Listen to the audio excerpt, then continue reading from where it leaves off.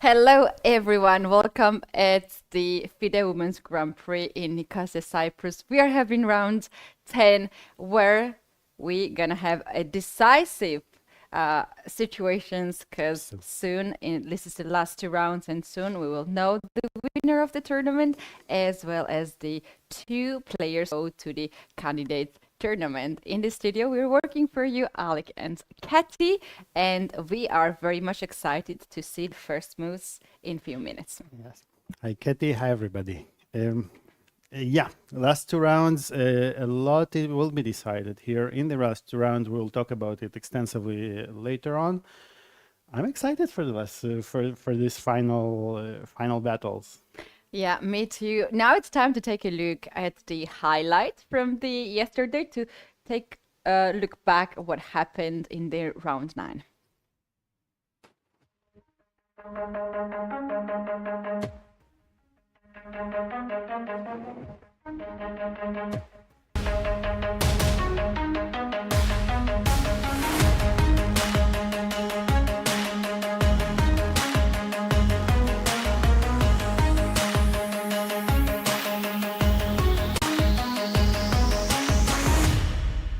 Indeed, the longest day for today ended in a victory of Tsatsalashvili, who played with white pieces, gained the advantage from the very beginning, got the extra pawn, and then she managed that she would keep the queen alive. And after some of the trades, she got into the end game where she totally dominated. A little bit inaccuracy, but there was not so dramatic for her. She was low on time, and then when she got the time increment on the clock, then she totally outplayed her opponent in the end game and slowly won the game. We had another decisive result today as well, where Gunay Mamadzada stopped Dinara Wagner leading the tournament. Dinara's first loss in the tournament. Indeed. Gunay, again, extremely impressive games so far. Keti, we have only two players who haven't suffered losses until now, and they both played today.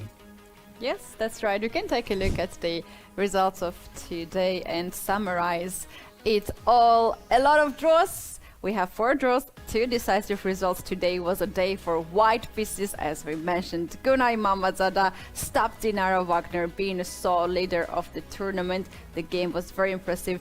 Dinara suffered terrible position, the obstacle color bishop endgame, where she could not manage to get the king into the game, and that was pretty much it for her.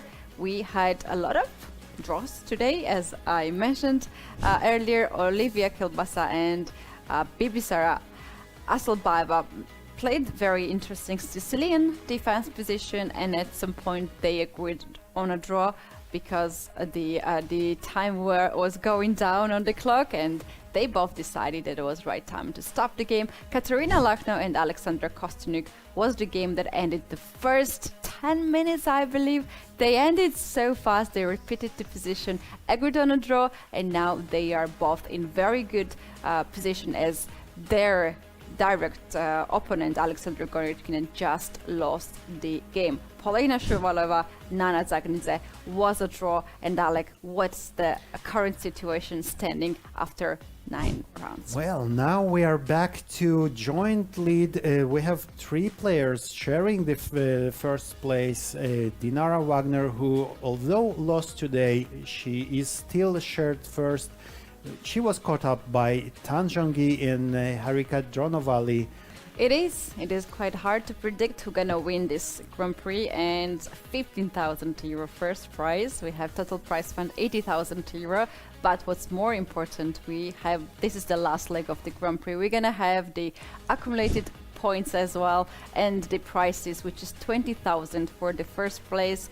But the most important at this competition is the 2 seats at the candidates tournament, and we have 3 participants at this tournament who are fighting for those 2 seats.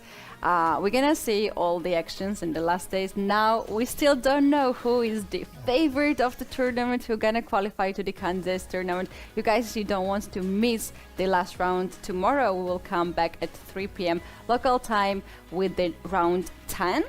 And maybe we can see some changes, and we might have something to predict for the last round. So thank you so much, Alik.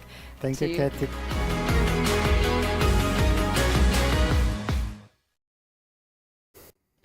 Well, there was a pretty long day for for us, for our viewers, and for Bella as well as Alexandra Gerichkina. Let's see how that can affect today's game. We can actually take a look at the today's pairings, or we can go right away in the playing venue and check out the participants. Well, we have here round 10 pairings, and Alec, what is happening today? Well, Bibi Sara, who has scored 2.5 out of 3 last games, and she's clearly in a good shape. She's playing Alexandra and exhausted, and Alexandra Goryachkina. This just could be a very interesting game and of huge importance for the whole Grand Prix. We'll talk about it later. Harika Dranovali is going to play Bella Hotanashvili. Both played long games yesterday. And Dinara Wagner, after the loss yesterday, she's facing with white against Tanjongi. They are sharing the lead, and they will be our main game for today, I think. Nana Zagnidze against Gunay Mamadzada. Both players, Gunay won a fantastic game yesterday against Dinara Wagner, against who Dinara was Wagner. the sole leader, yes. Alexander Kostyniuk against Polina Shuvalova. An extremely important game for Kostyniuk, because she needs to at least score 1.5 out of 2 to even have a chance of qualifying for the candidates. And Olivia Kielbasa, after 2 draws in a row, is playing Katerina Lahno. Also, a game which could prove to be extremely important for the overall Grand Prix standings. Keti, an extremely important round today.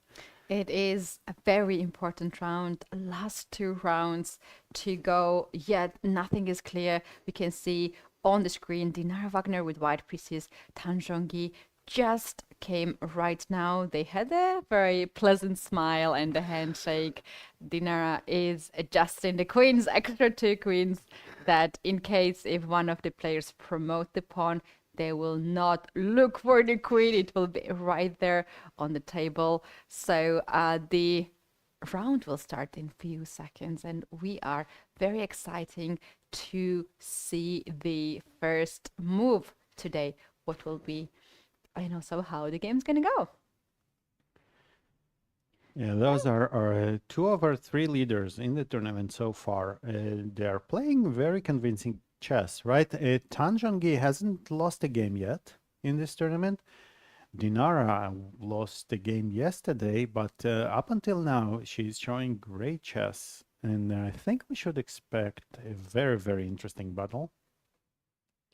That's right. Another spring dress from Tanjongi in a pink color. We have very beautiful choices from Tanjongi, and Dinara looks very business look-like lady. Yes.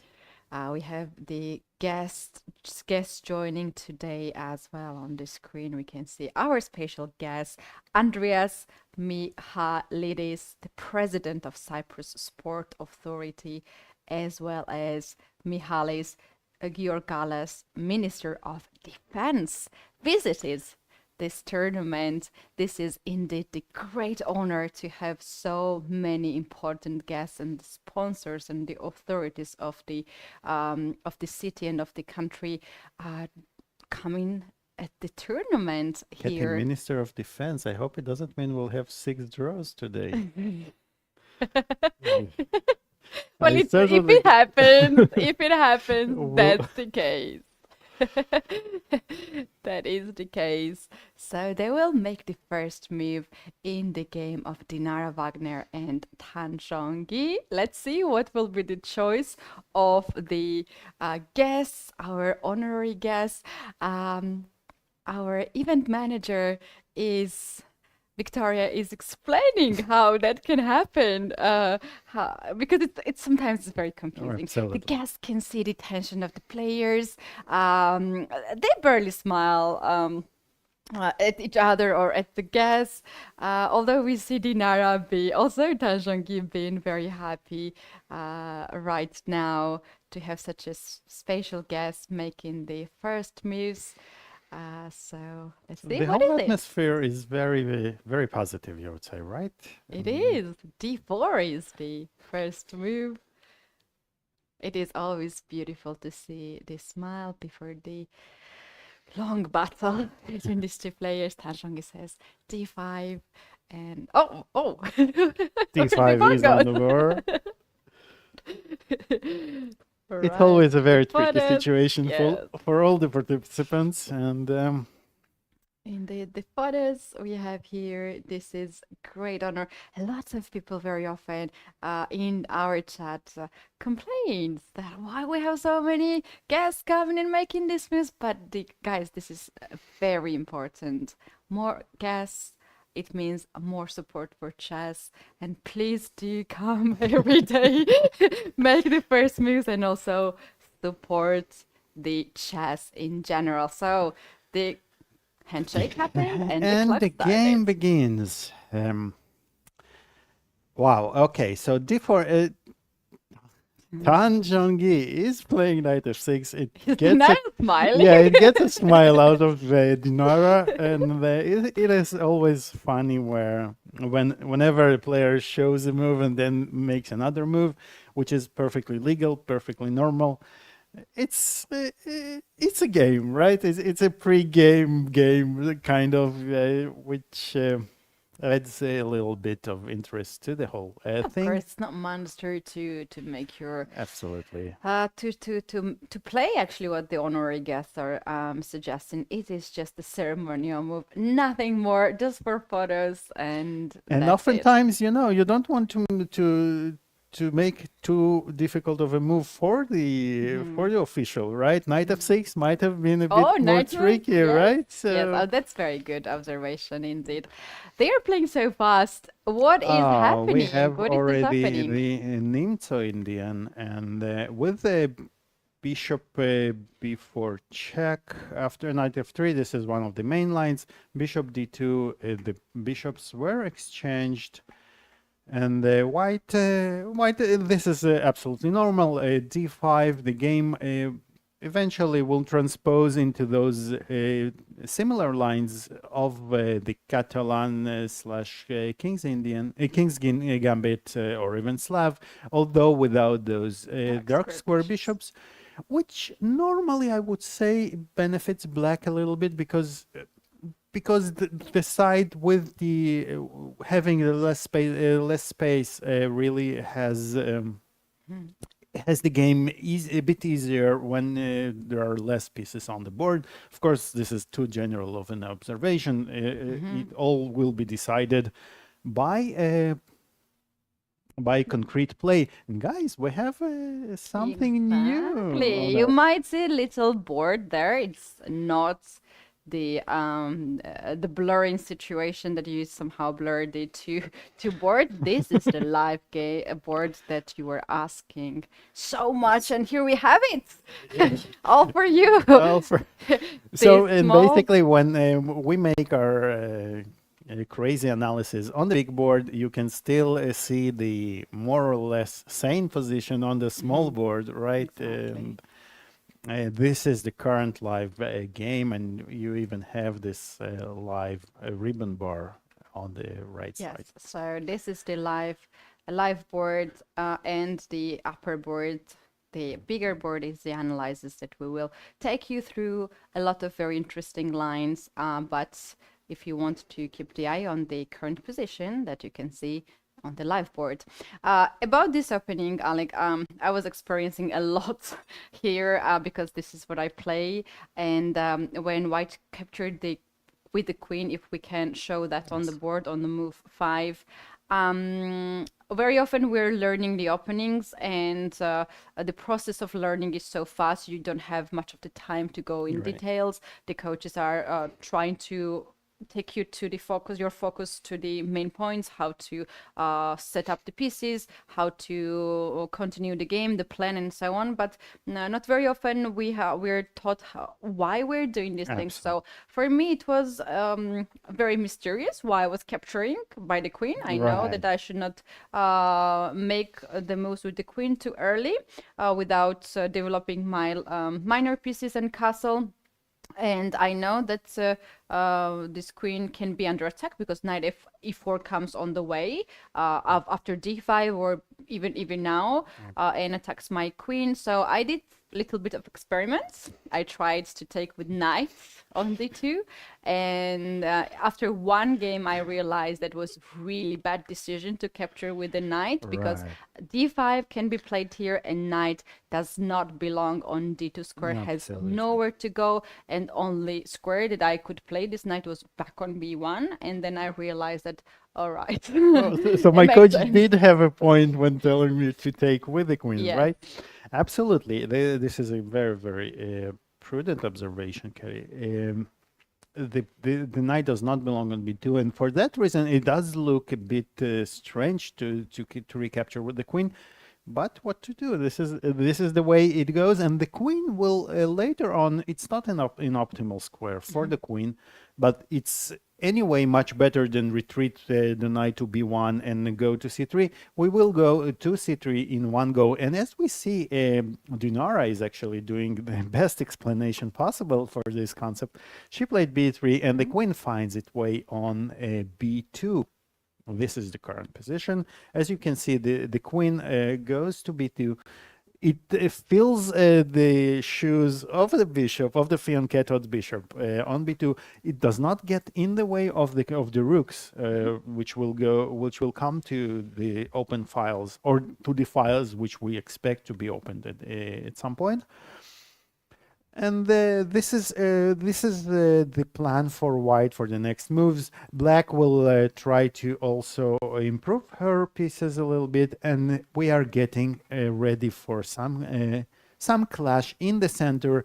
Black will get ready to get d takes c4, c5, or c5 immediately. White will try to prevent it, or at least get it in the best way, or get ready for it in the best way possible. So. Right. Very interesting. Still the theory, just the start of the game. But if we move the game of Kostyuk, Alexandra, and Polina Shuvalova, this is the moment that we have to keep the eye on it. Sicilian defense, and we are going all in, both players. This is a Sicilian de Taimano variation where white takes on c6. It should be said that knight c6 is just one of the moves black can play here. Another move is a6, queen c7. Another setup, and one of the ideas of that knight c6 does allow white to take on c6 and play e5, and this line is pretty much. It's a well-known, it's nothing unusual, although it looks like what the king is doing here. But I have a news for you. The king will go to f3. And Keti, maybe it looks a little bit from our analysis yesterday in Bella's game, right? Maybe the king will... No, I'm kidding. Of course, the king will not go to h5, not yet for sure. But... after 10 games, we have been demonstrated many times that the king finds safety oftentimes in a very strange spots. And here, the best spot for the king is actually on f3. It's the most protected square for now for the king, because the other squares, as you could see, are not are quite exposed. For that trip, white got a big spatial advantage in the center, managed to get some grip, but of course we never want to get the king out in the open, in the very opening, right? So the king will eventually, oftentimes the king goes, white will play something like h4, and the king will go via g3 to h2 and find the safety over there. we shall see how it continues. It's a very, very old theoretical line.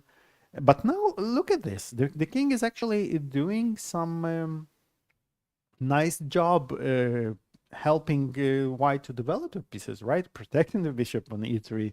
It really looks very, very strange, but this is all theoretical, guys. And actually, one of the possibilities here for white is to exchange on c5 and even go straight into the end, or at least offer queen exchanges, right? And with something like queen d6 even. And in the end game, the king is perfectly placed on f3, right? So yeah, without queens on the board, the king is amazing piece, centralized. There is no danger for this king, and white has very nice space advantage. The time we can see that is telling us that this is a theory. They are both happy to have this position as they're playing on the time. The situation of the standings of these two players is following. Polina Shuvalova has 5 points at this point after 9 rounds, and Kostyuk Alexandra has 4 points. So here we have the situation when Alexandra Kostyuk is in must-win situation. Absolutely, because she. And it's really not Polina that she's chasing, but Alexandra Kostyuk is in a fight for with Katerina Lagno and Alexandra Goryachkina, and to some extent with Zhuzhiner, yes, who doesn't play here. And Alexandra, to even have a shot at qualifying for the first two spots, she absolutely needs to score at least 1.5 points in their last 2 games. And today is her last white game, so she really it's a must-win game for her if she wants to fight. We shall say that maybe she doesn't want to burn bridges, because apart from those two spots, there are also quite big. Prizes, money prizes, right? So exactly. she might not want to burn all the bridges, but she will definitely try her best to get winning chances. And by the way, her main problem is that she's half a point behind Alexandra Goryachkina, but in the case of a tie, because she had less Grand Prix points going into this tournament, she will still be behind Goryachkina. So she needs, not only does she need to score 1.5 points, she would need Goryachkina to score less than 1 point, and this is a bit problematic. Of course, Katerina Lagno is also in the picture, but she's a full point ahead of Kostyuk. So it's really tricky for Alexandra at this point. It is, and in the last rounds especially, all this comes in the mind of the players, that there is the Grand Prix points that are very important, and in the end of the day, that is exactly what the players are playing and opting for. So the to remind our viewers, Gina has right now, after 3 Grand Prix that she has already played, 308 points. Alexandra Goryachkina has 263 points. Alexandra Kostyuk has 250 points, and Katerina Lagno has 245 points. And given the current situation, Katerina Lagno is number 1, followed by Goryachkina. Zhuzhiner is number 3, and Alexandra Kostyuk is actually number 4 at this point. And unless she improves her position, actually there are even scenarios where Zhuzhiner can qualify for the candidates, because both Goryachkina and Kostyuk, they're at the bottom part of the table right now, and if they fail to score 50% or even 50%, they might even be behind Zhuzhiner. So it's quite still very tricky. Right, very interesting situation indeed. C5 has been played here by Polina. She shows that she's ready today's game too, as she was showing that yesterday against the other day against Wagner Dinara. So C5 c5 is important not to get stuck with your bishop. Opening up Right, b7, right. You want this h1 bishop diagonal. to play. You want to block those pawns from moving a bit later on. And again, Polina Shuvalova is definitely well prepared. As always, we have already discussed it, right? She has some very impressive opening preparation, she's showing it in this tournament. That's right. So c5 is on the board, and we know what is black's next move, bishop to b7. Right. How white should react? Should white panic? Should white keep the game go? Well, panicking is always good advice, right? You should Panic. panic. If you can panic, you do that. No, we're joking, guys. Never panic. So, but I think the king is well placed, is better placed on g3 anyway, and I would go ahead and play right king away. g3 right away in advance and see what happens. It's kind of in the same that we discussed in Sicilian, that nowadays white plays a3 ahead of b5 because b5 is coming anyway, and the bishop on a6 really has no business to be there. So the bishop will go to b7, and we are already ready. Yeah, another move, if this looks too much king moves here, white can do rook to d1, Right. targeting the pawn on d7 and somehow just force the matters, because if you give the check, bishop b7, king can go on g3, and now black has to find a way how to guard the pawn on d7, because obviously you don't want to give up this pawn with a check and then give up too many things. Yeah, that would not be advisable at all. Black could bring the rook to d8. I think even bishop c6 might be a valid move, but rook d8 looks very natural. But you know, black, this queen on d6 is really quite annoying for black, right? Because you cannot castle at this point because the knight will be hanging. So I think that black's main idea looks like a knight c8 to drive the queen away, and basically we are asking whether you want to trade the queens. And I would guess the answer is not no if black can capture on b6, because now really black doesn't have any weaknesses anymore, right? So white's main game should be against those weaknesses, because c5 has become a weakness once we managed to play e5, right? Preventing the pawn, d7 pawn, from going forward. So white has quite good trumps going for her. I would even consider, playing something like bishop e2, bishop f3, exchanging these bishops even, to make sure, because the bishop is the black bishop on the long diagonal is extremely annoying. And then I would try to double along the d file and use my remaining pieces to put pressure along the d file, try to put pressure on the c file, eventually maybe at the right moment some a3 b4, and try to get a two-result game if possible. That would be something that I think Alexandra would really love a lot to have. That's right. Indeed, that could be the dream scenario for white, to develop the pieces in such a comfortable way.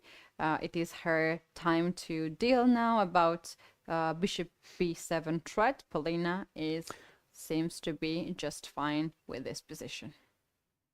Right. All right, I think we can move now forward and take a look at the game of Bibisara Asalbayeva and Alexandra Goryachkina. So here we have exchange Slav defense position, and Alec, what do you think? Is this some kind of psychological game that Bibisara chooses to play against Alexandra when you are going to this kind of exchange Slav position? There is not too much in this position. Actually, yes, it's not, especially after Goryachkina played this long defense as black yesterday. This is her second black in a row, right? And she lost this game. I would agree with you that this is a nice way to to kind of say, okay, you're facing another game where you will play for equality and you don't have many winning chances, right? And we spoke with with Grandmaster Pavel Trigubov here on air, and he said that in this exchange Slav, his result he used to score something like 70% with Yeah. white. So it's quite a vicious opening. So it's not purely automatically the so psychological easy. game. I was also advised by my coach to go for it in the winning must win, but in the situation when you want to win. Because somehow this kind of positions relax your opponent, Right, because black absolutely. has no problems in this position. There's no problems. Of course, it really matters who's your opponent, but if you want to win, it is important game for you. We can go risk-free position, and then suddenly, when you maneuvering pieces, you can castle, you can get this queen on b3, rook c1, double this rooks, knight a4, knight c5, and suddenly black can find herself in big danger on the queen side. Absolutely. Absolutely. And especially, so we managed, right? We managed to solve the biggest problem in Black's position by getting the bishop out. But as we discussed already, it weakens the queen side, right? It is. Wait, Alec, we were waiting for this match for so long. I was personally waiting for this match because I assume that our viewers has already summarized this fact that Gorychkina is the player who stares the opponent a lot and gets all the information and sends the signals. And Bibisara is another person who does that a lot. So this is gonna be the staring game, and we're gonna keep the eye on the video. That's gonna be such a big battle as well, not only on the chessboard. But also above, right? On the second level. Interesting decision by Bibisara, and for Alexandra Goryachkina, as we said, she needs to score at least 1 point in the remaining 2 games. And of course, losing today is not in her plans whatsoever. So it should be interesting how this goes forward. Right. This f3 is very interesting because usually white keeps the knight on f3 and tries to get on e5 and so on and so on. So f3 pawn structure in knight to e2 is very interesting. First of all, it stops black's knight to get on e4 square, and sometimes it keeps the eye on g4 square. So not necessarily here, but there are some lines where white would like to push g4, h4, and starts to annoy the black side. Right. We can actually take a look. For instance, if black makes here a normal move, which is a castle, g4, is it white move? So we can let's say white plays g4, bishop g6, h4, castle here, because basically after h5 you don't drop your bishop. Black can react here in a many way indeed. Here you can take. It's not a big deal, to be honest. Black is still fine with the accurate play, but it is somewhere the opportunity here for white. Right. King f2, optically, g5. at least it looks very very interesting for white, and I think it would also suit Bibisara a lot, right? In this kind of game. But actually, she goes for rook c1 in this position, so she still keeps that in mind. Although might be the main goal of this is just to prevent some easy game for black, right? To prevent knight e4 and then still go slowly on the queen side. Sorry. Right. So this is a very interesting concept in any way. So. Yeah. Another very interesting fact here is that Alexandra has spent 10 minutes, including her increment, and this is only 9th move that she played, and we know that she's always well prepared in the openings, and she's not very often thinking too much. Right. Like, for instance, we have in the field Olivia Kilbasi, who enjoys her time. She likes to think, starting from the very beginning. What do you think? Is it something that Garchkina did not expect it, that Bibisara would go for this exchange Slav variation, or what can be the reason that she put it so much time in 9 moves only? I think for sure she didn't. Perhaps she didn't expect it so much. And another point is that this exchange Slav is not the opening that you are worried about too much, right? So naturally you spend less time analyzing it, and you don't feel that you need to really analyze it into very big depth. You feel that you need to know the basic concept, where the pieces go, and then you will find a way on the board, right? So I think this explains that why Alexandra Goryachkina is seemingly out of the book, but maybe sometimes it's often that if you hadn't expected this particular opening, you just take your time to remember the notes, right? So that's right.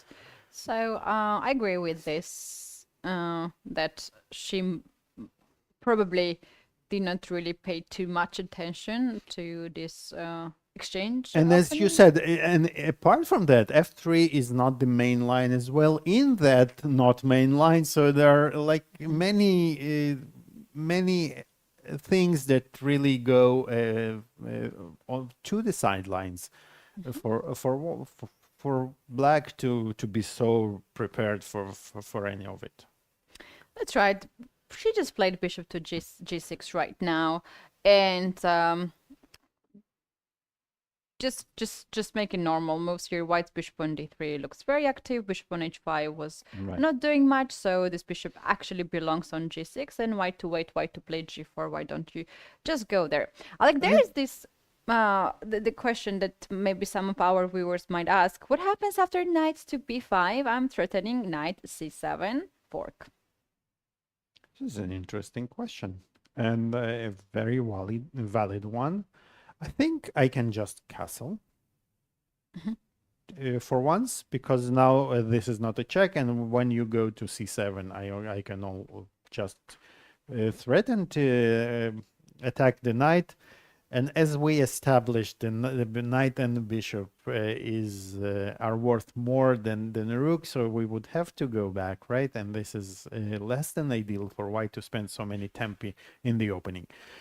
So whenever Black can refute it so easily, we don't really do those jumps so fast. And Keti, actually, bishop g6 is a very nice move because it prevents a plan that white wanted to make. It prevents queen b3, because now the bishop will be hanging. And queen b3 is such a typical move here to put, especially with the bishop gone away from c8, putting pressure on the b7 pawn and asking Black some questions. For instance, how do you defend it, right? Because with the bishop on f4, let's say instead of rook c1, if white played queen b3, attacking the pawn. So how do you protect it? Because queen b6 is quite unpleasant now, because now we can take on b6. And now there are, as we saw in yesterday's Dinara's game, right? These pawns can become real tricky to defend, and especially now when white has this bishop c7 ideas, or knight b5 now might be much more unpleasant, because the knight cannot be driven away from b5 without the pawn on a7. I believe that the double pawns are weak in case if they're it can be attacked, and here bishop c7 can be attacked. Absolutely. And it doesn't matter that you have a way to guard it, knight e7 or not, the pawn is weak, and it means that you have to keep the knight always on f6. Demands attention, right? Yes, and if there's no way, like in yesterday's game, Dinara versus Gunay, in that position, b5 pawns were just fine, because there was no way to tap those pawns. This is fine to have double pawns, because on the other hand, it can also have some sort of benefits, like semi-open a file now, and some potential plan like b5, b4, which is not working here, and also taking all these very important c5, a5 squares. But if the pawn can be attacked even once, It's a liability, be right? that can be weakness. Maybe not now, but later on in the end game, it's surely gonna be headache for you. So As that's how. always in chess, it all depends, right? It's all relative to the position at hand. Sometimes the same thing can be a strength. Sometimes it can lead to your defeat. So yes. Right. A lot of people usually are afraid to double the pawns because of that reason, because we know the double pawns are not good. But you just go for with this direction. If it's under attack, don't go. If it's not under attack, then go, because it can be just fine. Another thing, Alec, if not queen b6, if queen goes to d7 after. Yeah, right. After, So, for instance, we're talking about, instead of rook c1, playing queen b3, queen d7 is the more natural move, especially since white placed her knight on on e2 and not f3, and the knight cannot attack from e5. So the queen feels quite comfortable on d7, right? And this might be the main reason why Bibisara didn't go for it, because queen d7 is a very natural move to protect. But still, oftentimes in these lines, white will try to still play rook c1 to bring the knight to c5. And by doing so, what we really want to do is to provoke, let's just say, play some random moves. Knight goes, for instance, to a5, to a4. And this is actually quite important now, that with the queen on b7, black might even have a knight a5 of her own, attacking both the queen and the knight. So white even might want to play first bishop b5, creating this quite annoying pin along this b5, a4, e8 diagonal. And then the knight goes onto c5. We want to force black pawns to move, which would, for instance, if we force the pawn to move to b6, it's not here, but it's some point. If we force to do that, then suddenly the bishop can go to a6, and we get control over the c file, and this is a slightly, but this is how things goes wrong. Exactly, but this is how exactly in this in this exchange Slav, you don't lose by force, by some tactic, right? You lose by just very long slowly. pressing, Yes, like I heard this analogy, like God forbid they boil the frog, right? So so you don't put the frog in boiling water. What they do, they slightly increase the temperature, and the frog is feeling comfortable until it's too late, and it's so. Oh yeah.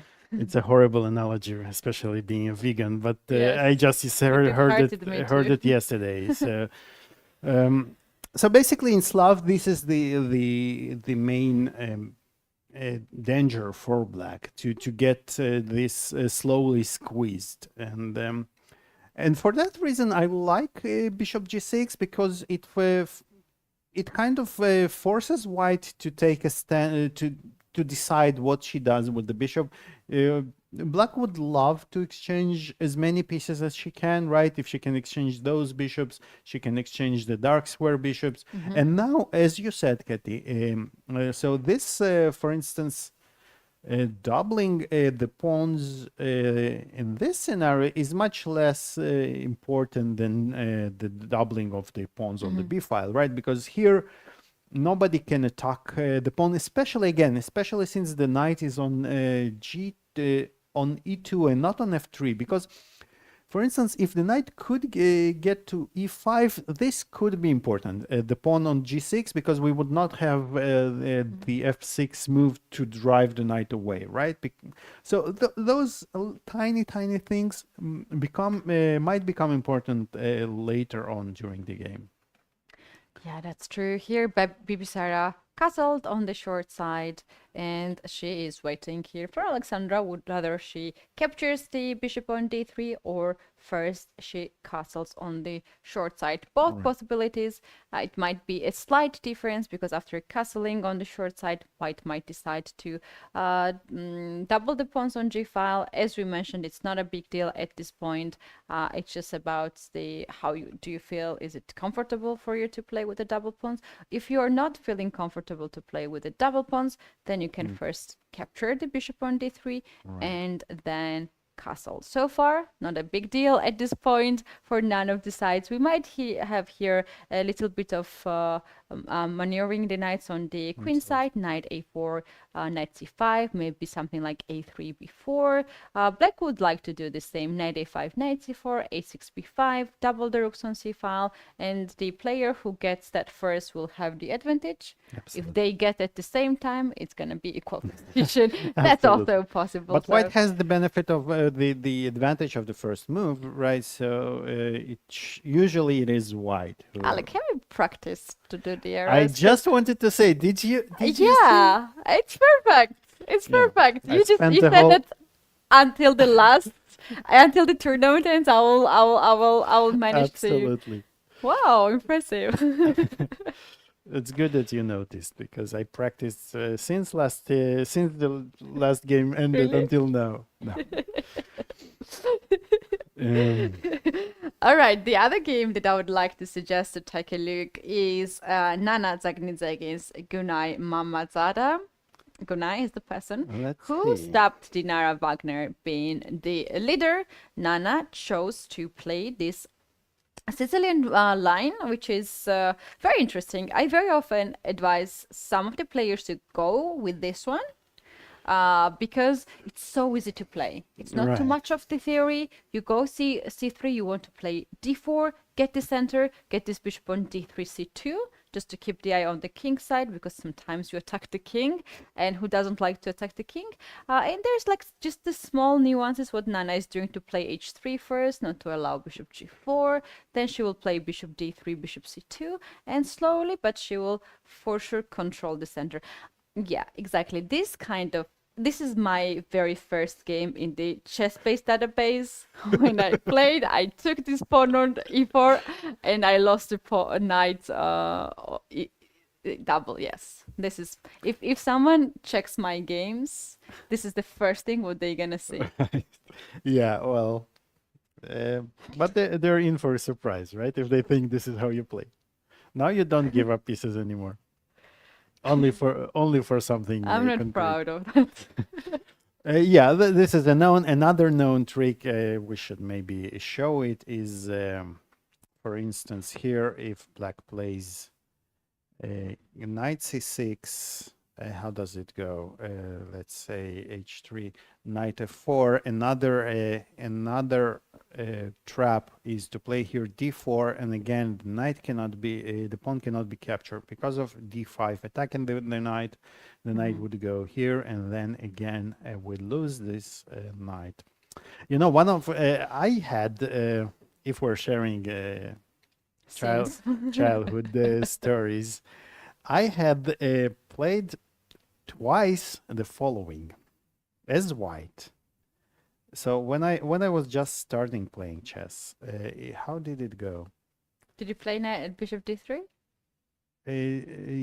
Yes, yes. How did so? It goes something like here. Or no, it goes just straight away. Knight f6 and bishop d3. I played it twice, guys, and actually one time I managed to almost draw this with white against quite a strong opponent, and one of the times I think it was a slightly different version because I'm not even sure how I got here. I got checked somehow, but I cannot even see how you can lose the bishop. Anyway, so it happens. Happens. That's how we're learning. That's how we learn, right? I never captured the pawn on e4 ever since, even if you beg me to. No, thank you very much. So h3 is really using the fact that the pawn on e4, and I wanted to say that this c3 line is considered in a Sicilian to be less dangerous, but it can become extremely tricky sometimes because and normally, you know what is the biggest problem for black is the player that plays it as white has analyzed it extensively, has a lot of experiences in this line, whereas for black the main lines are not this. So black does not have much experience with this kind of positions, and this naturally gives the advantage to the opponent who plays it a lot. And it can be quite tricky to play with black sometimes. And here, actually, Nana is playing for this very long way to play, right? She might not even want to play d4 immediately. She might take her time to play d3, to move the knight to slowly. Look at my arrows. I'm impressed with myself. And so this is more of a game that says, okay, I want to outplay you in the middle game. Oh, this is a pure preparation from Nana. This is not her main line here, and she chose to play But you very think long. it's a preparation because she has spent quite some time. Yeah, it can be possible how to maybe set up the pieces and everything. But I think she just doesn't want it to go to the main lines with a lot of theory rather than to just go here. And Gunai is a person, is a player who actually likes to think a lot. Right. She might burn a lot of time from her clock, and to have the time advantage is not something that Nana would say no. Look at her smile; she is smiling, being happy with her decision. And why I'm saying that Gunai would might burn the time from the clock, because this position is as you said, is not something mainline. Do you remember the theory? You can go here many ways. You can play e6, you can play e5, you can play g6, bishop g7, so many ways. And white's plan is straightforward. I will control the center. Good luck to stop me. Right. Much easier to play with white. And as you said, a player who likes to spend her time, her or his time, you want to give them the chance to do that, right? yes, so and this is a perfect opportunity to spend time here because you have so much to think about. But you know, we must say that so far Gunai has been spending her time very well in the sense that the moves that she produces after spending the time are very strong, and she's playing some great chess in this tournament. So that's right. Let's see how you should play against this variation. I'm sure Gunai can answer to that question. It's always very nice. By the way, as a Sicilian player all my life, I never liked it when they played this against me because it gives you don't play Sicilian to play this kind of positions. So this is also a valid point why this is a tricky opening for if you want to prepare against somebody who plays the Sicilian. This can be a very, very valid way to do so. Yeah, not against us. Remember us, not do it against us. All right. The things are getting very, very, very exciting in the game of Alexander Kostyuk and Polina Shuvalova. And we do have G5 on the board. Let's see. So, as we said King G3 will find safety on G3. But Polina Shuvalova says, oh, no. You will not find safety here. And what is her point? Let's try to understand. So if we go and take, and Alexandra tanked after this, and she takes on G5 as we speak. I'm afraid that there's no other choice if not take on. Yeah, first of all, it looks almost forced because otherwise you allow your opponent to just break your whole formation, and you might actually find yourself your king going up the board. Playing so many moves. You really don't want to. That's something you don't want to do. But having faced this, you probably are worried about either f4 or h6. This kind of a Benko Yeah. sacrifices. Like after f4, actually, the things What might happens go after really f4? wrong Yeah. if you get greedy and get the pawn. Let's Because take a look, after because king it takes f4, rook f8 check. Do we and castle or rook f8? no, rook f8. So I Because have- the point is that after we need the king on e8. Ah. We give this check. If king goes on g3 or e3, we fork the queen. And white has to go on either e4 or either g4 after the check. And we then- just capture the knight on f2. Wow. Thank you very much. I have extra piece. Your king is on e4. Centralized piece is good, no? But already in the center. So that's why we need this king on to be on e8 to guard the knight on e7. Interesting. That's another one way.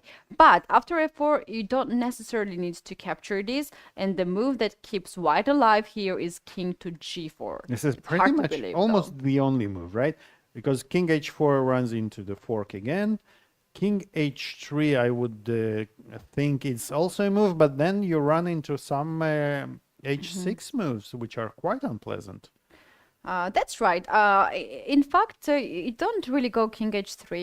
I'm king checking g4. right now Yeah, the yeah, line. king So you go king g4 now, Right. and if black plays h5, you don't en passant here. You don't take that. It will be a very bad decision. Then you Hide the play that. king. H5 pawn is the shield for you. And now for black, the problem is that you can't really stop queen trade here. And if Right. queens are traded, then white has big advantage because of the extra material, first of all, and white has this potential to develop the pieces bishop e2, bishop f3. So that's the problem. And the knight will go, right, start picking up pawns, and the knight can go to e4 and f6 or d6. Okay, so how does black play? Not h5, obviously. I want to suggest h6. Is this a move? H6 actually, indeed is a... Knight e4 might be very strong. Anyway. A 94 is the move white can play here, and we should not forget that black's king is also in the center, Right. and the knight is coming on the way. So Look at Alexandra's look at the board. She's almost smiling. can you guys just And- just But Paulina didn't. describe what is this smile about? Like our chat is very creative usually with these things, and they can suggest the most precise words for that. I don't really know what's happening right I now in think Alexandra's she mind. appreciates the beauty of the idea, I think. And she sees the irony of this g5, h6 going into this Benko direction, you know, with the, on the other side of the board in the whole different opening. And she's, I think you also say to yourself, well, it looks like I ran into another preparation of Polina Fun. Shuvalova. Not fun. All right, what you can do after That's how I read this smile for instance. Alec, after h6, if we do rook to d1 and start to attack the d7 pawn, it might be a little bit late because now black can play f4, give a check, and we might have this position as you were suggesting. What happens here after h6? King g4, and now black is doing very simple move, queen to b7, guarding d7 pawn by the queen. And what's important, guarding the e4 square, avoiding right? queen trade, and the idea here is to play knight to f5, and then you can open up somehow the files at the rook g8, rook g5, or h takes g5, and rook h4 is in fact a checkmate. Oh, very close to be checkmate because the pawn on g5 might hang. So rook d1 is not the good move, but the move that Alexandra should play here to hold the position is only h4. h4, really? Here. Yeah, instead of rook d1. Instead of rook d1, oh, using the fact that the queen is rook is protected, so we want to just recapture if black takes on g5, again because the rook is protected. But what about f4 anyway? If f4 happens after h4, Then we either go king h2, but that will fall for h takes g5. But king g4 is still the fine move, and after queen b7 to avoid the queen trade in to control e4 square. Now white should push the pawn g6 to try to control the king side, and if the knight takes on g6, let's make it on the move on the board. Guess the move. My move, Yes. right? Yes, I knew it. I told you. I told you this is the way to play chess. King h5 is big advantage for white, almost 2-point plus. So you guys, Oh yeah, okay. this is incredible. Now we can go home. This is No, incredible. But actually, yeah, in this kind of position, the king on h5 really looks. If you leave this knight on g6, king will not be shy to capture it. So you have to go back knight on right, e7. and then we just start. We can actually start with bishop d3, bishop d3. knight g, because bishop d3 additionally threatens bishop e4. Right, and the king paralyzes the whole position here. And if you take Beautiful. on g2, if you take after bishop d3 on g2, knight g4 Yeah. keeps the king safe and threatens a lot of Bishop e4 naughty is a things. threat. Yes. But So it can be home preparation, analyzed by the engine. If you knew that your opponent would play this, you would Yes. totally go for that. absolutely. But Alexandra, she didn't play any of it. And she played quite well after she tanked for a long time before taking on g5, but she played knight d3. D3. If I just No, take one yeah, moment sorry. before we go to 93, because according to the engine, this is not the most accurate move, but the most accurate move h4. The idea of the h4. Sorry, so we are talking about h6, h4 here. h4. Right?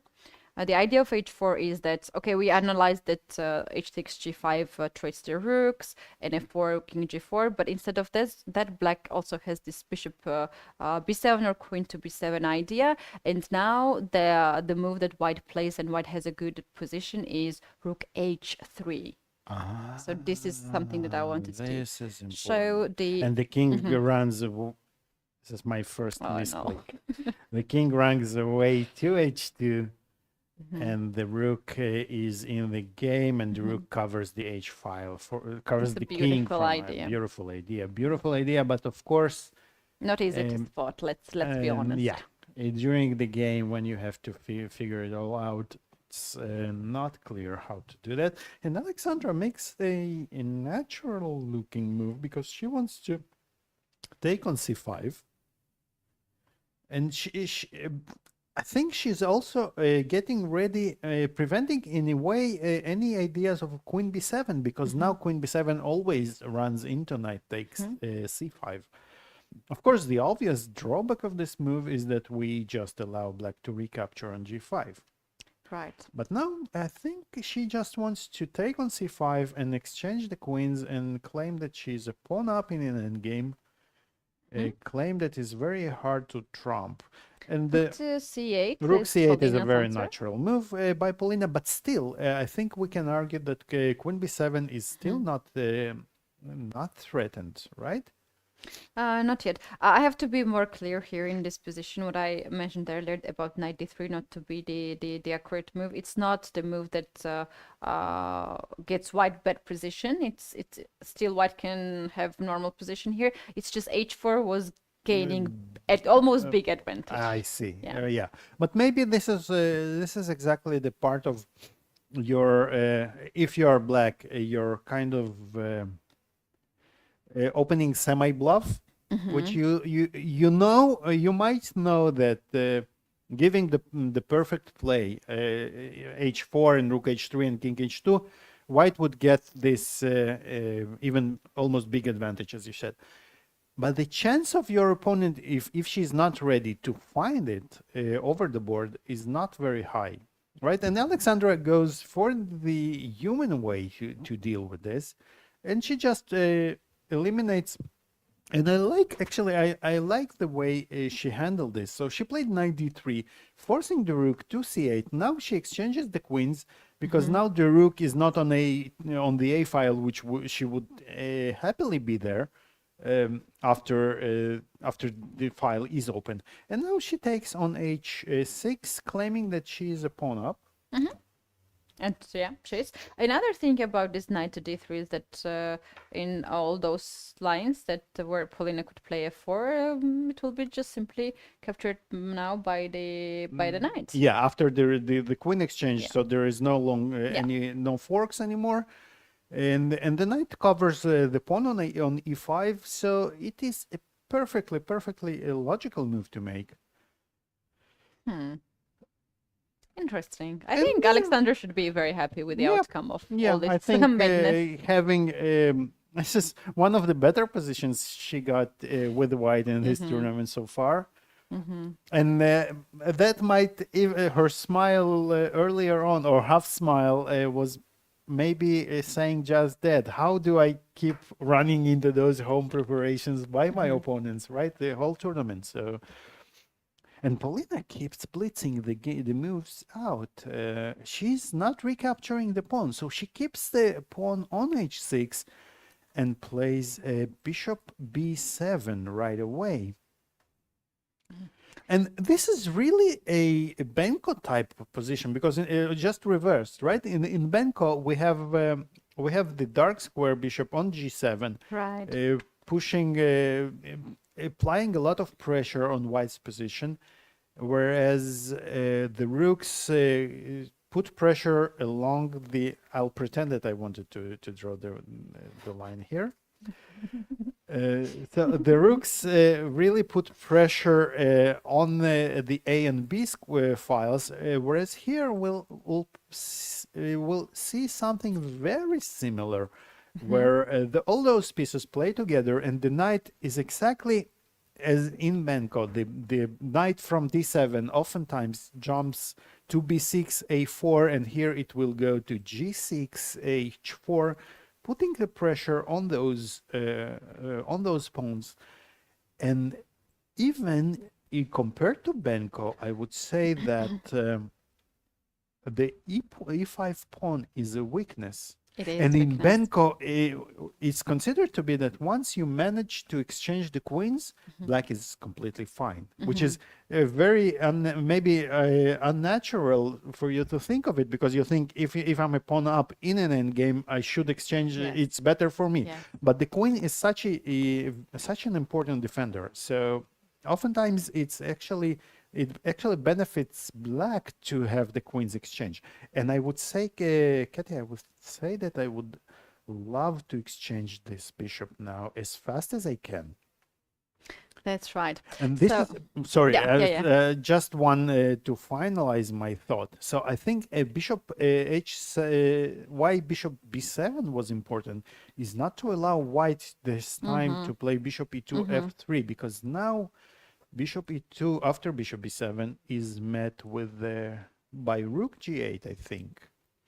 Or at least it could be met. I'm not sure if it's good or not for black, but at least this is an idea which white has to take care of.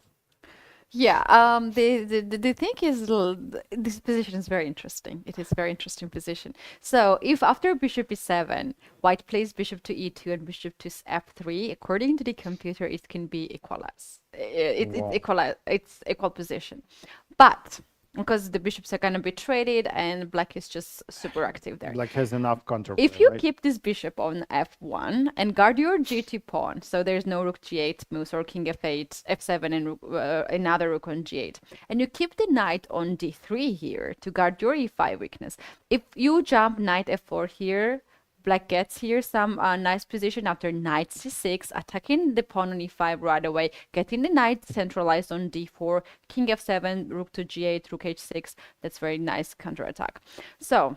And very easy flowing game, Yes, right? exactly. The moves are just following each other. So you keep the knight on d3, you keep the bishop on f1. You don't need to develop the bishop from here to connect the rooks, because look at this.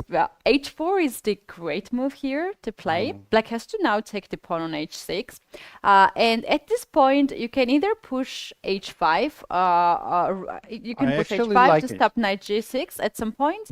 And after king to F7, now you play A4. So you're keeping both rooks on A1, H1 on the sides. You push the pawns on the side. White is planning to play A5 to undermine the C5 weakness, open up the file for the rook. And if black gives a check, rook to G8, you just hide this king on F2. Your pieces are guarding each other perfectly well. All the weaknesses on G2, A5 are well protected. And now you have a serious advantage on the both sides. Like, rooks cannot move away that easily, because if you move your rooks away, then I will push the pawns forward. Wow, this is an extremely interesting concept.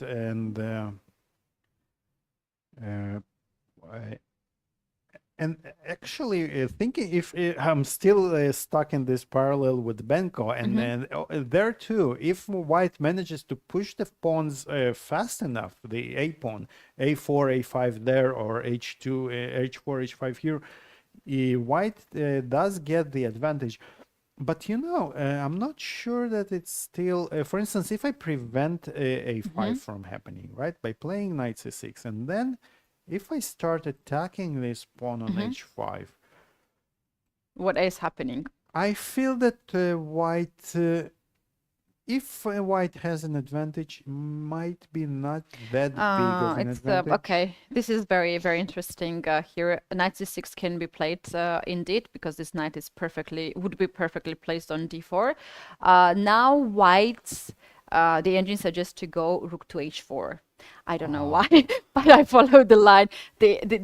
Somewhere the ideas can be g4, and right. I think this guarded. yeah. So here, what happens if black goes rook to h8 and follows this plan?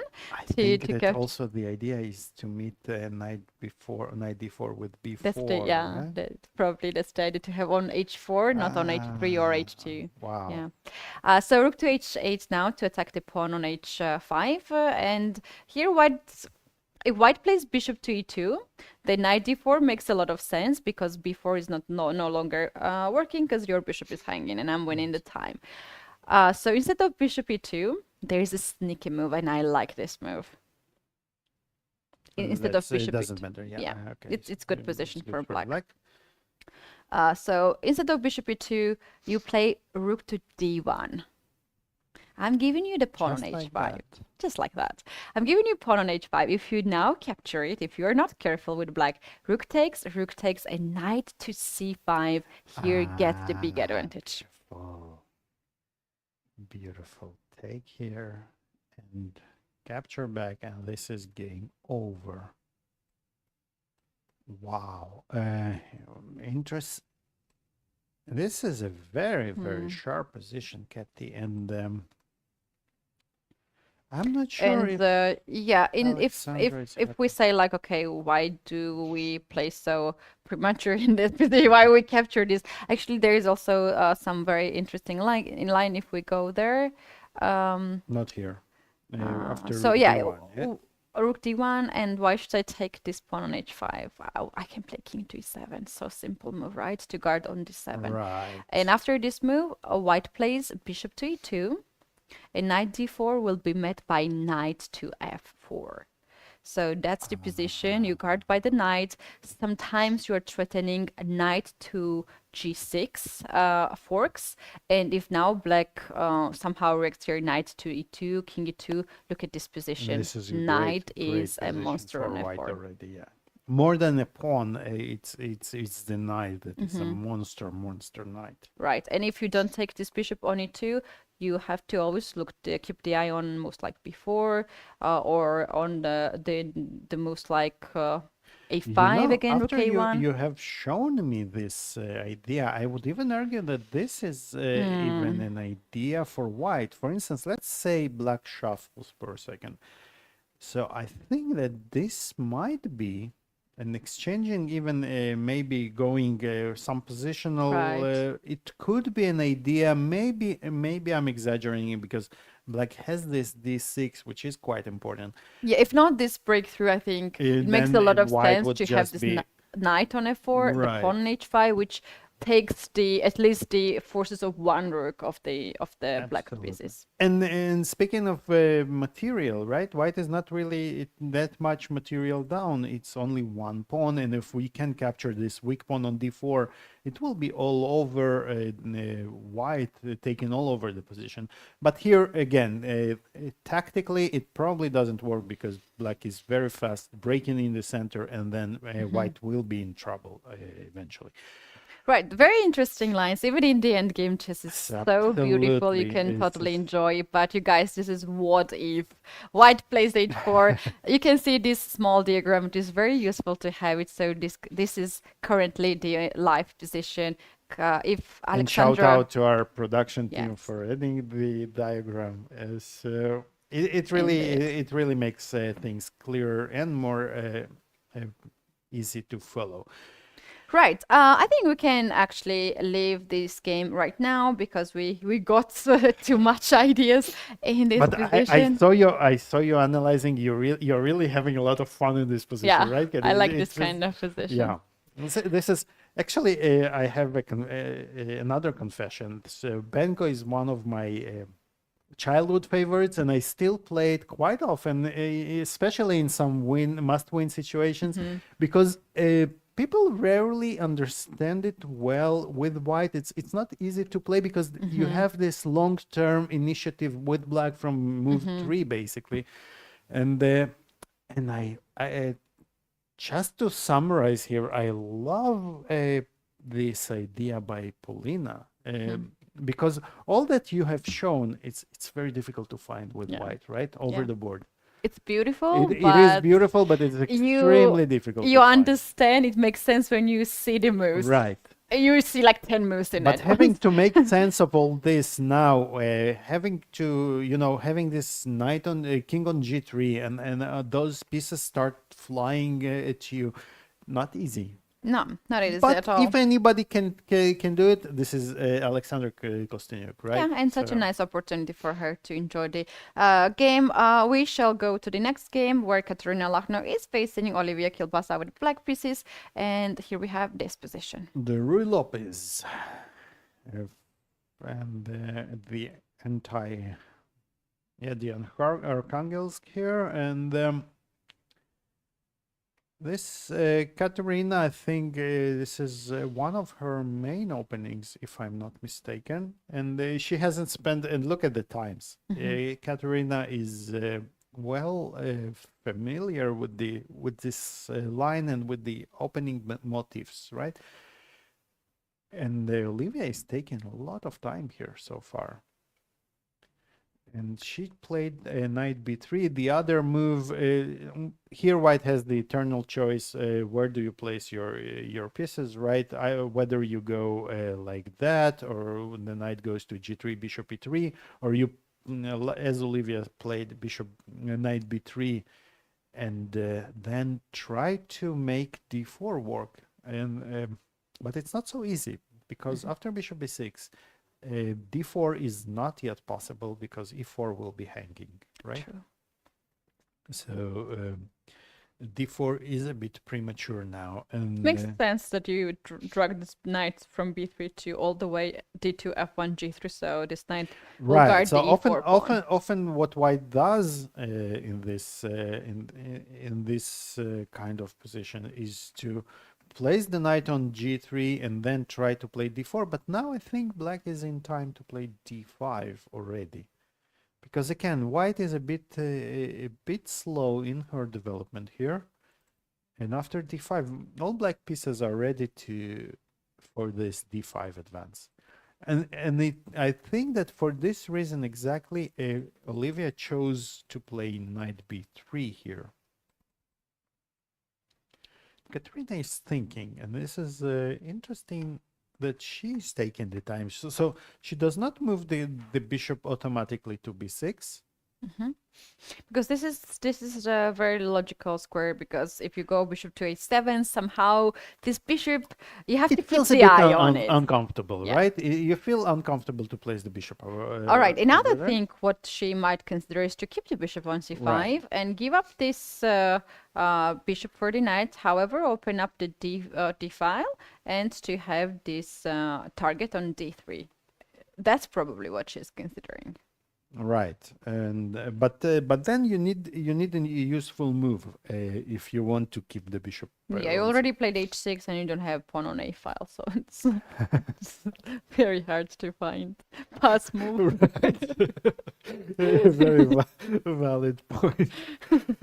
So maybe She goes bishop to bishop b6. b6 is the move. She just But also, this bishop is beautiful. Bishop targeting f2 pawn somewhere. It's not that the pawn is right. hanging, You don't but want to get this pretty. bishop.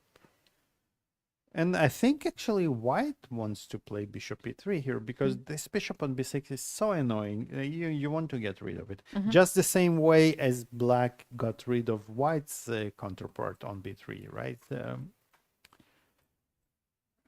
But it feels that black has equalized here. After bishop e3, we can take and play d5 even, yes? And we want even, especially we want to take, and it looks like both sides want to play d4 and d5, but somehow black managed to do it first, and Olivia does play bishop e3. Right.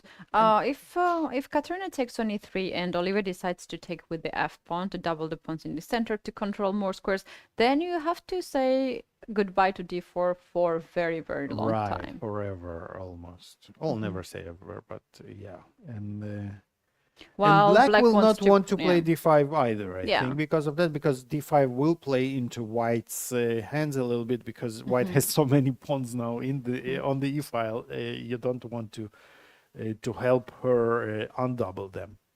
Right. So after that, maybe the plan would be to go knight e7 and c5 at some point, or even to stabilize in the center, right? Using this the fact that white can no longer play d4. And another option black has is not to take, and maybe let's see, can we play d5 immediately? But if if white takes on b6, we don't really, I think we don't want to take with cb6, right? It feels like, again, a concession.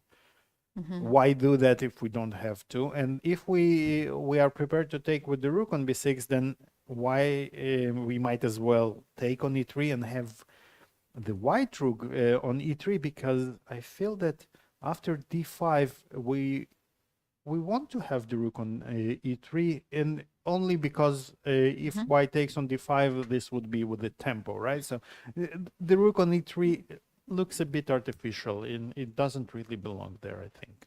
If you don't play d5.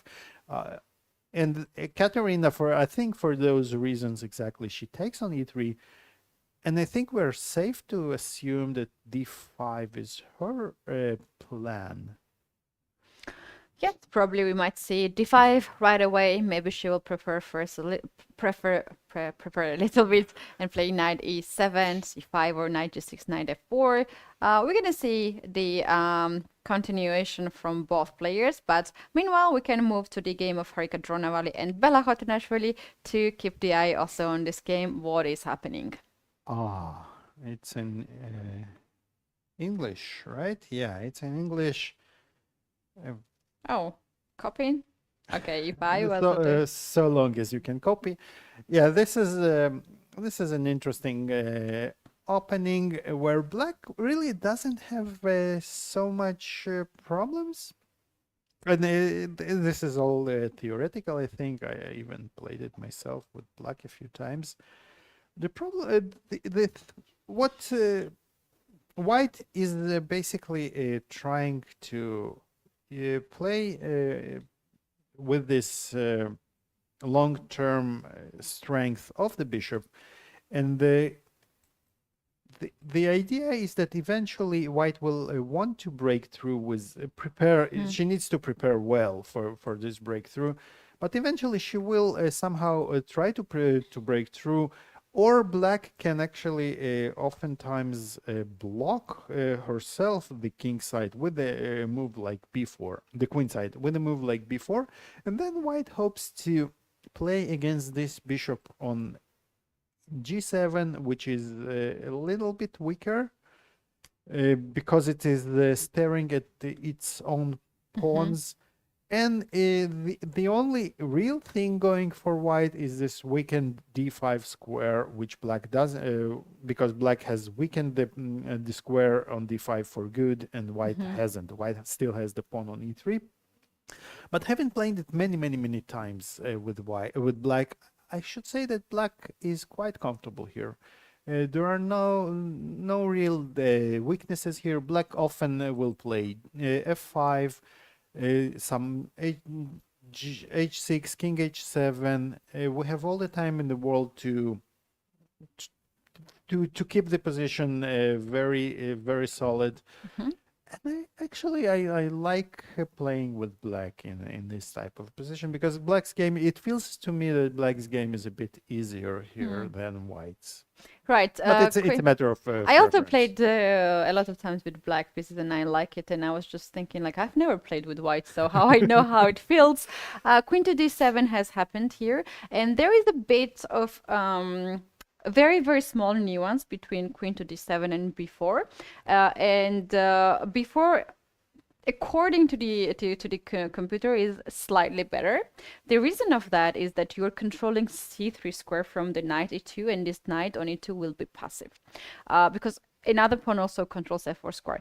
After queen to d7, now white can play either knight e7 or knight c3, and after b4 you have the chance to take the knight on e7 and then to jump the knight on d5, so your knight from e2 can go to d5.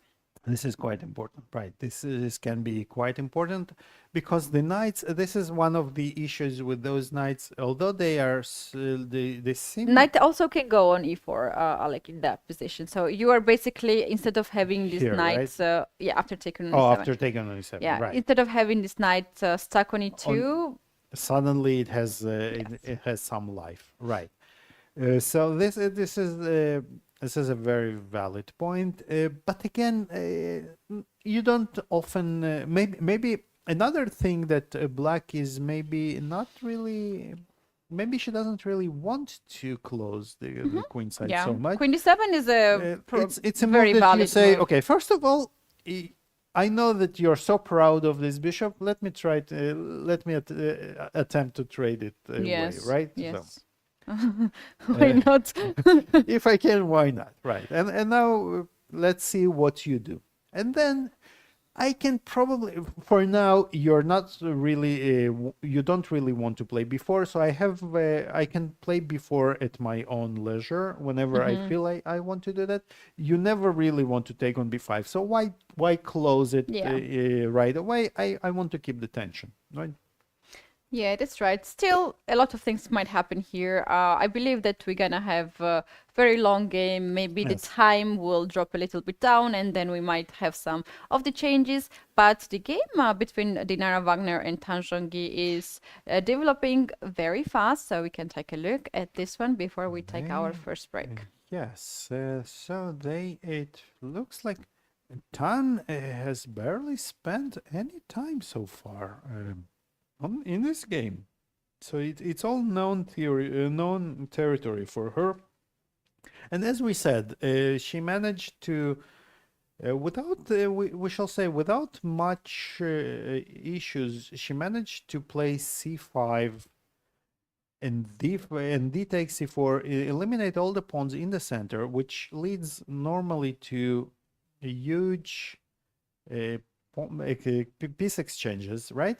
And white is, if white manages to get some grip along the c file, especially with this square on c6, and to put the knight on c6, white would manage to get an advantage. But in this case, black is so solid and Also very fast. Very fast, exactly. So she manages to exchange all the pieces so fast that I think we are approaching. I think after King F1 is a kind of a draw for to allow knight exchange on D2. And maybe King E1 will follow, knight will take on C4, and this is a it seems like a very drawish position. It is a very drawish position. It is, because none of the side has the weakness. But we have seen Tan yesterday. You did not say that. I remember playing it a very similar position for 5.5 hours against. Yeah. Against Maybe it's too Harika. much 2 days in a row. They have to play last round. Tomorrow we can actually use this moment and let our viewers know that tomorrow you guys were starting the last round a little bit earlier at 1 p.m. Local time, which means that we're starting 2 hours before the usual time, because in the end of the day it will be closing ceremony. So we're now inviting you to come tomorrow for the last round a little bit earlier. We're now taking our first break, and by the time we're back, perhaps this game will be done. Maybe not. We're gonna see, but surely we're gonna have a lot of updates in the other games. So guys, don't go anywhere, because we'll be back soon, and we're gonna have very interesting information for you.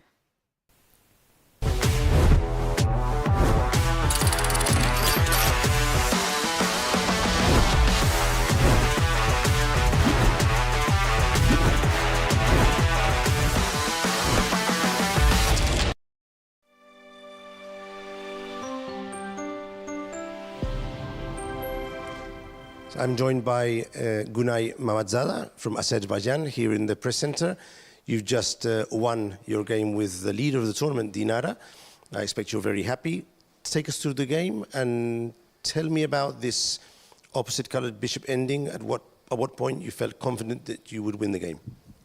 Well, actually, the opening wasn't like I had a very much advantage, so we went for exchange. Then she misplayed. I think she had, like, instead of bishop b5 to play king h7, and it would be like equal position. But then she went for opposite colored bishops, and I was kind of happy that, okay, I will have some at least tricky game. But then I think she also played king h7 again, and I think that was also maybe king h5 could be better. I don't know, I'm not sure, but I was calculating this is too much. And then she played b6, then I think also that can be a mistake, but I'm not sure how could I use that if she wouldn't play b6.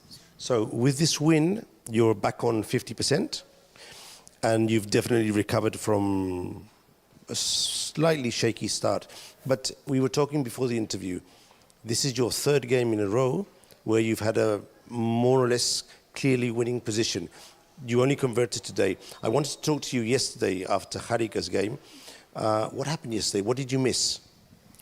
Well, given the situation, like today was the third game in a row, like I had advantage, and I was kind of worried that it might be third times. With Harika, I had a really good position since start, and then I got again opposite colored bishops. So at some point, I just needed just one right move to win the position, but I kind of stressed out and played bishop d4 at the end, but there was a very good move like queen b6, and then in the end tricky move f6. I missed that move. Actually I saw, but I couldn't understand that it's winning, so happens. It was a tricky ending. If I'm mistaken, just tell me, but I seem to realize that your name was on the Cairns Cup participants, is that correct? Yeah, that's right. So have you been to the States before? Is this your first time there? What are you expecting from this tournament? It will be my first time, and what I am expecting, I expect to show the best game, so I'm looking forward to play and to play good. If it's your first time, have you been able to prepare some travel, some sightseeing, or are you going straight for the chess? Straight for the chess. Okay. Yeah, definitely. Very professional. So St. Louis is chess city, so I'm looking forward to be here there and to see sites, chess sites, not sites. Have a good time, and thank you for waiting for me for the press. Thank you.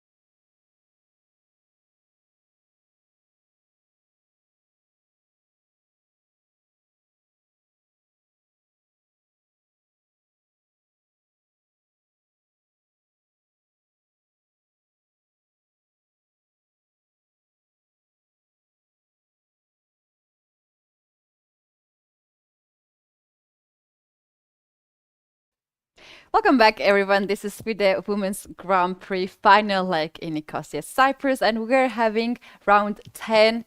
We're going to have round 11 tomorrow, and we're going to have the winner of the Grand Prix, as well as the two qualifiers at the candidate tournament. In the studio, we are Alik and Keti, and we already have the result for today. Yes, we have our first game finished. Baby Sarah and Alexandra Goryachkina ended the game in a draw. These with this repetition. Keti, we said that White is going to press for a long time and maybe try to get some advantage. It seems that Baby Sarah didn't get what she wanted for, and sometimes it happens that you don't get the advantage. Black managed to equalize quite comfortably, and the game and as it always does when nobody makes mistakes in a draw. Well, one game is already done. Another game which is very close to be in the end is Wagner, Dinara, and Tanshongi. They have traded the rooks instead of knights, and we have knight and game. And I hope the endgame will not go until the night, right? So. Knight and game, knight. But it could. Yes. Judging by the past, it could. Anyway, I want to point out that in this position, after Dinara played King F1, Tanjongit did not play Knight D2, which is to me an indication that she wants to keep playing this game. And maybe she feels that she has the ability to outplay her opponent here. Actually, it's itself, Tanjong is very interesting chess personality. For her, it's not a problem to go to the positions where it's just like not too much. She needs very small advantage. And in the position when it's already equal, then she is still pushing, and sometimes it pays off. Sometimes we have seen one of the first games, it was equal position, completely equal against Kostyuk, and she just found a move, which is not something crazy, but she improved her king's position and won the game out of blue. And now we have this endgame. She kept the knights on the board. If she could kept rooks on the board, we might say like, okay, they want to reach the 30 moves and so on. But she keeps the most tricky piece on the board, knight endgame, and still pushing. I'm actually not surprised that she didn't went for knight to d2. It's just she wants, I think, a safer way to go in the game, not to give too much chances and then to press too much to the opponent. This is very interesting. Of course, it has to be said. The position is drawish. It's equal, but let's think for a second. How would we go with black if we wanted to squeeze these tiny something? Okay. The thing is that the pawns on the queen side are not so promising. The pawns on the queen side, there are more, and probably that's the breakthrough that black has to look for. And namely the one that the f3, the half weakness, right? So we would love to put our knights on d4, for instance. Yeah, because this knight on d7 is not the greatest piece. But if we manage to get this knight on d4, it's a huge difference. It's a huge difference, although I think that even if we manage to get the d4, we could, for instance, with the white king on some d3 square, we could run into an f4 move or... But you know, what happens if we just play b5 here with white? Or maybe this is something that Tan does want to do. The problem is that for black, is that the knight controls the only way a king could ever go through that square, to the c5 square. Yeah. And you How will about have to go back, right? right? How about knight goes on d7, knight goes on c5, and now black finds the way to get knight on e6, knight d4. So here the point is, if white plays then a4, maybe knight will come back all the way to c5 and attack to a4. But the position is so dry, it's so not Yeah, much that white absolutely, can even push the absolutely. pawn a5. And by the way, white has the plan of knight e3, d5 of her own. I would be very surprised if this game goes for a long time, but let's see. Things have happened before, and I love it. Doesn't matter if it ends in a draw. I love that there is this attempt to play for a win, even in such seemingly dry positions, because this means that we will eventually get more decisive games that we would had the players not tried to squeeze every Exactly. bit of Right. life out of the position. Yes. So we might be surprised in this. There's no big chance of that, but we might be surprised. So we're gonna keep the eye on this one indeed. But the game that is, I think, the most interesting for this round is Kostanuk and Absolutely. Shuvalova. They have a bit of updates, and we shall check it. And we managed to catch a glimpse of Tan playing knight b8 as we expected. Okay, so Keti, after your fantastic analysis of this position, and I've seen peeked at the chat during the break, and the chat loved your analysis here Thank you, of guys. this line, and I did too. Thank you. But Alexandra, wait. Can I interrupt you? Oh, I got very excited with this position Absolutely. because it suits my character quite well, and I was like, oh my gosh, this is maybe so nice. Maybe I can play, but then I realized I cannot play with white because I don't play e4. Ouch. And I stopped myself to think once again, 1,000 times I have thought already that I have to switch from d4 to e4, and I didn't win that part. That's it. Katie got excited. She saw 2 extra pawns. She said, okay, I have to play this opening. Let's analyze now because I might be a bit lazy Well, to Keti, analyze later. I have to break it to you. Not every time you play e4, you will get 2 extra pawns. So, Yeah, that's the tough part of yeah. chess. So don't switch. d4 is perfectly fine. And you have Berlin after e4. You don't want to play that. Oh yeah, that's boring. What happened here is that Alexandra went knight f4, which is the move that you said should the knight, right? Our conclusion was that the knight should stay on d3 to keep an eye on e5, and the bishop should stay on f1, and we should push those pawns. So Alexandra Kostyniuk did a kind of a similar thing, but she decided that the knight is extremely well placed on f4, and she put the rook on e1 to protect e5. And she played h4. It makes a lot of sense, right? Because the knight, after we play h5, the knight protects the pawn on h5. But Paulina underlined the problem of this approach is that the pawn on a2 is now hanging. So you must play a4 now. And this actually weakens the pawn on b3 later on in the game. And now Paulina is thinking, I think this is her first long thing in the game so far. And I wanted talking about long thing, Alexandra has 30 minutes on the clock. Yeah. So she's, and it's perfectly understandable, right? We said before that there are so many options to consider, so many tactical continuations to calculate. So, and you also want to get something out of it. Alexandra knows herself very well that this might be a slightly better position for her. She needs to find out the way because, Alik, you mentioned this is her last white pieces for this tournament. Absolutely. And Alexandra Goryachkina, her main contender for the second place, for the second spot. She already drew her game against Bibisara with black. So, and if I'm not mistaken, Gorechkina is playing Olivia Kielbasa in the last round. I might be mistaken, but I think so.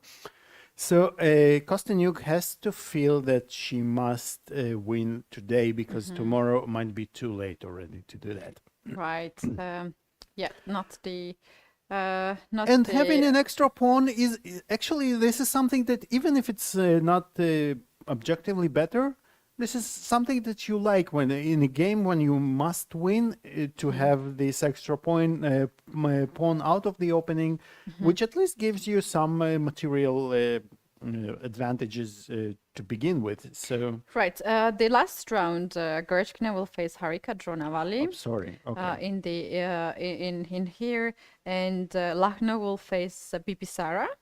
And herself, Alexandra, will face Mamadzada Gunai. So very interesting. All fight. of them have very difficult pairings. Yes. So anything, basically anything can happen in the last round. We can agree on that, right? So, but still, because Alexandra Kostyniuk is after Gorechkina drew her game, she's a full point behind. So she tying with Gorechkina is not enough for her. So she needs to overtake Gorechkina by points, which means she needs to win this game here. And again, having an extra pawn is no rook. The rook goes to G4. Of course, it's just overpressed on G6. This is a move I wanted to suggest because it's very logical. It attacks both f4 and h4, pretty much forcing white to play g3. But now this weakens the b3 square. Alexandra already played g3, and I think we should expect Polina to play knight d4 quite fast because white needs to take care of this issue of knight takes b3. Or right. is it even hanging? Right. So your point is that if, for instance, white makes any move now, like I can't find a move to make. Bishop d3. Let's say this is the move that it's not like changing too much. Knight b3 and rook to b1. Maybe so this is even better. Actually, for white. this is actually good for white. But you know what black is really. What black really wants is to play d6 here. The point is that the knight on d4 protects the pawn on e6, and Polina has played knight d4. And if we break through, then this suddenly, look at that. White has the extra pawn, but it feels that black has the more pawns on the board because of this. Once this one goes into motion, it will be very difficult to stop. And on the way, e5, e4 kicks all the white pieces back and loses a lot of space. And we still haven't solved the issue of this knight, especially, and by the way, especially having provoked g3. We now have to face this the weakness of f3, which is quite important. So now that we understand the dangers of the position, let's find a good way and not bishop d3, which was just a the random only move. pass move, which is valid here. Right. Let's be honest. Let's try to find a move that is not a pass. Right. If we can. So one of the first things that we want to comes to mind is to play bishop e2, right? To drive this rook away because it's very annoying here. I have to say. And the black is not very happy to give up the knight for this bishop, we would be right? very happy to exchange because this allows us to stabilize the position on the dark squares. So we would be happy to do that. Although even here, I'm not sure because look at this rook on h3, Keti. It's how do you even bring it back to life? We need so many because of the bishop of this bishop on b7. We need so many moves to make, and even then we cannot even move the king. because Wow, that's interesting. G3. So We're talking about this rook. How about we push h5 and maybe rook h4? What is happening if we just interesting. trade this rook? So you're suggesting h5, which might be actually the way to go. But then the question is, so for instance, let's say now black shuffles, okay? And Rook just to assess this Yeah, yeah. this position. How we should evaluate, because now white might have this open g5, like rook e3, rook g3, might Right. create something. Right. This is very valid. On the other hand, so we need to address somehow this this idea, the weakness of e5. So the rook. Something like pawn takes, rook takes, king d6, and to push the pawn. Exactly. So let's say this happens, and then what white goes to e3, for instance, and then e5 can happen, and these pawns can be suddenly. Well, one of those pawns is our extra pawn, which doesn't make me too happy, to be honest. Tricky, very tricky position for white. I think it's easier to play with black here. And What if we push h5 here right away and perhaps play knight to g6 check? oh, this is an interesting move. But Alexandro played a rook e3. Rook e3, guarding the pawn on b3 also makes a lot of sense. And also, as we said, in some lines, when we want to free a rook, we would need to move the king, right? Maybe she's Maybe planning. she just wants to yeah, play bishop bishop g2, g2, right? Trade the bishops, get the rook h1, rook to b1, But b4. you know, for that, maybe you could have played it. Could you play it immediately? And the pawn is not hanging, yeah? Well, we're not sure. Let's see. Is this something we are worried? Maybe actually after we move the bishop, we are worried about it because c4 is now hanging, and with it e5. So maybe we're not entirely happy here. Yeah, and for rook e3 this seems more reason, probably safe. she prepares to play bishop g2. And I feel that black needs to play fast now with d6.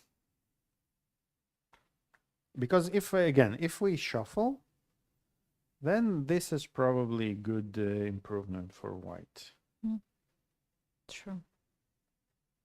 Or at least white is going somewhere, right? No, it's very nice. Like you trade. We can maybe see Let's rook see. h8, bishop to g2. You take this bishop.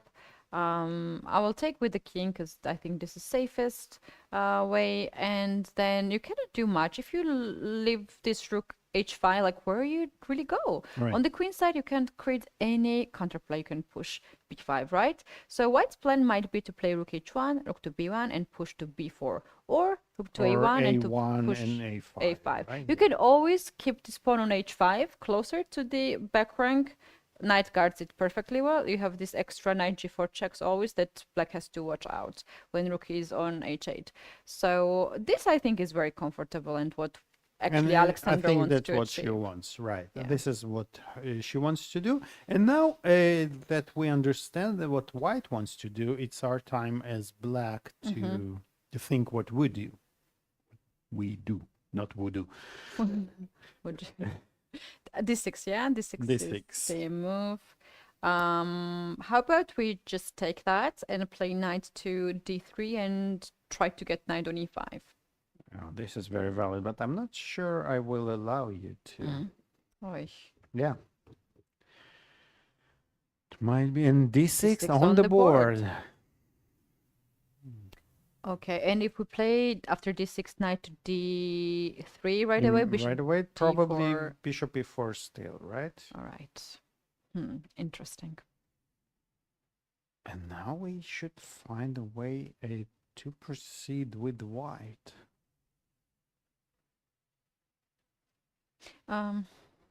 Shall we still continue to play bishop g2 here in this position? Here, Without trades, without trading. Okay. perhaps? Let's see. here. This makes a lot of sense, but maybe after there is No. Instead of knight to d3. right away, right here. Yeah, because the point might be that after bishop g2 takes, we might have somewhere the check on d5 as the now rook e5. Takes, king d6, right? Bishop rook to e3, e5, knight d5, and knight f4. d5, right? And this rook on Then e3 is f4 not is perfectly placed. maybe rook e1 then. Hmm. Maybe we can move the rook to e1 in one go. But the point sadly, we being don't that stop this f4 anyway. this is true. This is not, and actually the Alexandra things- goes for and that. she goes for that, but she okay. And what is going on after bishop takes g2? Maybe she wants to take with the knight to move the knight away from e5 attack. Okay. But this feels like a full compensation for black, right? It does. e4, knight f3 can be played f4.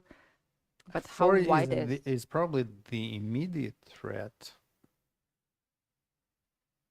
And I don't think Alexandra is too happy with her position here. Yeah. What about rook h1? Can we just ignore everything and go?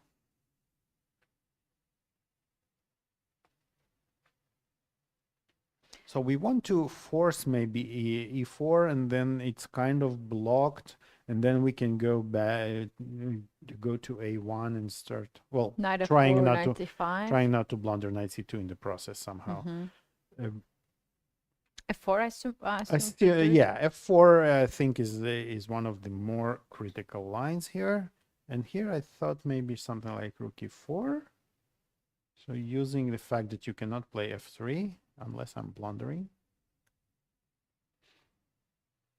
Yeah, f3 is not possible. If you take on b3, rook b1, knight d2, and you lose the rook on h6. You're the first one to lose the rook, right? Yeah. And wait, rook king is c7? Yeah, I think I have this. In the end, I have this. Wait, rook tricky, g3? tricky- Yeah, but this is. It's I'm an comfortable. extra plus. I think even a king e4 is probably a mistake. This would be a better move. And the king goes to d5. And if Alexandra, I think she takes it without in a split second. She takes this position from what we For have now. sure. But it's not easy at all. I think, and this might actually, we might get it quite forced after. Because Yes, but knight b3 was not the only move you could play. right, yeah, of course, right. Knight b3 Take was not the only e4. move, and actually even f4 is a move you don't rush with, right? Shall we? f4 is fine, I guess. f4, pawn takes, and rook e4. Rook g6 is maybe the move. That's you what I want wanted to suggest. Rook Uh-huh. g6 even before f4, maybe. You know. The thing is that now, after if you take on f4, I will pin the knight two ways, king and the rook. Oh. And knight e6 might be the Knight? knight. Where the knight goes. Nowhere, I think now, because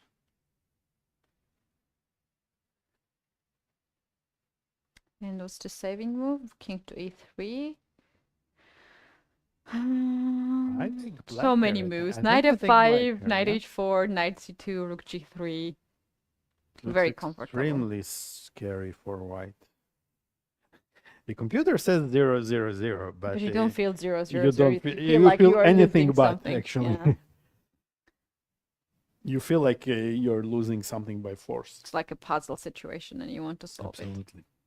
So the way the white holds this here is just by attacking in the rook and some strange lines like that.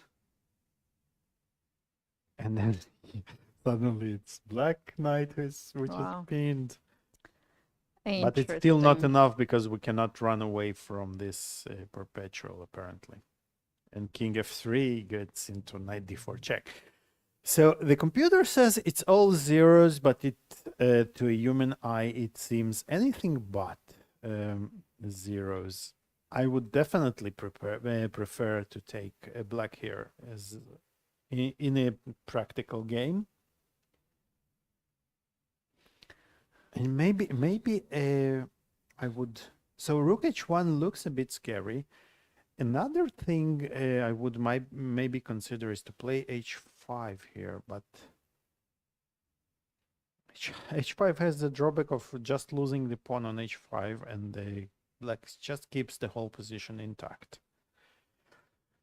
Right. Very interesting endgame. Yeah. Let's see what Shavalova will respond after bishop to g2. Meanwhile, a very interesting scenario in the game of Nana Zagniza and Gunay Mamadzada. Seems like Gunay has a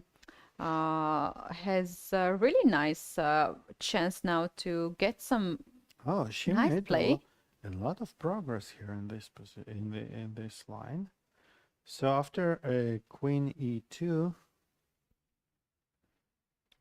queen c7. As we said, white game is very easy to play, is very understandable, right? But the problem is that this is the problem.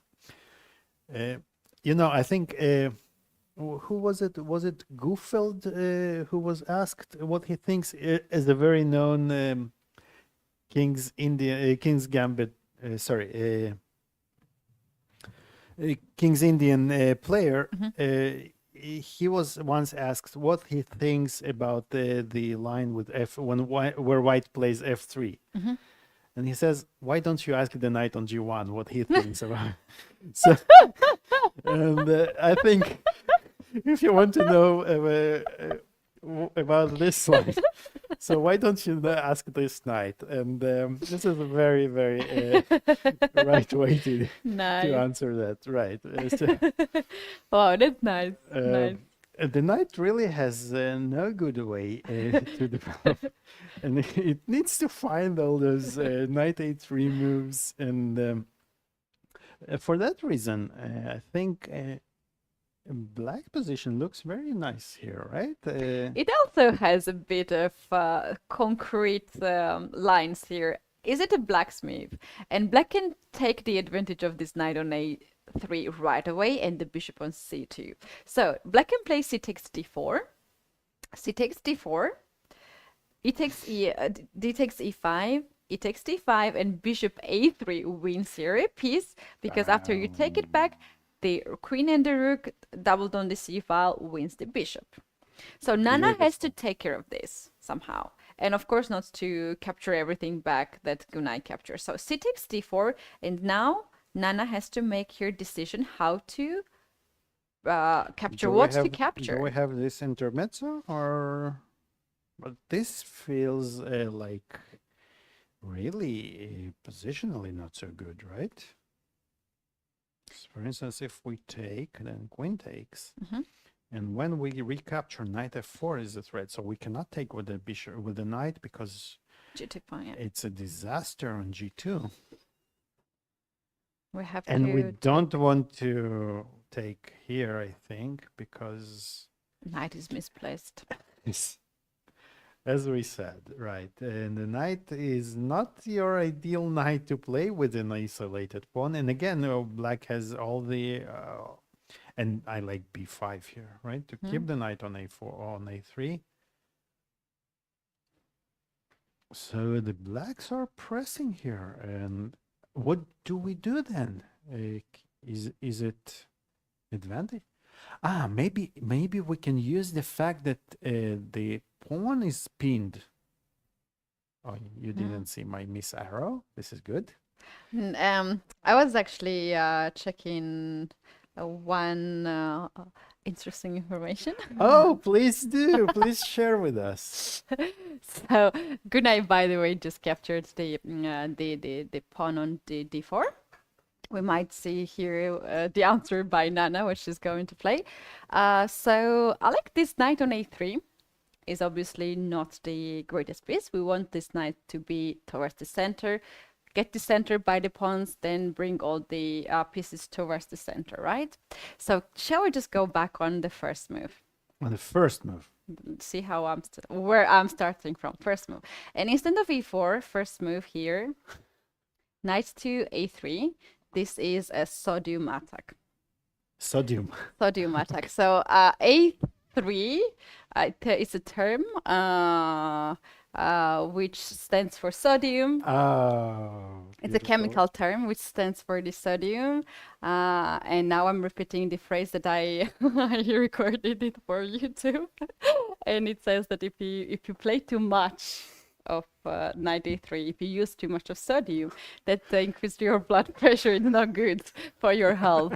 So this is how you guys can remember not to bring the knights on the side and bring knights in the center.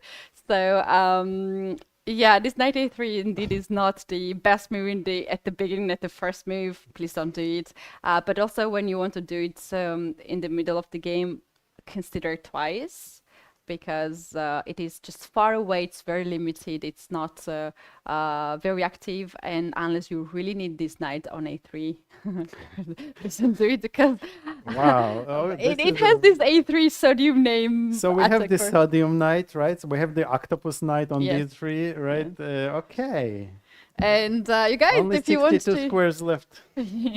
only if you want to see all those, it's actually the video that I recently recorded for chess.com with the cooperation with chess.com.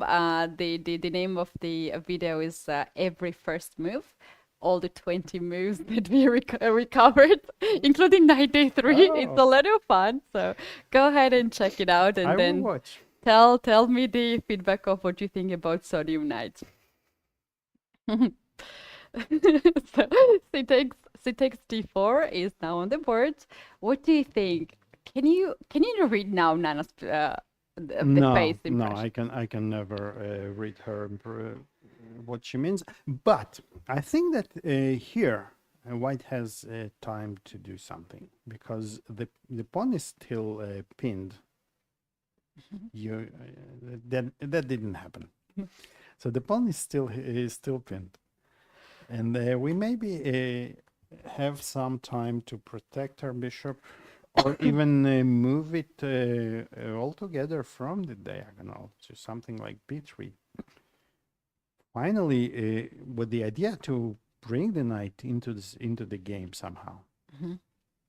Is this? So we but the problem is, the problem is that f4, right? Knight f4 is unpleasant. All right, bishop takes f4, pawn takes f4, and you don't have like follow-up. I don't have a follow-up, and I don't have a pawn. So sacrifice on e6 is too much, because you basically can't even give a check next move. Yeah, and we don't sacrifice if not for check. Why do we sacrifice? Exactly. We sacrifice even threaten a check. checkmate. Okay, maybe so then maybe a bishop. There is knight e5 move as well. But bishop a3, yeah, still no. And do we have any dangerous knight jumps? This move suggested by none other than Stockfish. This is crazy. What's going on here?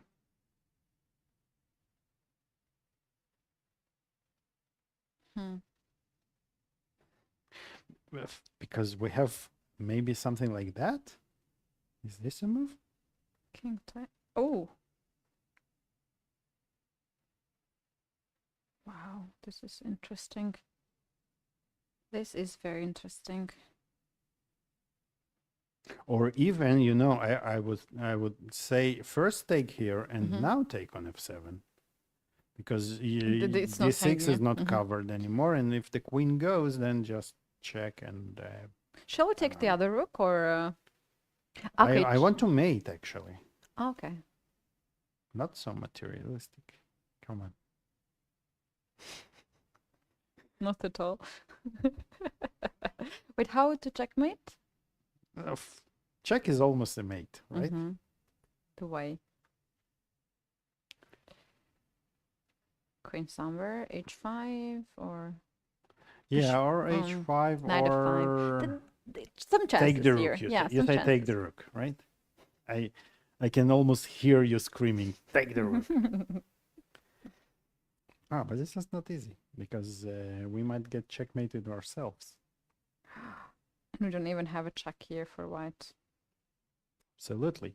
So this looks like only move. Oh, knight f3, queen f3. And then queen f3, knight h3. Yeah, I don't know. Doesn't look good. Just take it.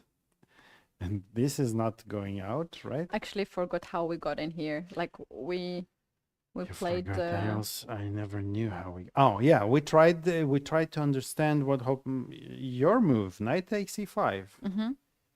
then bishop a3. So this might be quite forced. All of this. Bishop a4, b5. Bishop a4, b5. And now we consider to take the bishop first. We took, and we took on f7, and apparently a b takes a4 is an inaccuracy. Black should take on e5 here. And what's the difference? Because now bishop I takes don't e5 see is- knight. Yeah, I think queen c6 should be when the bishop move, and goes the point away? is that where do you go? b3, let's say. b3, then knight f4, And still queen f3, right? there is a queen g4 maybe. Queen g4. We just lose the pawn on g2 or? Yeah, just an endgame with the pawn down. Easy. Chess is an easy game. And a very bad pawn structure. Right. Although the knight might still be caught here. Just g5. G5, yeah. yeah. Yeah, so this is quite exciting, actually. Yeah, that's interesting. The engine here suggests to take on d4 with the pawn and don't be afraid because after black takes on e5, then you can go rook f to c1. And what's the point? The point Knight is that f4? Can we play it? after knight f4, attacking the queen, white just moves the queen away on e3, let's say. Oh, like that. Simple. And And the pawn still cannot move. That's the point, right? So because you want to we take now attack on the e5? knight, right? So we want to recapture, and the pawn can still not run away because the knight will hang on f4. What a sharp position. Yes, but rook f2, c1, it's quite tough move to spot, right? But it's not too much, actually. If we go back in that position after rook f to c1, Yes. here, so white just wants to recapture back on e5, right? And Yeah. have very Yeah. nice open Yeah. files and diagonals and everything. So how black should play here? And the engine says just take the knight on a3. B takes a3, and there's knight to c3. The computer move indeed, because it's like so hard to spot it. And after queen goes on e3, queen c6 in these positions are the key point. So after queen to c6, you basically can't capture on e5 by the knight, because it will be a checkmate. And if you capture by the pawn, then your bishop on g3 will be locked. And here black stands Wow, nicely. interesting. This is very, very deep line. You can castle here with black and just And play black this has a position. comfortable edge here, right? Yes. Due to this is, and I think it's Gunay. She's very capable of finding this because she calculates well. She understands those nuances very well. And actually, it's kind of self. Inviting all those lines.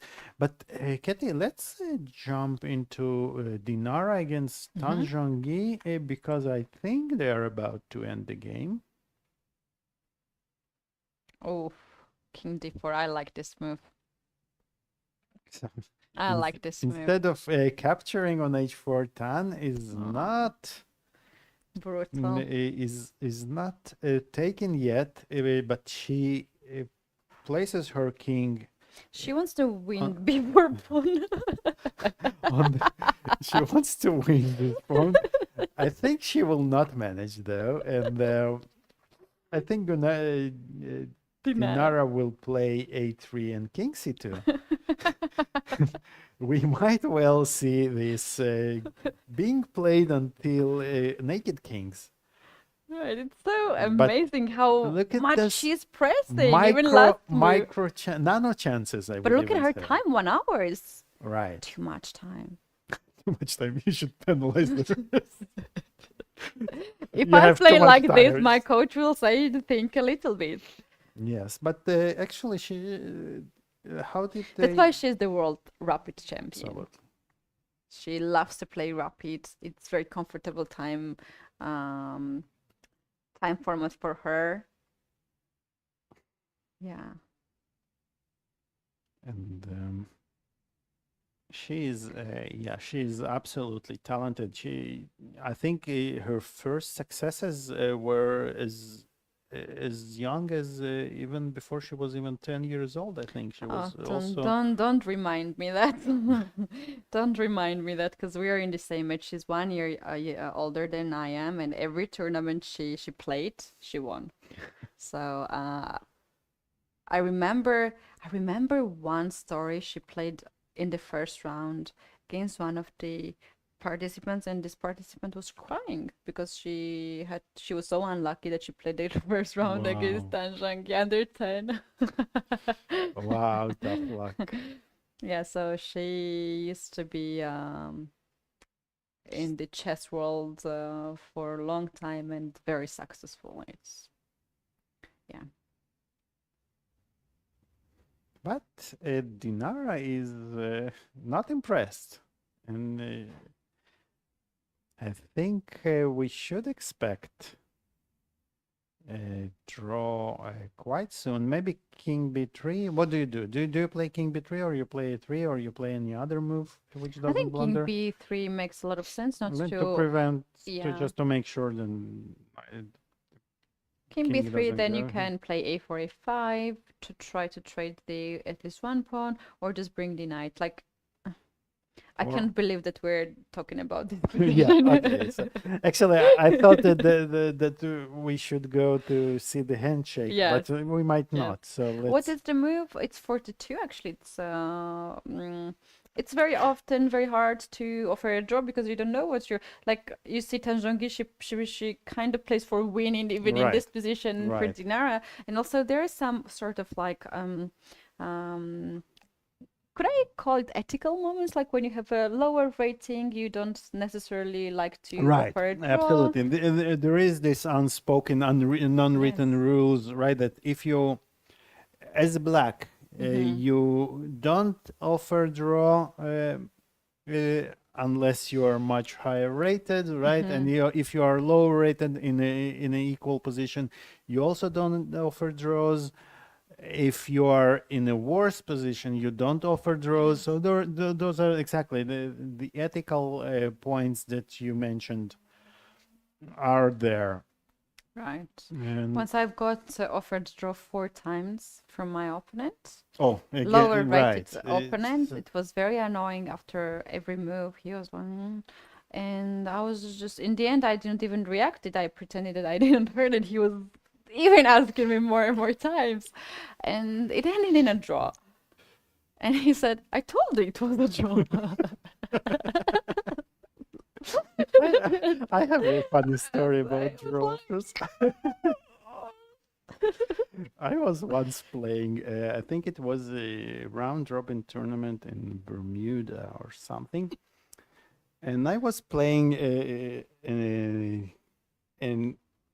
a grandmaster. I think I was playing a grandmaster, a Greaterson. And we are having this this position, which I thought I was white, I think, and I thought it was unclear. It was a long time ago. There was still no 30 move rule, but I think we were well past that 30 moves. And I offer a draw, and it's custom to answer sometimes, right? Sometimes some players answer you, or sometimes they don't. Yeah. And then he goes, he thinks, and then he replies, and he says, at least that's what I hear, "I would like to kill you." And I think Is it legal to What? say? I was sitting for the next 20 moves. I'm thinking, really? Is that how you are going to play me? You want to kill me? Okay, I get this extra motivation and I play Wow. well. And we see the draw agreed in this game. And I got, eventually we managed, the game ended in a draw. And I asked him, why did you say you wanted to kill me? It's on not, Yeah, I'm not common to say. He said, what are you talking about? I said, I would like to continue, and I heard I would like to kill you. Whoa. And maybe because of that, I made a draw. I don't know, but it Oh, gave me the wow. extra motivation. This kind of things can affect so much Absolutely, during the absolutely. game. Yeah. Yes, Yes, but it was true. very funny. Tanjongi and Dinara Wagner, they drew their game and they keep their lead. And I think, unless Harika wins today, they will stay on the first, on the shared lead, right? Right. For the moment, the standing before this moment, the standing was 5.5 for 3 players: Harika Dronavali, Dinara Wagner, and Tan Zhongyi. So this means that they have now 6 points each. Harika plays against Bella. Unless Harika wins, they are still sharing first, second place, and it will be, in case if Katerina Lachno wins, she can catch up, not overtake them. So Absolutely. they are now guaranteed second place shirt, and if Harika draws, then it will be first place shirt. So very nice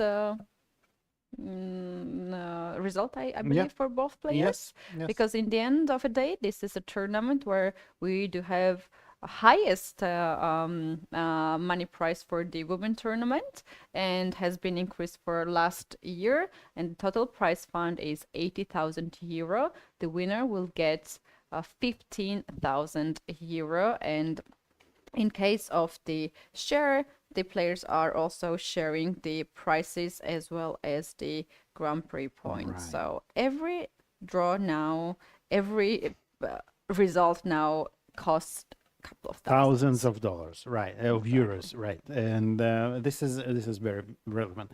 And in Harika's game, and we haven't followed it a lot, but white's it more or less goes in those lines that we discussed. And Black Bella did not play before because she wanted to have the option to open the queen side, as she did in this game, by taking with the rook on before, and now she puts some pressure along the b file, and now exchanges the light square bishops, because white's bishop on g2 is very strong. Black's positional problem in this here is the strategical or positional problem, as you would like to call it, is that this bishop on g7 is considered to be a bad bishop, because the bishop is all black, or most of black pawns are on the dark squares, and they really limit the activity of the dark square bishop. But another interesting way to look at this position, actually, when I was young, a long time ago, I spoke with the legendary grandmaster Lev Psachis about similar positions, and I said, yeah, but black has the bad dark square bishop, and he says, yeah, because it's staring at his own pawns, but the white's dark square bishop stares at the same pawns with the same success, basically. So you couldn't say that the bishop is so much that black's bishop is so much worse than the. But it's an interesting way to look at it. I love it. Yeah, I love it, because we have taught some rules how we should evaluate the pieces, but there are some other things that we have not been taught. Absolutely. And this is actually very, very good point. Actually, I love this one. Right. Yeah, and it kind of changed the whole perspective of how I look at those positions. So this is quite an equal position so far, and we can maybe jump back to to the most interesting game. Well, actually we have quite a few interesting games, right? Before we go, I know where you're going. You're going to the game of Kostyuk and Shuvalov. This is the game of a day. But we shall stop on the way to Nana and Gunai because Nana has made the decision. And this is the move that we were seeing at the beginning, bishop to okay. b3. And what was our conclusion? That knight f4 is strong here, right? Knight f4 is a strong move. But and still, if we follow the same principle...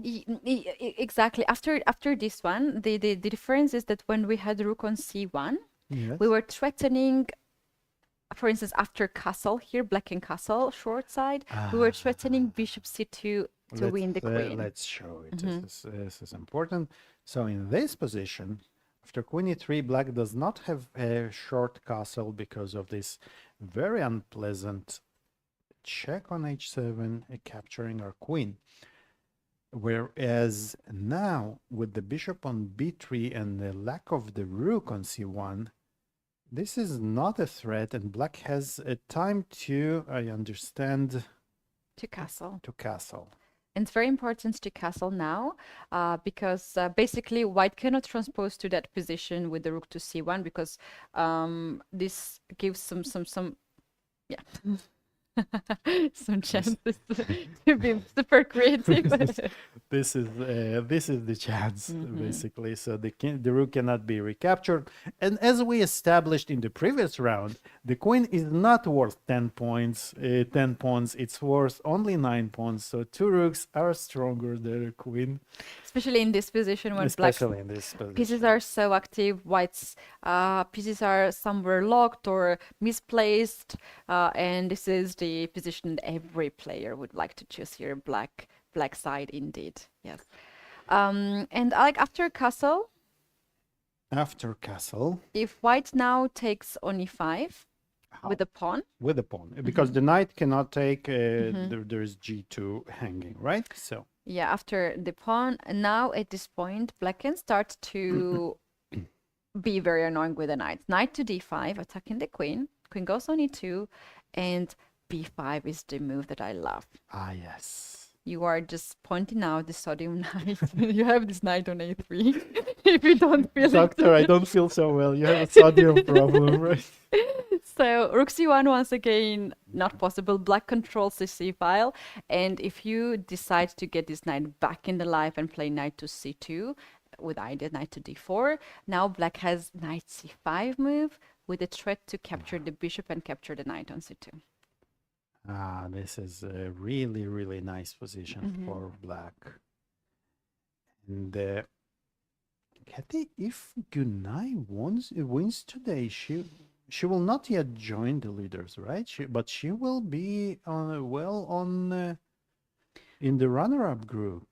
She actually scored quite a bit lately, and further now in this round she is 4.5 points. So if she wins, she's gonna have 5.5. Half a point behind the leaders. Wow! And keep in mind that she missed this win against Goryachkina, and she missed this win against Dinar. Not Harika. Dinar. It's against Harika. Yeah. So she could. Of course, the way for a win for black is still a very, very long way, and she. But look at it here. And the other interesting thing is that she started with two lost in the first three, second and third round. She had a lot of draws, and then she won in the round 9. And it's interesting that her performance rating is still plus. You would think that she is losing the rating, but it's so strong field. It's almost everyone is higher rated player than her. Like few players have 2400, and she just is in plus. Very good performance, and she should have had more, right? So I'm really impressed by her the play. thing is that not very often substitute players are having these moments that they are winning the tournaments. I remember Jansai Abdumalik was once the substitute player in Lausanne one of the years before the COVID, and she won the event. Speaking of superstitious, being a substitute player, especially in the last moment, it actually turns out to be very often that the substitute wins the tournament. So Yeah, but on the other hand, when you're a substitute player, you have different goals in your schedule. You are preparing for the other events, not this one, because I think each tournament has, like, players have individual approach for each tournament. You are not preparing when you play World Rapid Blitz for the classical tournament. You're exactly preparing for that one, and your schedule is about solving a lot of tactics and puzzles and so on, and looking for the other openings. And when you have to play classical chess, you have different approach. And when you're playing the same opponent in this Grand Prix, basically it's almost the same opponent, you have another preparation that substitute players don't have that. this is true. This is true, but Yeah. also their opponents are not prepared to For play them, again yeah. for them. So impression you can Yeah. cause some your noise. chance, It's your yeah. chance, right? And but here we have, I think we have 2 or 3 players who are substitutes, right? Kind of in That's last right. minute. So Those players are Olivia Kalbasa, Bella Hotenashvili, Kunai Mamadzada. yeah, Are the they, substitutes, yeah. they are. Okay, so very interesting so far. And let's just, before we go back to Kostyuk Shuvalova, let's visit Olivia and Katerina, because there have been some development which not too many actually. After we left here after Katerina took on e3 and played d5 as we expected, right? And knight c5 is an important move here. Otherwise, white is really risking getting worse. Rook d6, queen c2, knight takes e4 on e4, which makes some sense. Although I would even consider to keep the knight on c5. And right, I like the knight on c5. Looks very nice, yes. But Olivia decided that she wants to simplify a little bit more. And now the position is about equal, but I think, it's equal to black's advantage a little bit, I would say, because she controls the only... well, no, white does control the A file, but the D file seems to be like the more important one here. And black controls it, and for that reason, I think it might be slightly... Pleasant, I would more say. pleasant, but while saying that, I'm not entirely sure that I'm right, because white really controlling the D file doesn't really give you any real advantages, because we control the D2 square, which is extremely important, right? The rook is kind of tied to b5 to protect the b5 pawn. And I'm struggling to find a good place for the knight. Yeah, this position is somewhat very unpleasant for many of the players, including myself, when I'm looking. Like, when you play, you know it more, like what you're doing. But look at this position. All the pieces are so stuck. For both sides. Both sides. Look at this. Rook on e3, stuck. You cannot move on d3. You cannot move. If you want to move back, you have to take the queen first. We're not talking about queen yet. Another rook has to be here, otherwise you have where else to go. Then black side, rook on d6 looks perfectly placed, but it's like, where you go, really? And another rook on b8 has to guard the... this one, yeah, right. now knight went on e1, but before that, even c6 knight was stuck on e5. But now, as I see this idea, knight to e1, I was like, what's going on?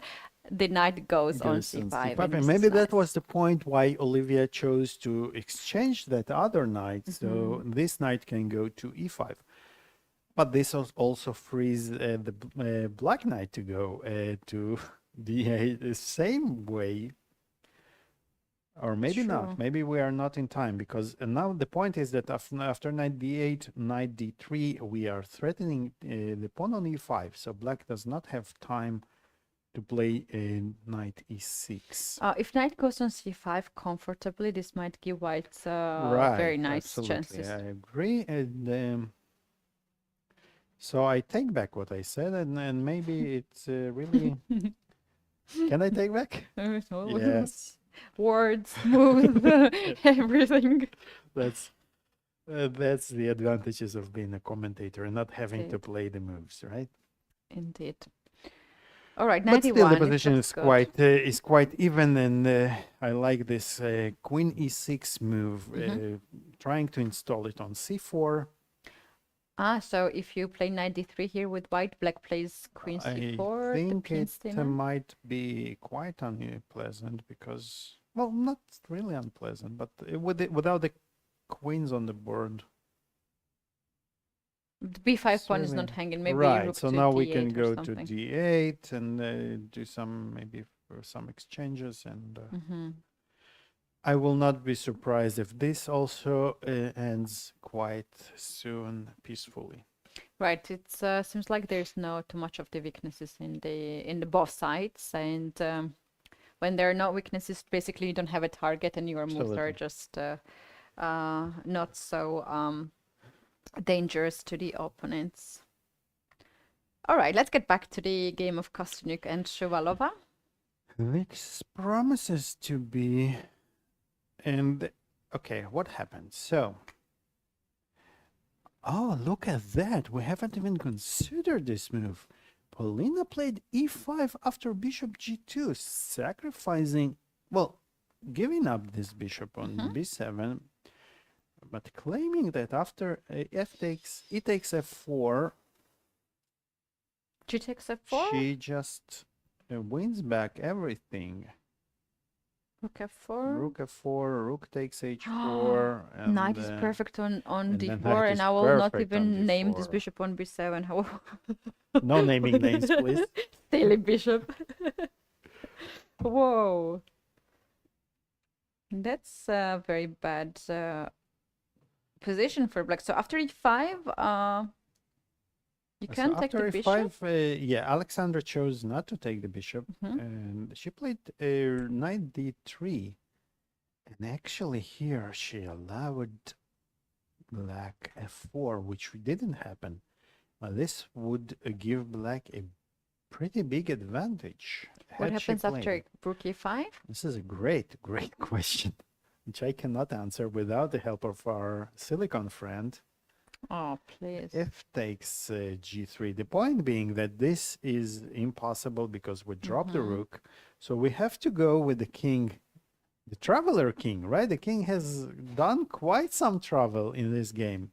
So it went to This king is like this E2. teenager who was very naughty at the teenager age, and then suddenly everyone forgets what he's coming mistake. back. Yeah, in the G1, like it was castled. Yeah, I actually forgot where this king was on E2, So it F3, was G3. here and Yeah. here, and then went back here, and then back here. Yeah. But what's the move here that keeps the The point edge? here, you will not believe it, but computer plays bishop f3, which is an extremely strong move, actually, because the threat is knight f2, bishop g2, and knight f4. Wow. Wow, and you cannot take because knight f3 is a fork. I'm impressed. Wow. And this is simply winning for black. Wow, this move is like this Unbelievable. move is which leaves you speechless. Really. Absolutely, absolutely. Just this kind of, it's a move it's very hard. If you reach this position and you're being told that there is such a move, then you find it. But from far away, it's impossible to see this move, right? And even if you have this position without knowing that you have a good move, you might miss Right. it. And without this move, actually, you might argue that even by just playing something more normal, but more normal moves are simply a draw, right? So you play rook e3 and nothing happens. So this is one of, and if you, yeah. Wow. So this was a missed chance by both players. And Paulina played e4, and this is basically this was the whole point of knight d2 is to provoke e4, right, and then to go back and claiming that okay, your pawns now are.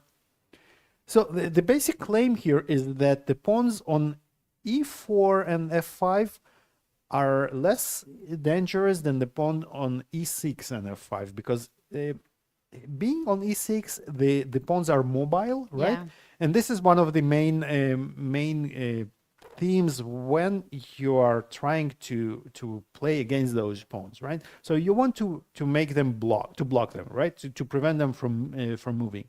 And Exactly, and this pawn also blocks the bishop on b7. Absolutely. And now Alexandra is claiming that, okay, the pawns are now blocked. They're blocked on the wrong square colors that you would love to have them as black, right? That's what Alexandra is claiming. What Paulina is claiming that, right, this is all true, but you remember what the Grandmaster Lev Psakis told you. This bishop is just staring just as badly at those pawns on e4, and black has got a very dominating king's pawn center, which behind which.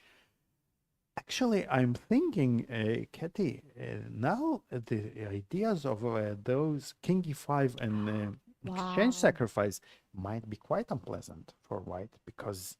Wow, and white has also watch out moves like knight c2 and e3 breakthroughs. And Right. bishop rook f4, bishop is g2 hanging. So not very pleasant. And what did Alexandra play? So Paulina played rook h8, h5, rook h6. I'm trying to see bishop c6.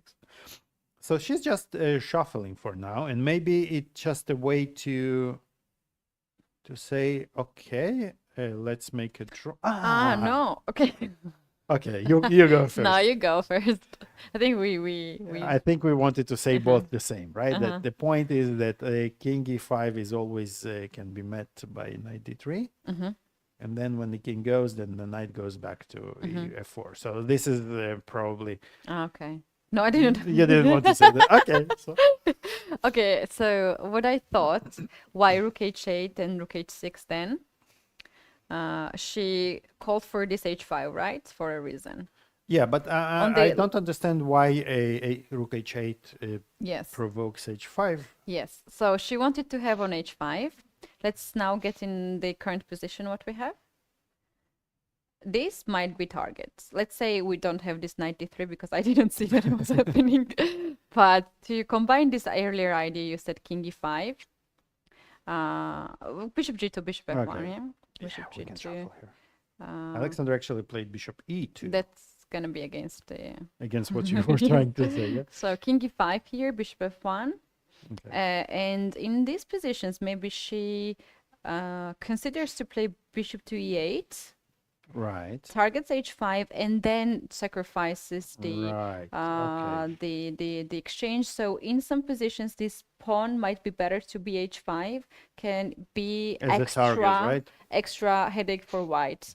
And sometimes in this kind of positions, you for sure calculating it move by move, but sometimes you're just, let's have it on the board.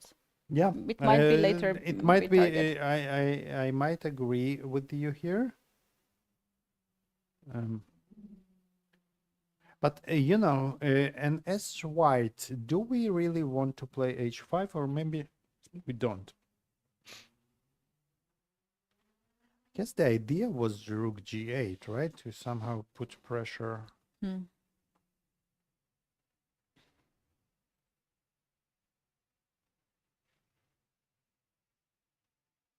Along the G file. Anyway, this is water under the bridge because black.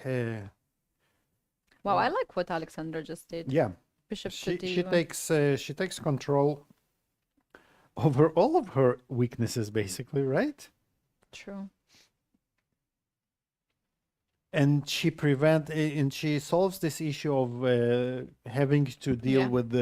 with the exchange sacrifice. And in some positions, maybe she even considered to play rook somewhere on h4 or g1 and to push g4 and to look for more. Maybe it's not worthy, maybe you don't necessarily need that, but at some point you can also have this chance to when you have bishop on d1. Right, right. When the once the pawns are blocked, right, you feel that. But again, I think it has to be said that black, unless black is careless, I don't think that black is ever worse here, Yeah. right? Yeah, I Because, actually like black's position here more because than white. having such active pieces. Bishop e8 is on the board. Paulina just play that move. It feels a little bit like both sides are not really going anywhere with their positions because it's kind of a mutual. We kind of topped our potential of our pieces. All the pieces are, well, bearing maybe this rook, which could be placed better, but where do we place it? So if we go to h1, for instance, yeah, and then rook g1 and g4, this might be an idea, right? But once you play g4 is also a very committal move because then your knight loses support. Right, and we can start attacking with king e5, or for instance, black can always say, "Okay, I play king e5. What do you do?" If you want to play g4, you will need to move the knight to g2. Maybe before here after king b5. b4. So the thing is that if black takes on b4, knight d3, knight b4, and you have this very nice square for the knight on d5. This is true. But I have a very now nice the square king for goes the on the king other on the side. c5. Yes. Yeah, that might be a bit problematic. True. But we still feel that it seems like if someone might risk too much. Right, right. And this is like, is this game who blinks first? Yeah. Right? Oh, yeah. And it's gonna be interesting to see who blinks first. And I think in the current tournament situation, Alexandra has the chances to have to blink first, but we shall see. Interesting. Let's go in the position of Olivia and Katerina.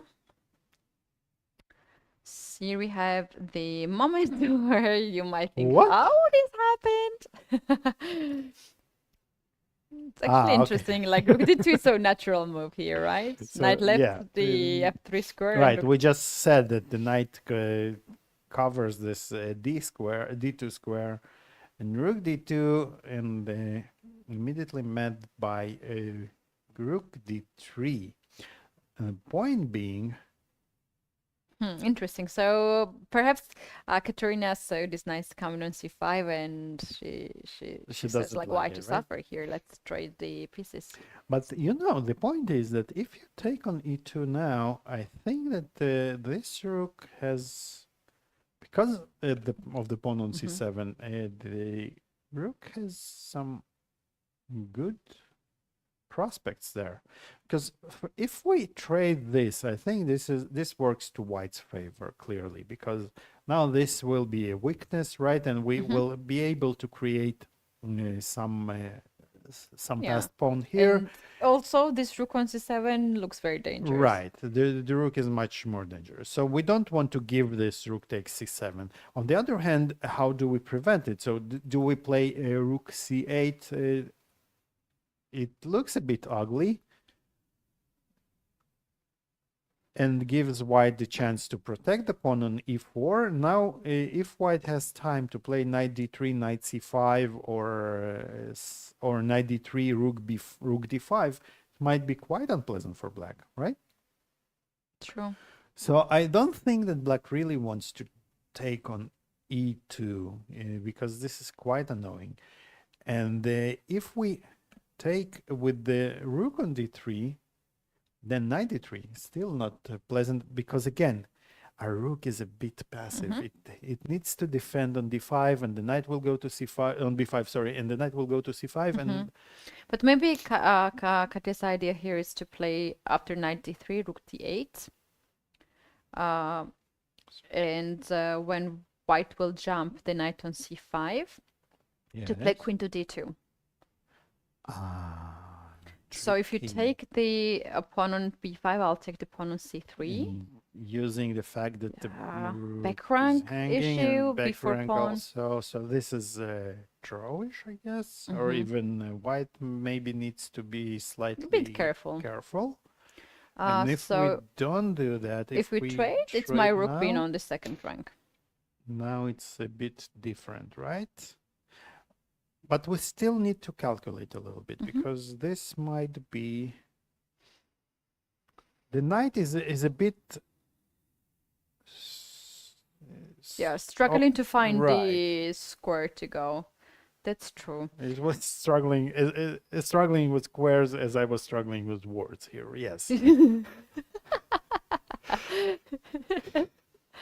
Okay. So what we do? Where the knight goes? Knight. Maybe we can just keep it like rook d6. Oh, okay. Oh, yeah. Why not? But again, now it's clear that white is slightly pressing, right? Well, maybe it's not enough. Maybe it's, but this is a white advantage here. And what can else can we? Oh, Keti, you know what the computer suggests? Queen d3.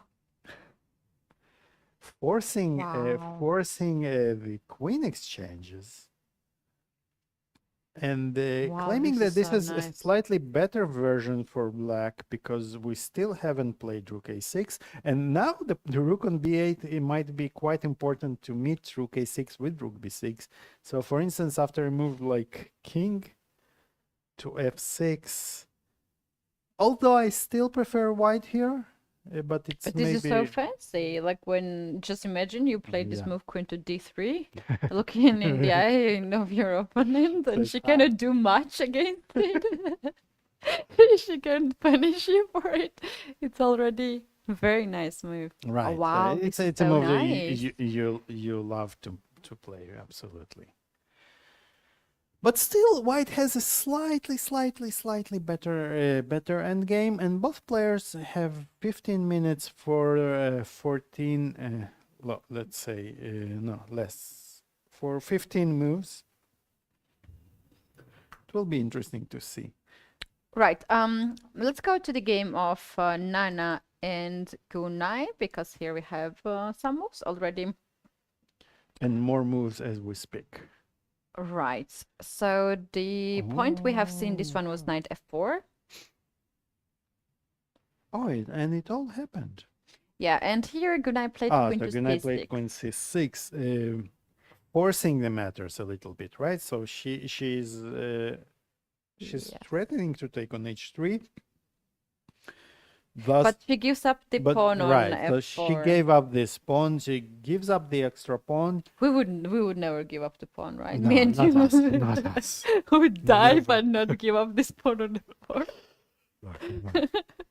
Come on, be serious. But her point is very valid. She says, okay, remember this stream when those commentators spoke about the isolated pawns in the endgames, which are favorable for the side that plays against the isolated pawn, right? In the end game, yeah. And adds to that we have a bishop pair. So this is a very risk-free way for black to play for a win, right? Because she can now start attacking this, start pressing this pawn on d4, and this is clearly black is the one who's doing, who's having the initiative, right? And bishop f3, I think, is a threat also. But the best scenario, what you can do here with black, is to win the pawn, which you already had extra. This is true. You're so So pragmatic. It's No, I'm joking. I like uh, black's position yeah. in the end. in that But position. here the point here is that you needed to prove that, and maybe she wasn't sure maybe about some lines, because what did we see that here? First of all, you need to find that this maybe she evaluated that here it's Not much. less than what she Yeah. has now, Yeah, right? yeah, yeah. I think Because what this- you just pointed out in the end game, what we have here, makes a lot of sense. I'm playing Right. against the isolated pawn. I have pair of bishop. Well, I don't Absolutely. have a big advantage here, right? Queens are off the board. My opponent has less Absolutely. chances, but the sodium knight is now a better knight on d2. Yeah. It Yeah, means- okay. So he drank a lot of water and we got to D2. It's, but still, the I think Nana should be relieved here as well from her perspective that she was a pawn down. The position was you think, complicated. but now she's facing a very unpleasant defense for the rest Yeah. of the game. Yeah, but I think with the correct play, with one weakness on d4, it might not be too much. Because there might be some ideas when, for instance, white can activate the pieces somehow and start to trade some of them. So rook c7 has happened, right? So she wants to control the c file, and it seems. For white, the problem is that you can fight for the c file, because if you play rook to c1, black goes with rook c8, and you don't have this extra piece to guard the c1 square. But actually, I think as white, I'm happy to exchange at least one pair of rooks. I would be very happy to exchange both pairs of rooks, because my biggest fear here is that black doubles on the d file and starts spinning me from all kinds of directions to the defense of the d4 pawn.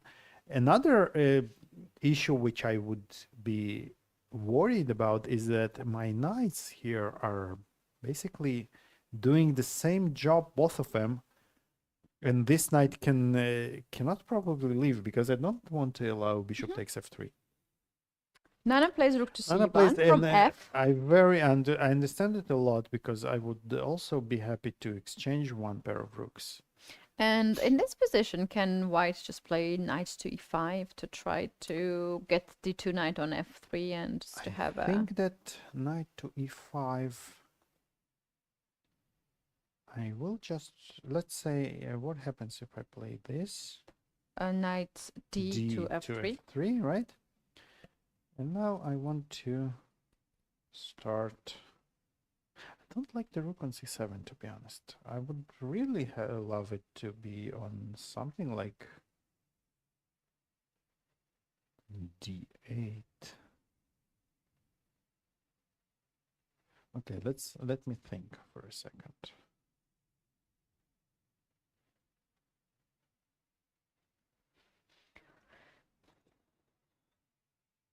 Oh, we have this computer line. Knight takes e5, d takes e5, and just start picking up this pawn. f4? Well, f4 is a very, very ambitious move, and I think g5 is quite a thematical breakthrough. Right, and if you play g3, then takes and g5 another pawn. That's the benefit of double I pawn. have so many of them. Yeah. And so this would be unpleasant. And okay, and Gunay actually, okay, so Gunay's plan is she wants to play knight f6, and she already has. The rook will go to d7. We start pressing. The knight will come to d5, blockade the pawn, the bishop. This is the ideal scenario, I think, for black. Yes, and also Nana's move rook to f to c1 was so unnatural move at that point. With the rook. But now we understand Yes. why, yes? Yes.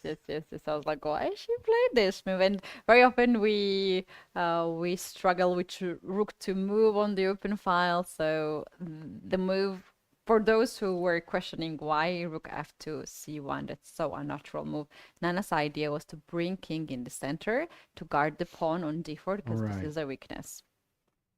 I like it. Yeah, very nice. Well, this is the moment when we actually are heating up a little bit to go into the phase of the game when the time goes down to several minutes. So we're going to take our second break, and by the time we're back, we are going to have a lot of dramas on the clock and as well on the board. So guys, don't go anywhere because we will be back soon and we will see the most important parts of the games where the player's gonna have the time scramble.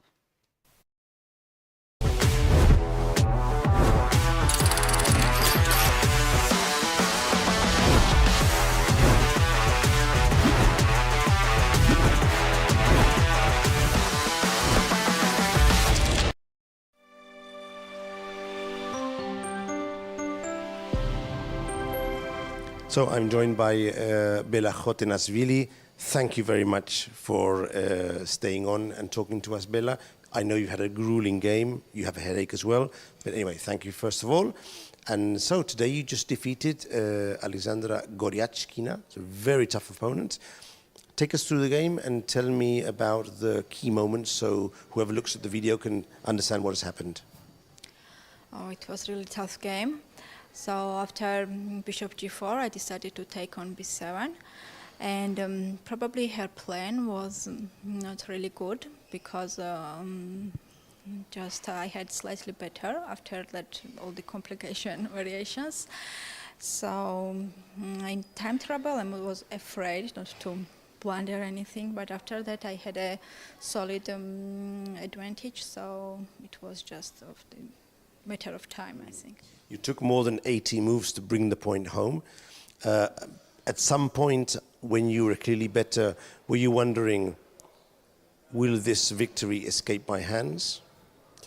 Yeah, because I had many games that I missed the victory, so I was a little bit afraid. I was trying to be concentrated.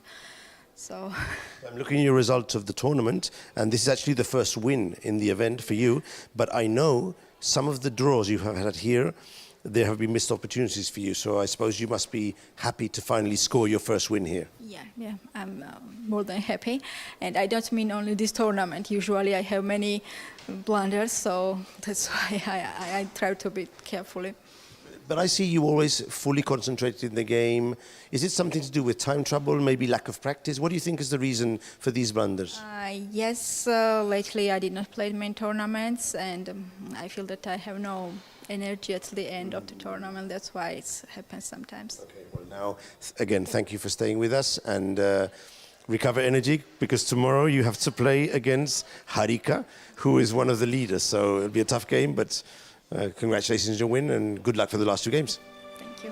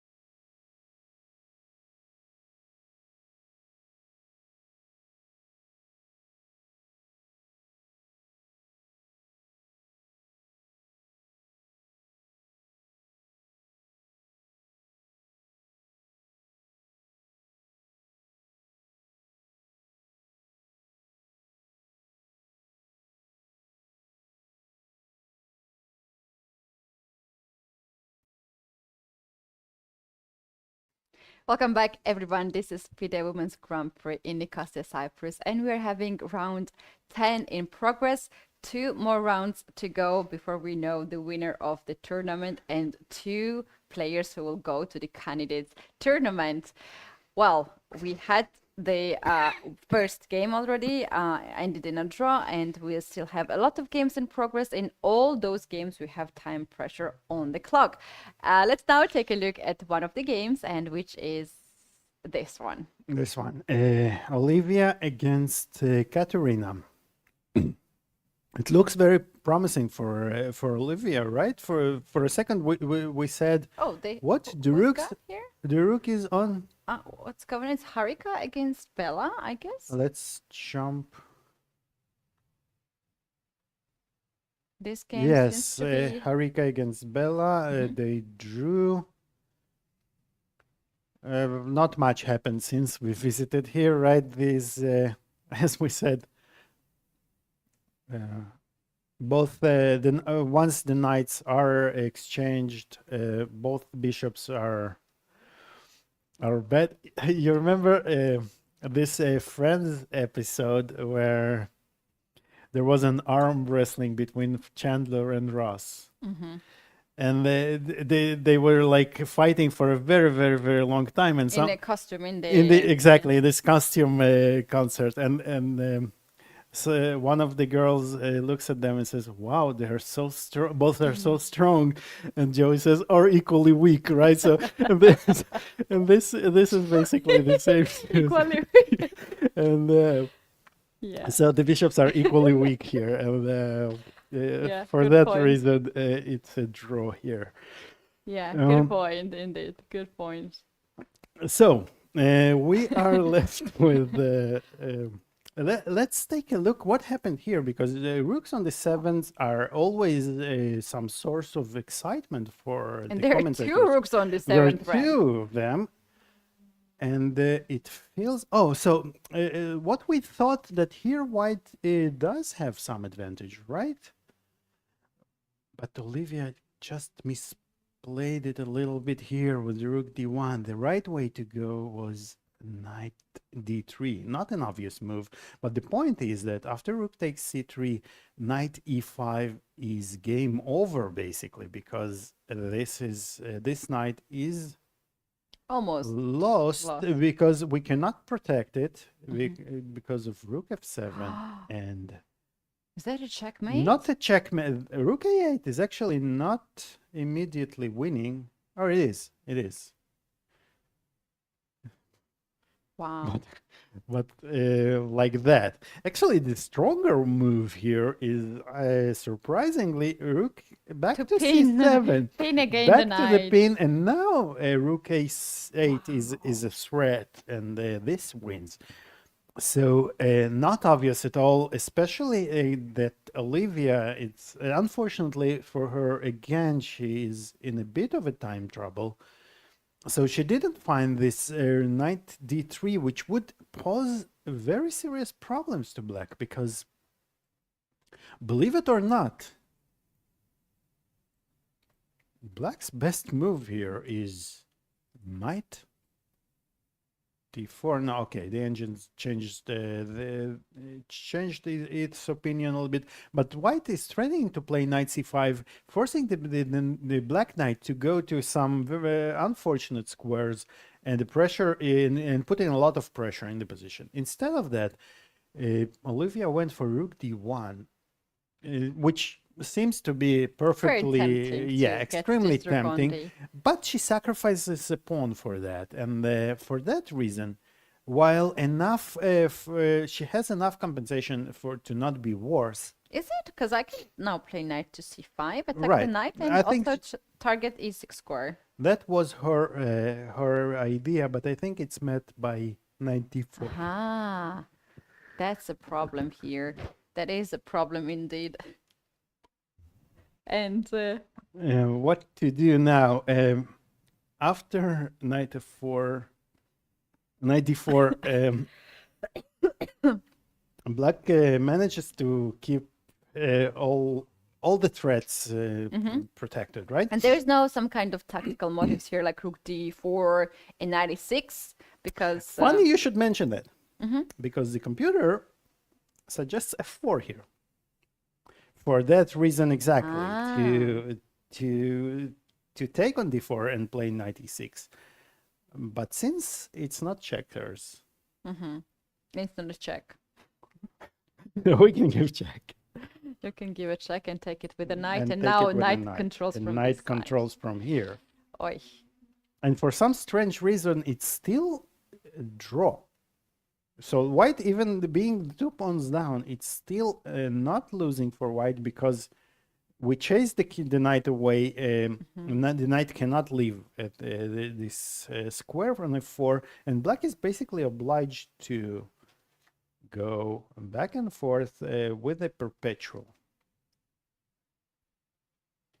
And if we go to a8, then black even loses, because this is a game. Oh, sorry, not this, of course.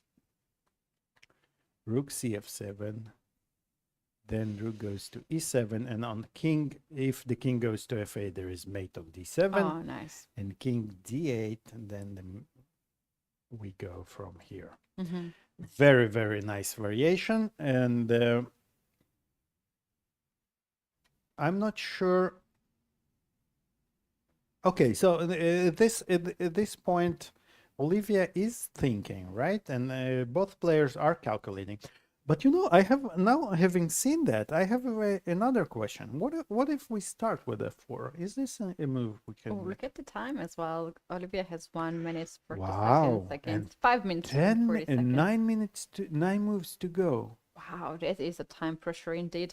Soon it will be down to seconds. Maybe we can keep the eye on Yeah, this we game. should. But we should also mention that this game, the clock on this game is the closest than we have seen in the other games. We have seen Olivia have 1 minute versus 40 minutes. Right. No, 1 minute versus 1 hour. So this is the closest, but still 1 minute for 9 more moves. And A draw was agreed, I believe. That's why she was taking Katerina it. offered So draw. Katerina offered draw as soon as they reached move 30 by playing rook c4, and she probably...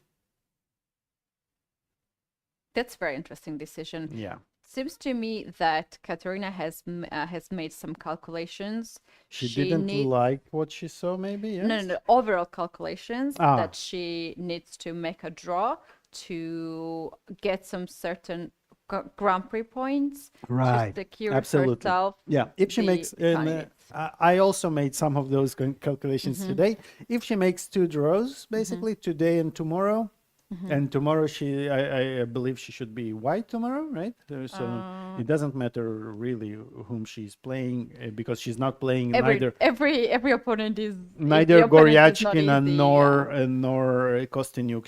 She already faced them. So, and for that reason, I think yeah, she basically will draw and will advance comfortably. Right. Leaving- Her last round opponent is Bibisara Solpaeva Yeah, I don't think with white pieces. and she Kostyniuk, not Kostyniuk, sorry, Lagno is white, right? So if she wants to make a draw, I think she feels that she can force some, she can find some forcing lines that force the draw.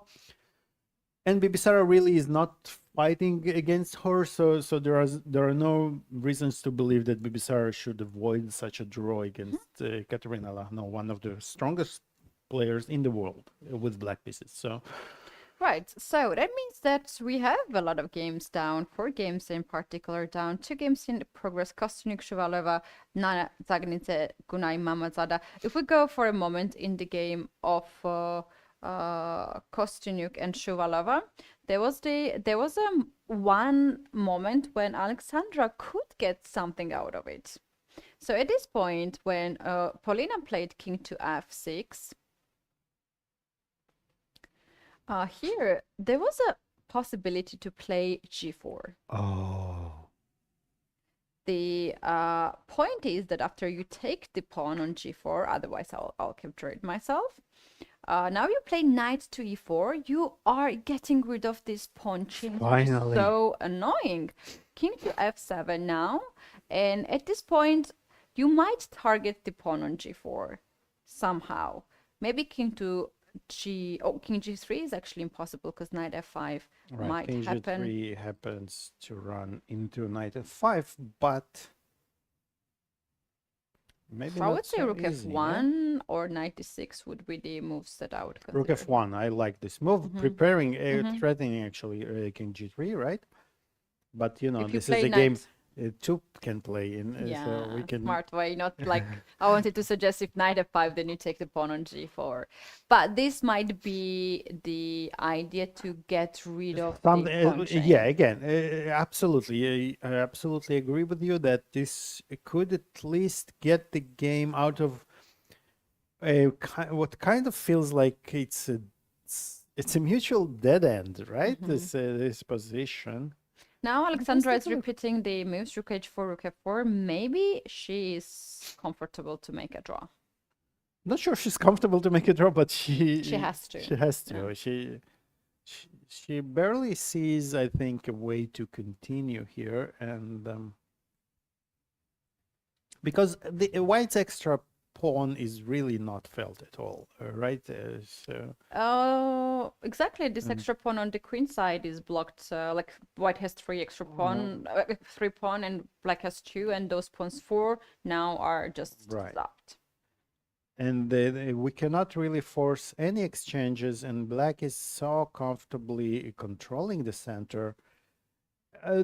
On the other hand, black cannot make any progress as well, because any attempt to make a progress will result in opening the position, and then the pawns will become felt. Right. Now if Paulina plays king to f6 once again, this might be the sort of second time the same position. Let's once again take a look what happens after g4. Why the engine gives a slight advantage here for white. So after g4, pawn takes g4, knight takes c4, king goes on f7. So far it's all the moves, forced moves. And now the engine says go king to g2. And after knight to f5, you can play rook to h1. And for whatever reason, white is better here and the advantage is big. Yeah. I think black just lost the control over the board, and you cannot easily play the moves. You cannot easily move the knight away because there's a check on the I 6. think the threat is rook f1 followed by some knight d6 check, and it's not so easy for black to protect against this threat, because for instance, if you go here, if you see this threat, right, and you want to run away, so you don't really want to run into this pin. Because you know what now? You have an extra pawn. Remember me saying that this pawn is not felt at all? Yes. Now it suddenly is. With the knight on e4, it becomes very, very important.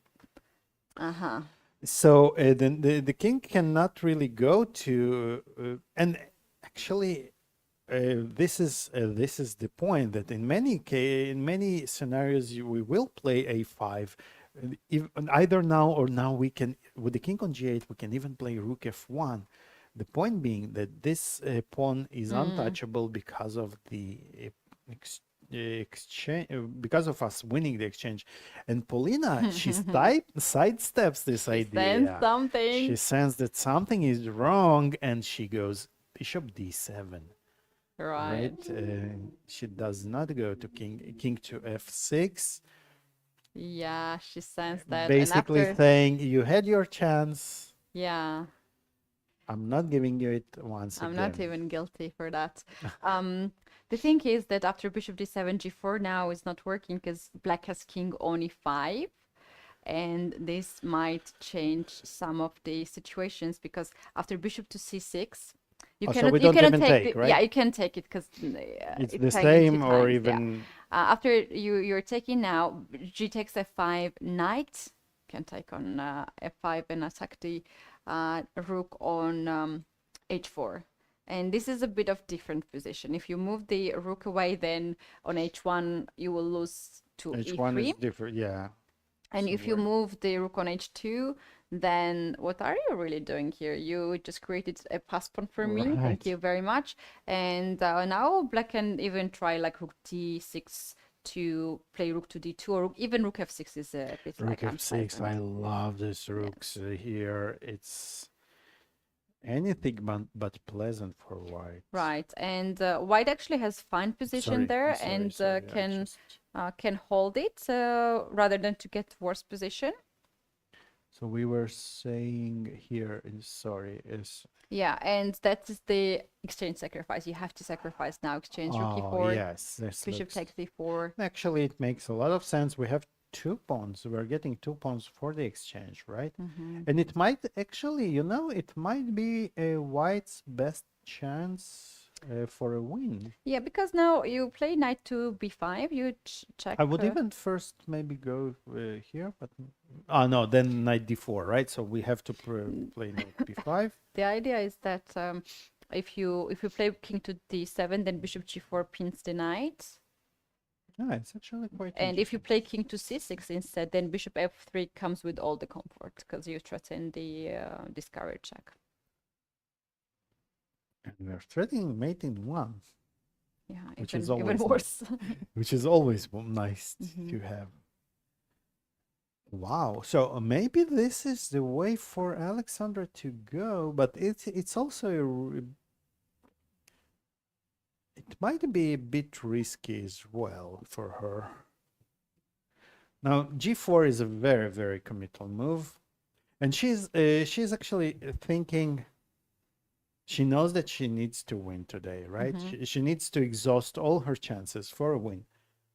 Oh, we can take a look what happens if not bishop Yeah, c6, right? let's- If after g4, black takes on g4, white can take on e4, perhaps with the rook to give a check, right? And now black has 2 moves, king to f6 and king to d6. One of these moves is a bad move. So basically, if you go king to f6, this gives white the chance to activate the pieces. Knight d5 comes with the check, king f7, and now either you give rook e7 check or rook f4 is even stronger. And basically, after king hides on g8, you just capture the pawn on g4. You are happy to have extra pawn. Sometimes you even have this unpleasant now knight it's f6 2 checks. pawns already. Yes, so this is absolutely winning for white. Well, let's get this king on d6. This is better position for black because in the same lines, if you capture the pawn, Yes. the king is not on g8, so it's not that you are capturing with the rook Okay, by but the we check. still have 2 extra pawns, no? What's going on here? Not two How because is you it can. better for? Oh, it's better than the other, not better for black, right? It's fine position because after trading the rooks like rook g4, black just captures the pawn on h5 and claims that there's nothing Yeah. to worry because I'm gonna take b3 pawn next, and you can't I agree. stop me Yeah, doing that. because with that I agree. But there's some chances. You Yeah, know, you it can looks allow it your looks opponents chances. to make mistakes. Absolutely. Although, and it's a tough choice for Alexandra because she knows that it is a very double-edged decision, right? Having the rook on f4, she knows that she pretty much this position she's not losing if she's not making any progress. But if she starts pushing g4, she can lose. Yes. And another very exciting version, I cannot skip this one. After g4, pawn takes g4. Why not to take with knight g4? That looks more scary because you are Right. threatening the check. Right. Now the computer move, king to f4. Who is afraid here? No one is afraid. Let's go. King f4. And the best move here is knight to c3. You want to get this knight on d5 with the checks, and we have all seen all these things. And black goes with king to g5, attacking the rook on h4 and also the pawn on h5. And if you lose this pawn, you might just Lose the game. start, yeah. And now the best move is knight. Let me 94. Yeah. Yes. This is beautiful. This is beautiful. 94, and either you accept the draw here and play king to f4, or you get checkmated after you capture the rook. This is unbelievable Yeah. lines. Beautiful. And I want to mention is that in this game, in our analysis lines, both kings reached h5 and h4. So They have competition. maybe it says more about us than the position. Very unclear. Very unclear. After Do you this, think she will play g4? if she wants to win, if she thinks that She might they are not have a taking over, chance. other players are taking over her standings, maybe this is her chance now. Or if not, then it's up to her. She should, and she probably already has some calculations. And sometimes you are seeing all the kind of scenarios. If the other game's ending in a draw, then what I have to do. So Keti, I have a crazy idea. yes, How about knight takes e4?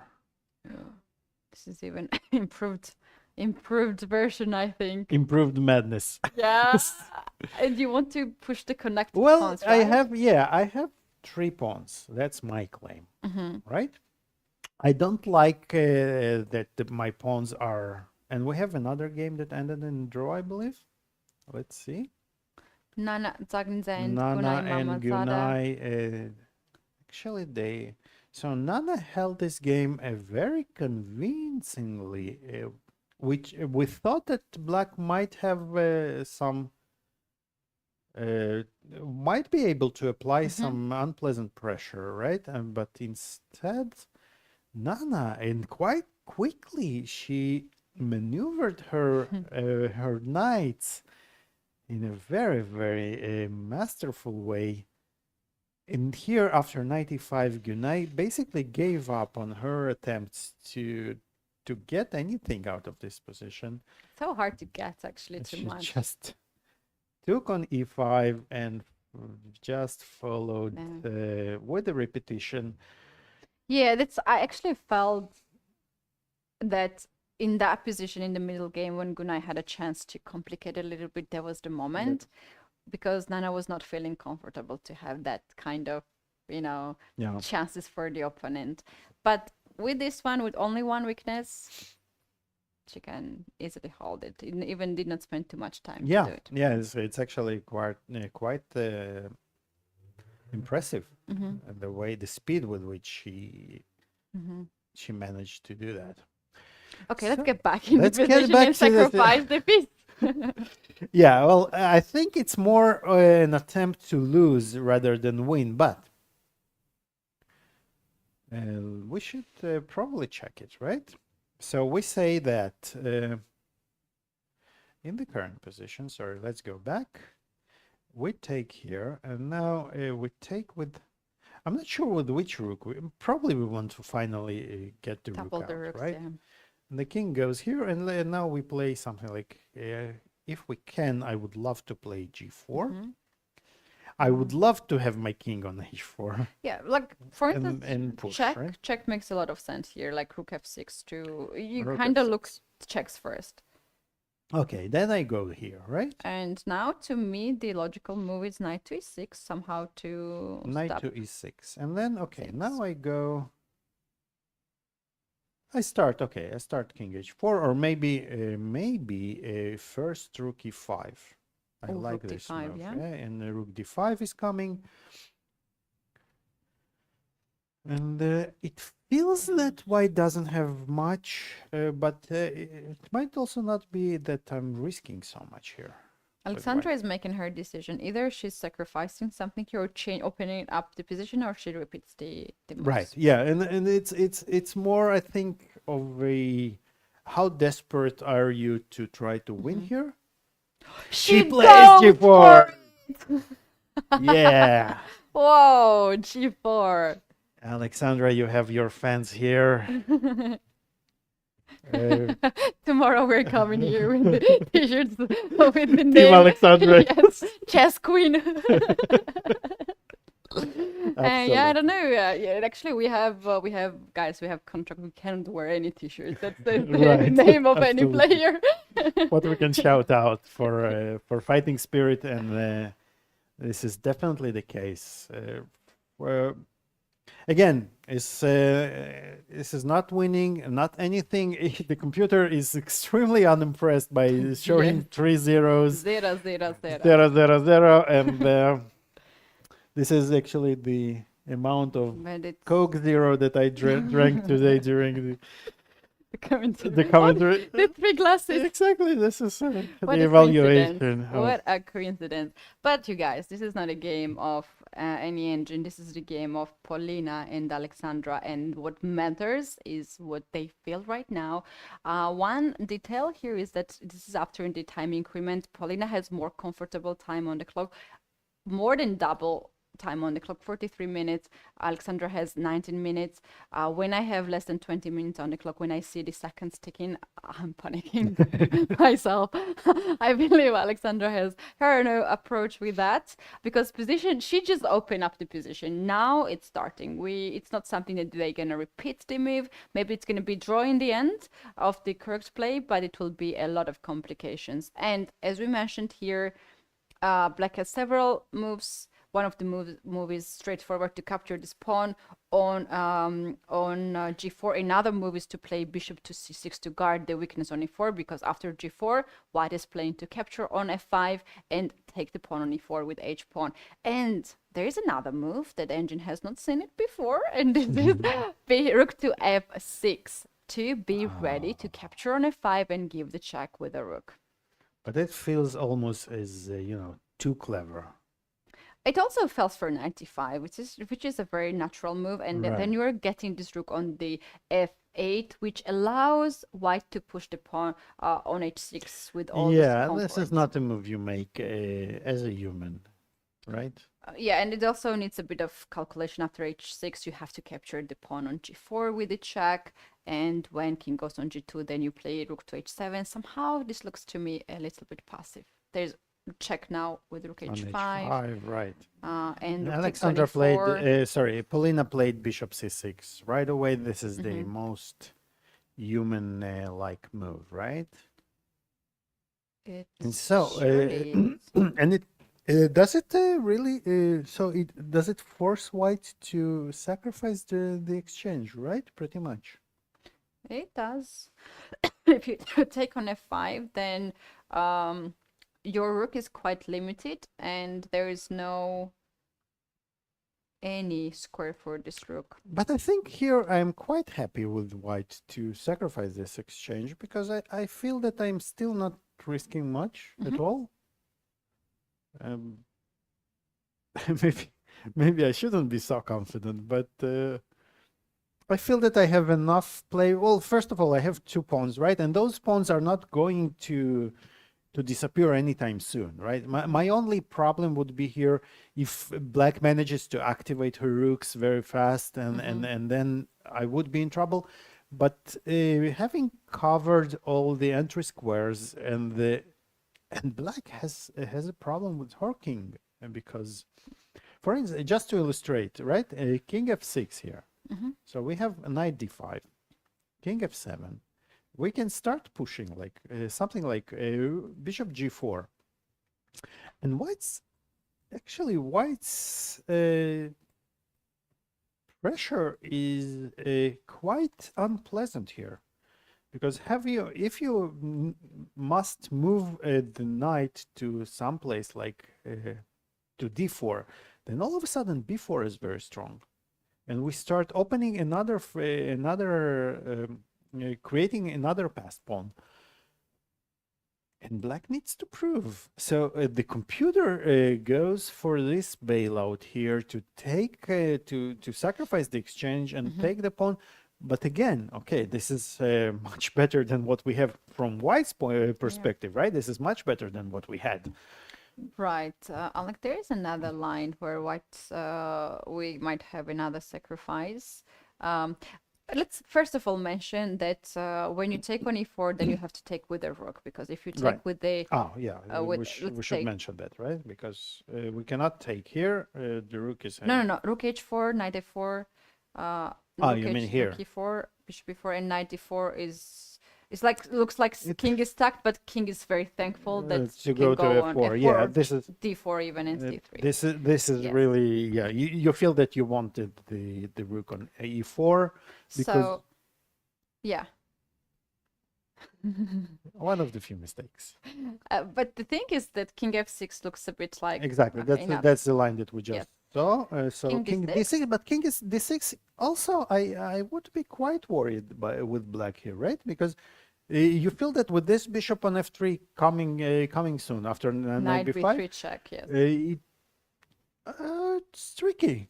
This is super tricky because all these moves are coming right away, straightforward. So knight to b5. Now we have two moves, but they are pretty much similar. After king c6, we play bishop f3, and king has to leave this Forcing the king, diagonal. right? King d7, bishop g4, pinning the knight, rook f6, F6, right? rook f4, doubling the pressure here, and most like king e6 we have to be a bit careful because it's like pin, you are not improving too much. Maybe knight c3, knight d5 might happen. So now black has a very strong move, and this is rook to g4. Pretty White much. takes rook g4, knight h6, king g3, knight takes, king takes, and this is the position me personally I have problem to evaluate because I'm very scared here. Yeah. From both sides actually. I think that if we manage to transfer the knight to d5, I wouldn't worry with the white here at all. Not even like if black managed to get the king on the king side to stop this pawn and rook starts to capture the pawns. But on do b3. you? Because while you will be doing that, I think I will capture on b6. Bless you. So let's. But maybe I'm wrong. For instance, How we start with king e7? king e7. The white's king is a bit cutted from the Right, center, if that makes any sense. It does if we didn't have the pawn, but since we have the pawn, maybe okay. Let's go. I want to. King Maybe you F. blunder. I don't know. Maybe I pass. Yeah, That's the only way to That's the only way to blunder if you King forget to F7. make a move here. King f7. Okay, 95. And So if you keep the rook passive, then I start pressing, right? Or preventing you from playing king g7. And now what? Do you have to play this, right? So if I have to answer if I'm risking anything, then I think I'm pretty comfortable to just play something like before. And I know that I can always exchange those this pawn, and I'm out of risk, right? Out of danger. So, and by knowing that, I think that I'm the one who is trying to play for win, for whatever it's worth. Probably I'm not really trying to do anything here because well, I from cannot break distance, through. I would think that I'm gonna lose all these pawns and then I'm gonna suffer knight and king versus rook and king. Yeah, but you know, to lose this h5, how do you lose this h5 pawn?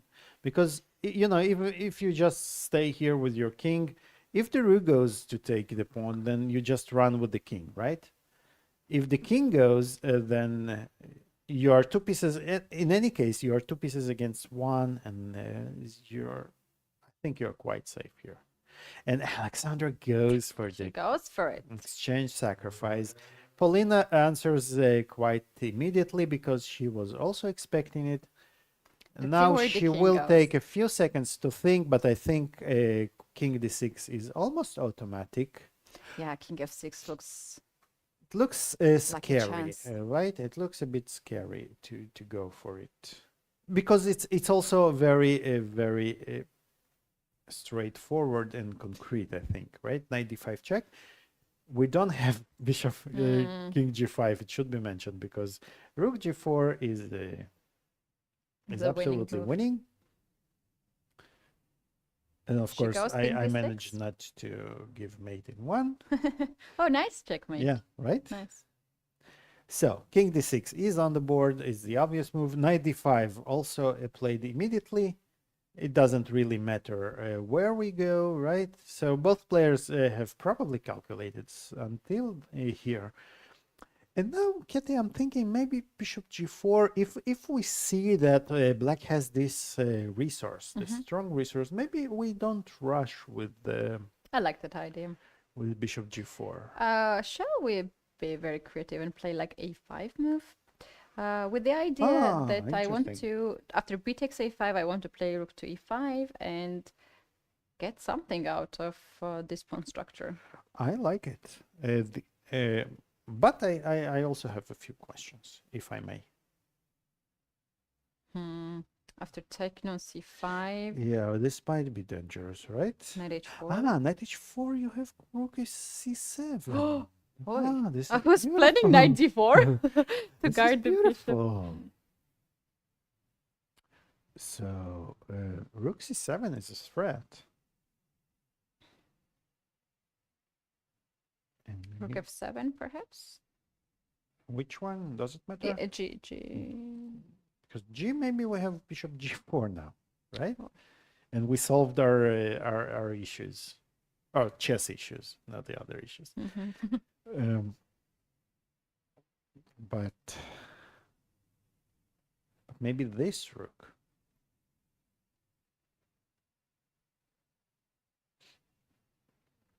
And what is this? King d7 on the board.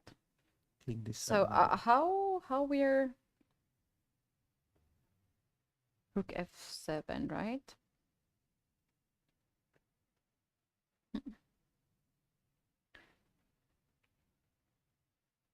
The threat is knight h4, right? So Yeah, and it's quite unpleasant because we cannot. And Alexandra is blitzing bishop g4. Okay, so the bishop g4 is on the board. It actually might be quite forced at the remainder of the game. Can black go rook to f7 now? Then I think rook f4. And this is. I don't have the opportunity to sacrifice this exchange for. But look at this. Computer is so unimpressed by us. This is annoying. So, so rude. This is absolutely rude. It's just. Wow. But even by the Do you way, know that you answering. absolutely see this kind of moves when Yeah. in the game there's few pieces and you know that you have the problem of the pin. You see these small details Yeah. so well so far that I would not be surprised if we see This these is true. computer moves. But actually, to answer your question, whether your phobia of Phobia? I really losing- have phobia. Really, Yeah, I can't. I'm so scared of this kind of this positions. H pawn phobia. So let's say we just give it up, right? You take here, and we go somewhere here. Well, you probably don't take right away, right? You want to protect somehow the pawn on b6. You can't even protect the pawn. Yeah, you have to give it up. But okay. Let's Still, say- it's not so. Let's clear. I say take you the pawn on have, h5. right? Let's no, say no. you have. No. No, That but is- even let's say you have. Even this How is do you true, right? how do you make progress here? Because I check you and I go back. You have to keep, right? And let's say I do nothing. How do you make any progress here? I always cut the king. Rook From- h3.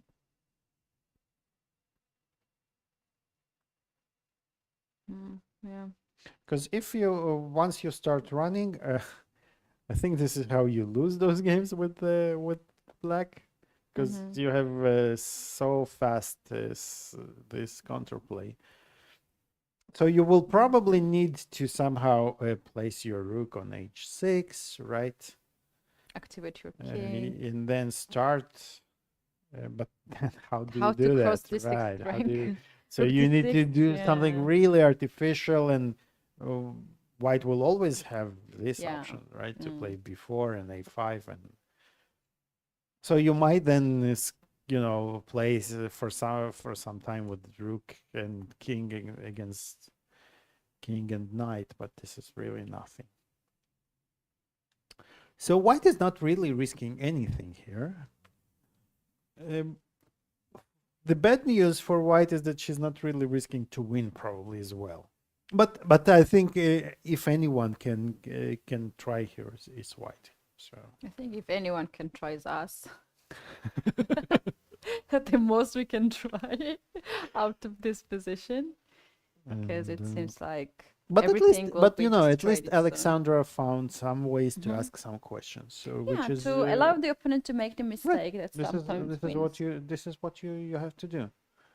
And I think both players know that it should be very close to draw or but they still have to make the move. So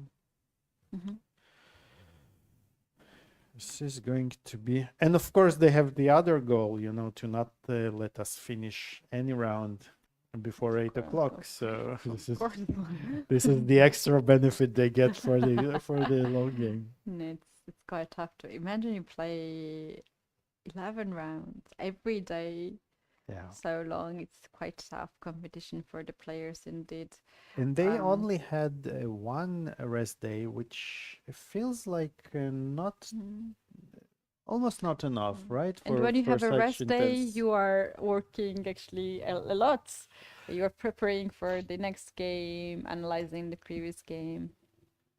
Yeah, you were asking the players in Astana many times, what are they doing? What you're at the press conferences, what they are doing during the rest days, right? So basically, they go through the same routine as always, right? So just a little bit more rest, but then And if they were still doing chess, something, they right? were not telling. And I But you knew were- some but you extra kept things, but I trying. couldn't But you say kept trying. anything. So yeah, And, these players are sometimes very secretive. and they should actually.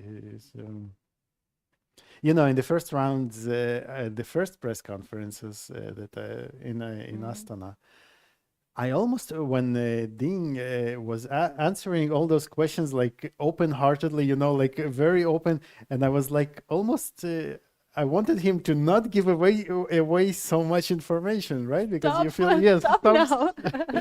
So that was Yeah.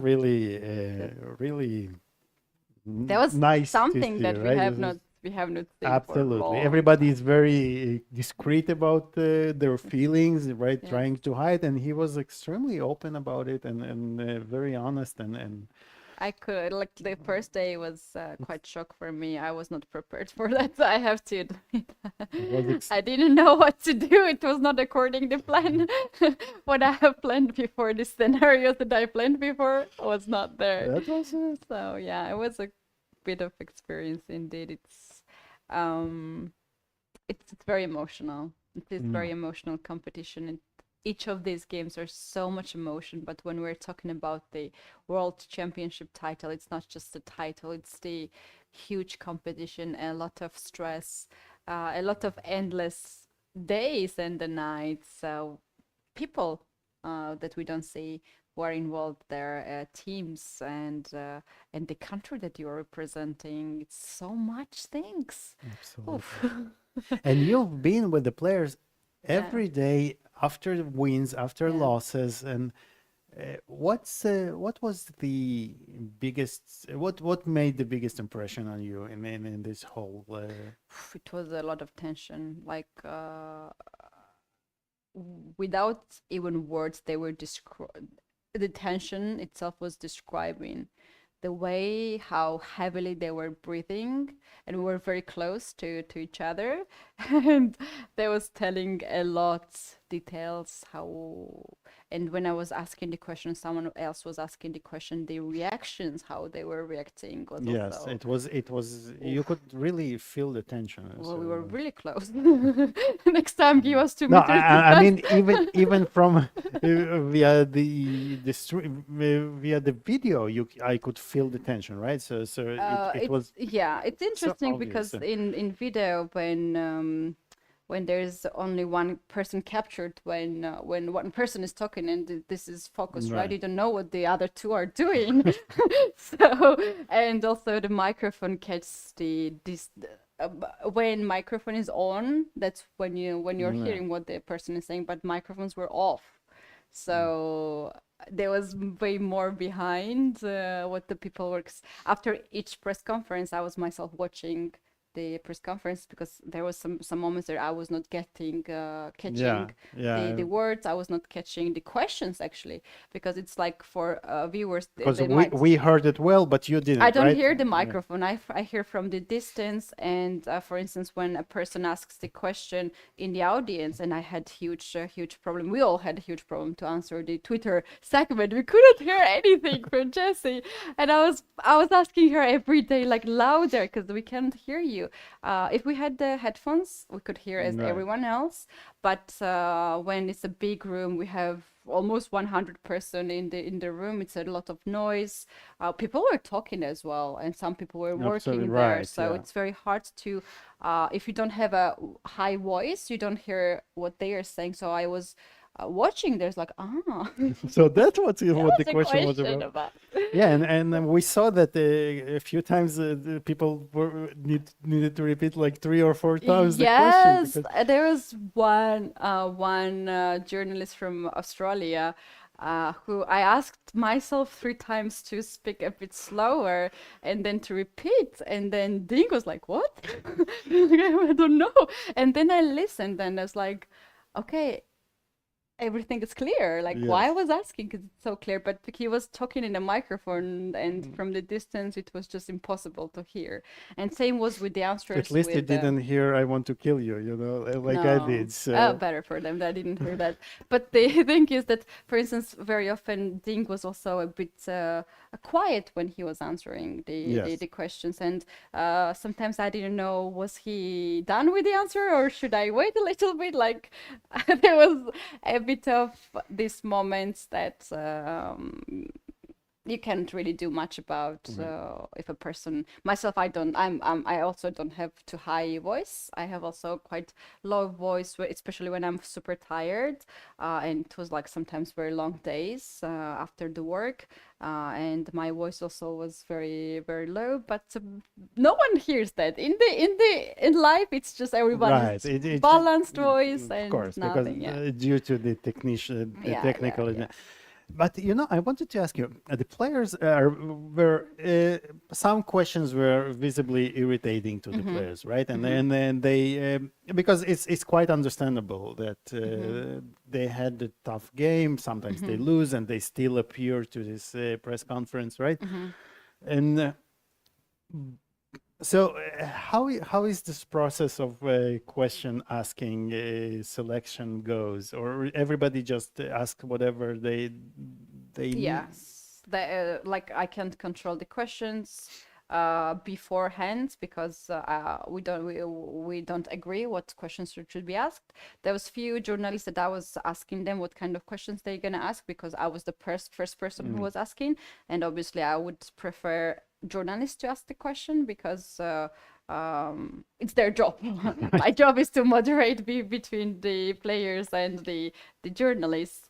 So there was some cases that I knew the questions from the journalists like almost every day, and then I was asking anything else. But if there was a question, there was like one case I think, or 2 cases that I did not even let the players ask because it was not relevant. That I could make the decision myself. But yeah, it's. I think it's fine. Maybe some people find it a little bit too dramatic, the whole process. I have seen a lot of feedback from the viewers that, oh no, they are not professional journalists, and so on and so on. I think you don't necessarily need to be a professional journalist, like to have a diploma on your wall in your Absolutely. bedroom to ask the question.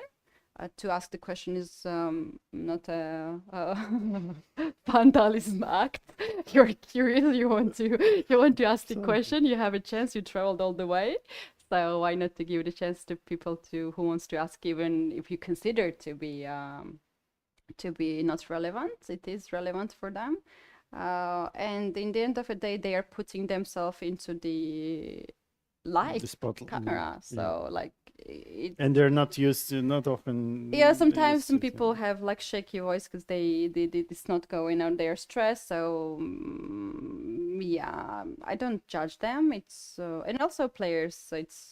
It's not mandatory for anyone to be any places, right? All of us, like you can just, if you don't feel comfortable, you can just leave and just pay for the penalty. So Oh, so it if was you're an there, you have option, to right? ask. Yeah, So of course, it was of an course. option It's for not. them, right? If you don't appear on the press conference or like after the game, you just But they go always home appeared. and- Both of them always Yes, appeared, yes, right? yes. So Thankfully, in that we way, were. they were Even the last extremely day, I was. cooperative. Yeah. It was my biggest fear that Jan would not appear, which would make a lot of sense. Of course, it's quite difficult, and I totally understand that point. And we were waiting, and yes, we were waiting quite some time. But he was very strong to come there and Yeah, to kudos. face everything Really, that happened. So. not.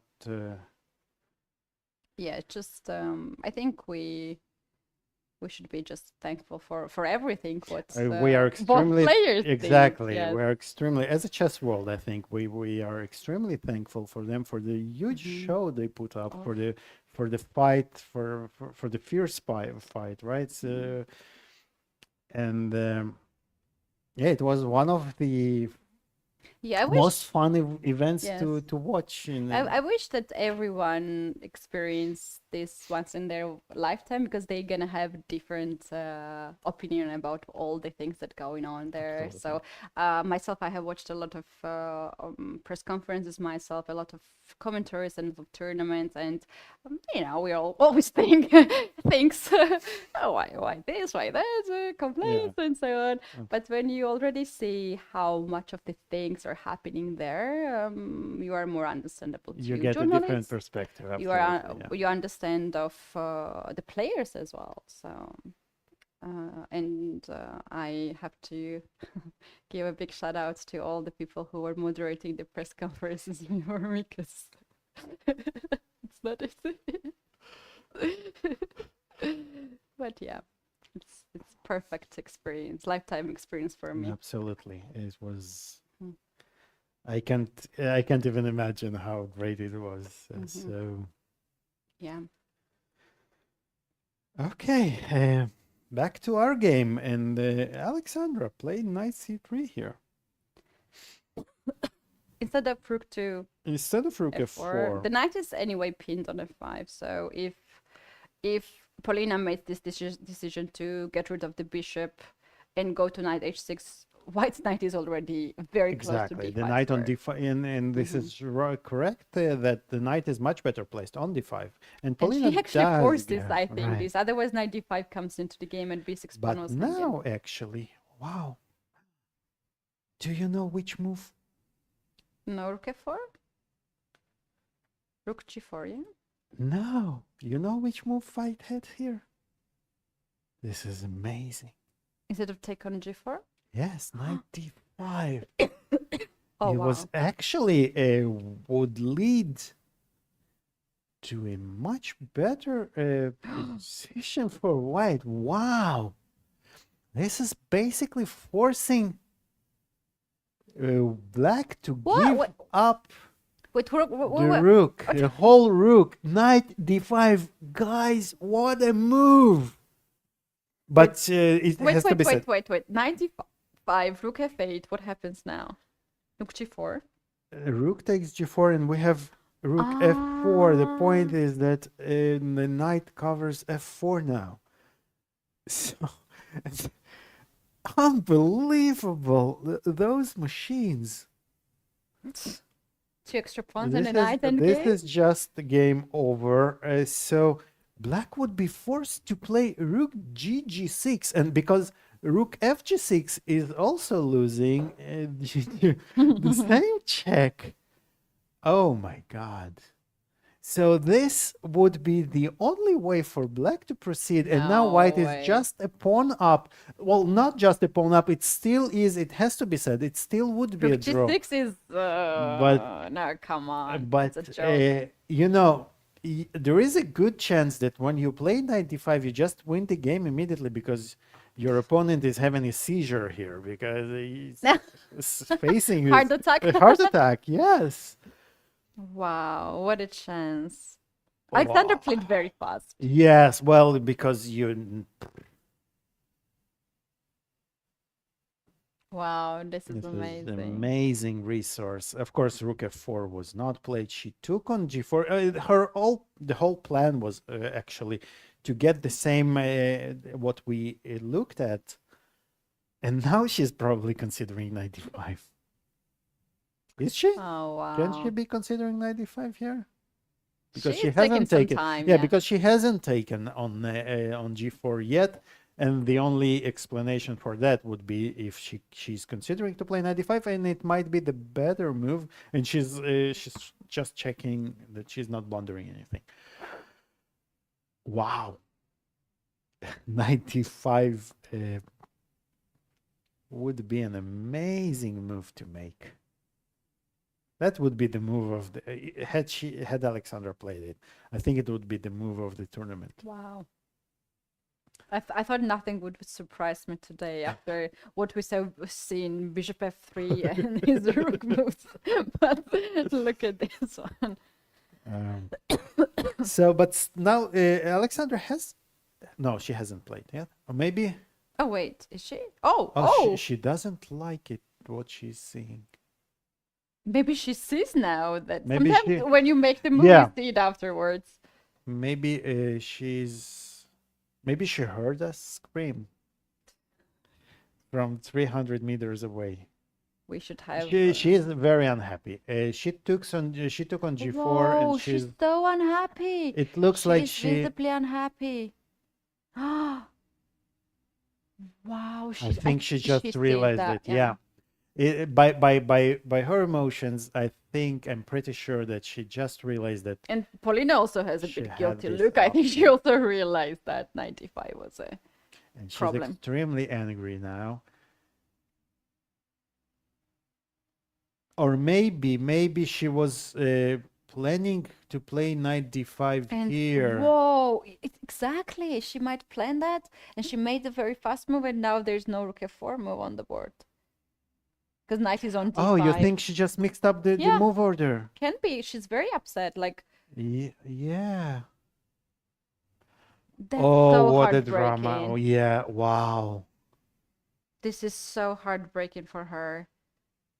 She has no reason to be upset in this position Right. because Right. unless she knows that there was There something, was something else. but the chance that she planned at this point instead of king g3 to play rook f4 and she can't make that move. So, guys, we are thinking that what happened is actually that Alexandra did see this beautiful knight d5 move, but she just, she let her hand play this She played move. very Yeah. fast, yeah. Because, when somebody captures your piece, you capture back if you Captured can. back. And knight d5 is intermediate move, beautiful move, which gives All the her chance. emotions says that she just cannot believe that she mixed these things up. But if she saw this from far away, hats off. Really, wow. I have goosebumps, really, because this Yeah. is. But for a chess player, it's better not to see this move because you Yeah. have such a big disappointment, especially during a game, not even after the game, that you can even do anything, like scream that you did that, or I don't know, cry, do any emotions you want to do. But now she still has to play the game. Wow. And she is visibly extremely upset now. And Alexandra Kostnik, this might cost her a lot at this tournament, and also potentially for the candidates tournament. Imagine being so close, see this move, knight to d5, have this chance to play intermediate move in the end. And also, Alik, it's very possible that she saw this knight d5, she saw all these moves, but rook g6 is the only move Paulina has to play. What's the chance Right. that you see this one? Probably. I think now, I think when you get there as black, you have to. It's either this or you resign. Yeah, right? but for Alexandra's perspective, when Oh, she played knight maybe c3, she thought she was just winning after. Yeah. Right. Yeah. Yeah. So So maybe she's upset because she thought that 95 was just plain winning in one move. Oh my God, I feel her I- 1000%. It's really hard to see her being in that circumstances but that she what a saw it great and she fighter just she is. played so fast that move. Heartbreaking, really. Oh.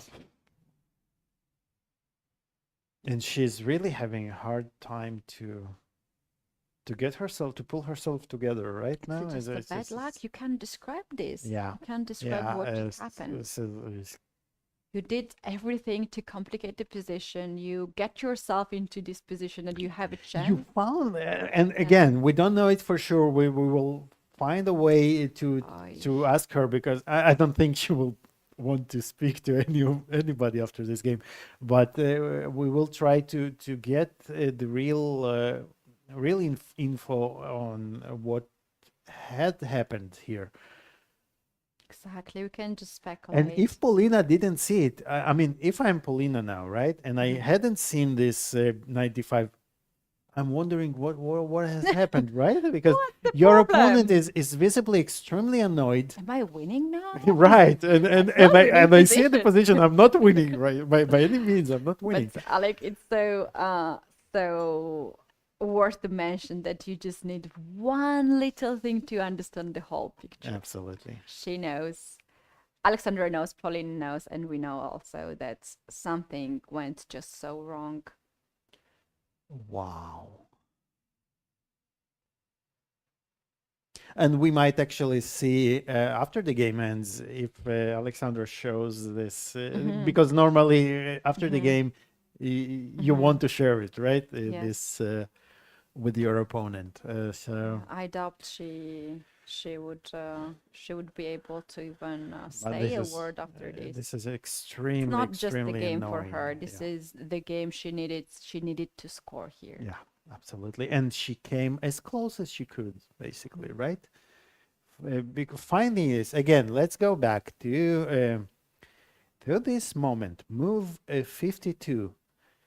Rook takes g4, and we believe that Alexandra was actually planning to play knight d5. 2 exclamation marks here. Like the important thing is that even if Alexandra wins the last game, draws and wins the last game, and unless Goryachkina loses, she's not in the candidate. Even that happens. For now, Alexandra Goryachkina has 263 points and Kostyuk has 250 points, and if they share the places, they share the Grand Prix points, and Goryachkina has exactly 13 more points. Exactly. Wow. So for that reason, it's not enough to catch up. She needs to. So if Goryachkina doesn't lose tomorrow, she cannot overtake her. Right. And her only chance, if she doesn't win today, her only chance to get to the candidates is if Lagno loses tomorrow. Wait, because she has more points than Lagno, but she has. Goryachkina has now 5.5 already. Yes, she made a draw. And if Kostyuk draws, she's gonna have 4.5. So no, she will have 5, I think. No, 4.5. Now she has 4. Yes. Yeah, now she has 4. So she's gonna have 4.5, and Goryachkina already has 5.5. If Kostyuk tomorrow wins and Goryachkina lose, they tie.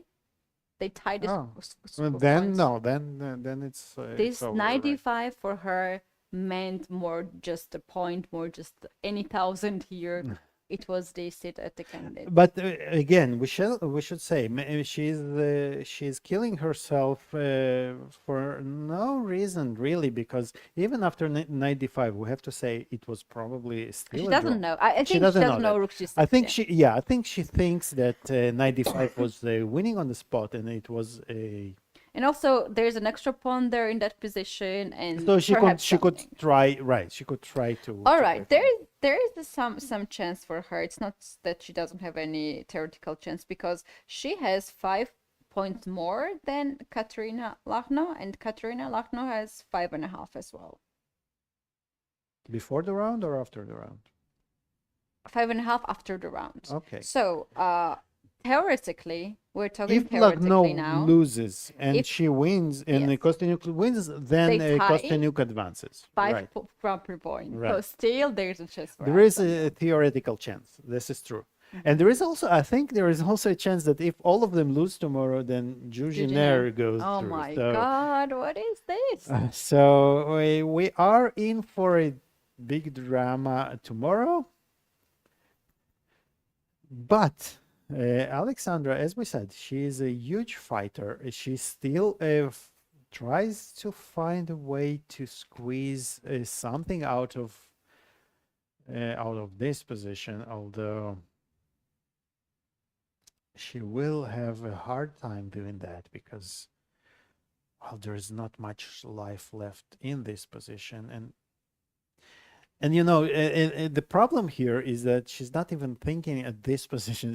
I think she's thinking about her 53rd move. I really feel the pain now. This is It's difficult. She's, we can see that she's shaking her body. Well, still game is on. this is sports. Sometimes, you know, sometimes it just things just don't, and maybe it's too early to sum up for her, but from round one, things haven't really gone in her direction. But she kept fighting, right? Yeah. Kept fighting and fighting and fighting, and she's still very close. One of the cases I remember about Alexandra that it's also so heartbreaking as a sport person to other sport person to happen. That happened in Kazakhstan at the World Rapid and Blitz Championship last day. It was a Blitz day, and she had a chance to win quite nice prize at this tournament. Usually, very nice prizes. Last game she was playing on the stage, one of the top boards, and she had the position. Doesn't matter winning, losing, complicated, and it was not a checkmate on the board. So seconds on the clock, the photographer suddenly appeared on the stage, make the photo with the flash. And that distracted her. There's even the video when Alexander just signs him to go away, and after that, like in few moves, she just blundered and lost this the is game. horrible. And he she was not even supposed to be there, right? She's No. not allowed to be at the not stage. allowed to be staged, especially to take with not the with the flash, to flashes. the sound, to distract the player, because it's so much nerves, you can't imagine, guys. I remember we had the transfer together to the airport. I And the think game we're ended. headed. The game ended. Oh my God! And she was so emotional about that fact, and it's no, it's not the end. Oh, No, it's no, not no. that. Oh, okay. Sorry. The day took fast. It looked as they are signing the score sheets, but they were just. No, It was move 60 reached. right. And, So yeah, it's absolutely heartbreaking. Things can happen in chess, not only on the board, but in just out of Yes. nowhere can happen these kind of things. Polina is holding the rook on the 6th rank. She knows she's not better. She's not even trying to. Right. The only person Win. who can try to win here is White, but really, there's really nothing there to try. This is absolutely. Let's think if we can find. Maybe Alexandra will try another her last chance to go all in with King E5, hoping that Polina takes on H5 and King D6. We can create some game. But the problem is that Polina is not obliged to take a pawn on H5. She can just run with her King to F7. And Alexandra is down to her last 2.5 minutes, trying to squeeze water out of stone, and nothing there is really nothing left in this position. Again, it should be said for the sake of objectivity that even this brilliant knight d5 after rook g6, h takes g6, rook takes g6, although it's white of course has the extra pawn and white would still have a lot of chances to try and bring this victory home. At least there would be valid attempt.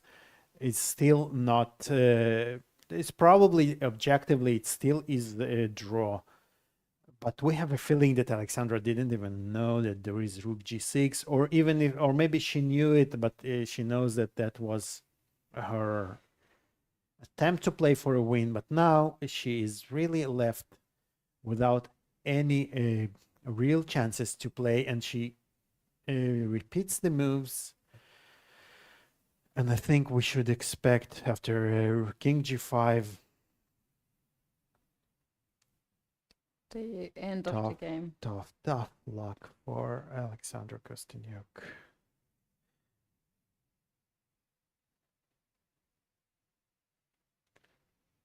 You know, it's some there are some situations where you feel that you don't even need to talk because the picture really says it all.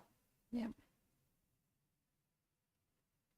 And final minutes of this game, we probably will see all games drawn today, as neither side can make any progress now in this position. It's getting the end of the tournament. We can feel not only the tension on the board, not only the wish to be more safe and to play more safe, because if you lose a lot from the players. But we also see the low energy in the players, because it has been really long run. Most of the players have played long games and a lot of emotions, a lot of energy that they are consuming every day for each games. A lot of nerves here. We can see that. We can see not only on the chessboard that it impacts, but also at the face of the players. Absolutely. This is amazing for us to witness. But yeah, well, this is really one of the most touching moments I have seen in. It actually somehow resonates to the final moves of the tiebreak in Astana. Seeing Jan there, you know, it's although different, but the emotions I think they're quite. They could be compared, although still it's not the same level. There was the World Championship match, right? Here it's reaching the candidate, it's still round to go, that you still have chances. Right. But a huge disappointment, of course. Round 10 at FIDE Women's Grand Prix here in Cyprus. As Could dramatic, not be any dramatic than right. this one. The last game, Polina Shevalova, Alexandra Kostyniuk, they put everything in this game. Amazing, starting from the beginning. We have never been bored in this game. It was always the amazing tactics, sacrifices, checkmating nets as well. Some of the endgame ideas too. And then in the end, the blunder, the most important move that has been blundered. It could be played by Alexandra. She could have now chance to win. And we don't think it was a blunder. It was just a mixed up, right? Yes. Just a mix up, which makes it much more painful, actually. And yeah, when you miss it, when you don't see it, you just don't see it. But You don't act like that, and you right? don't know Right. why you don't have that on the board. So if I'm Polina now, I'm extremely puzzled, unless she has seen it, because she also has all the capabilities to have seen it. But I don't understand what the drama is, right?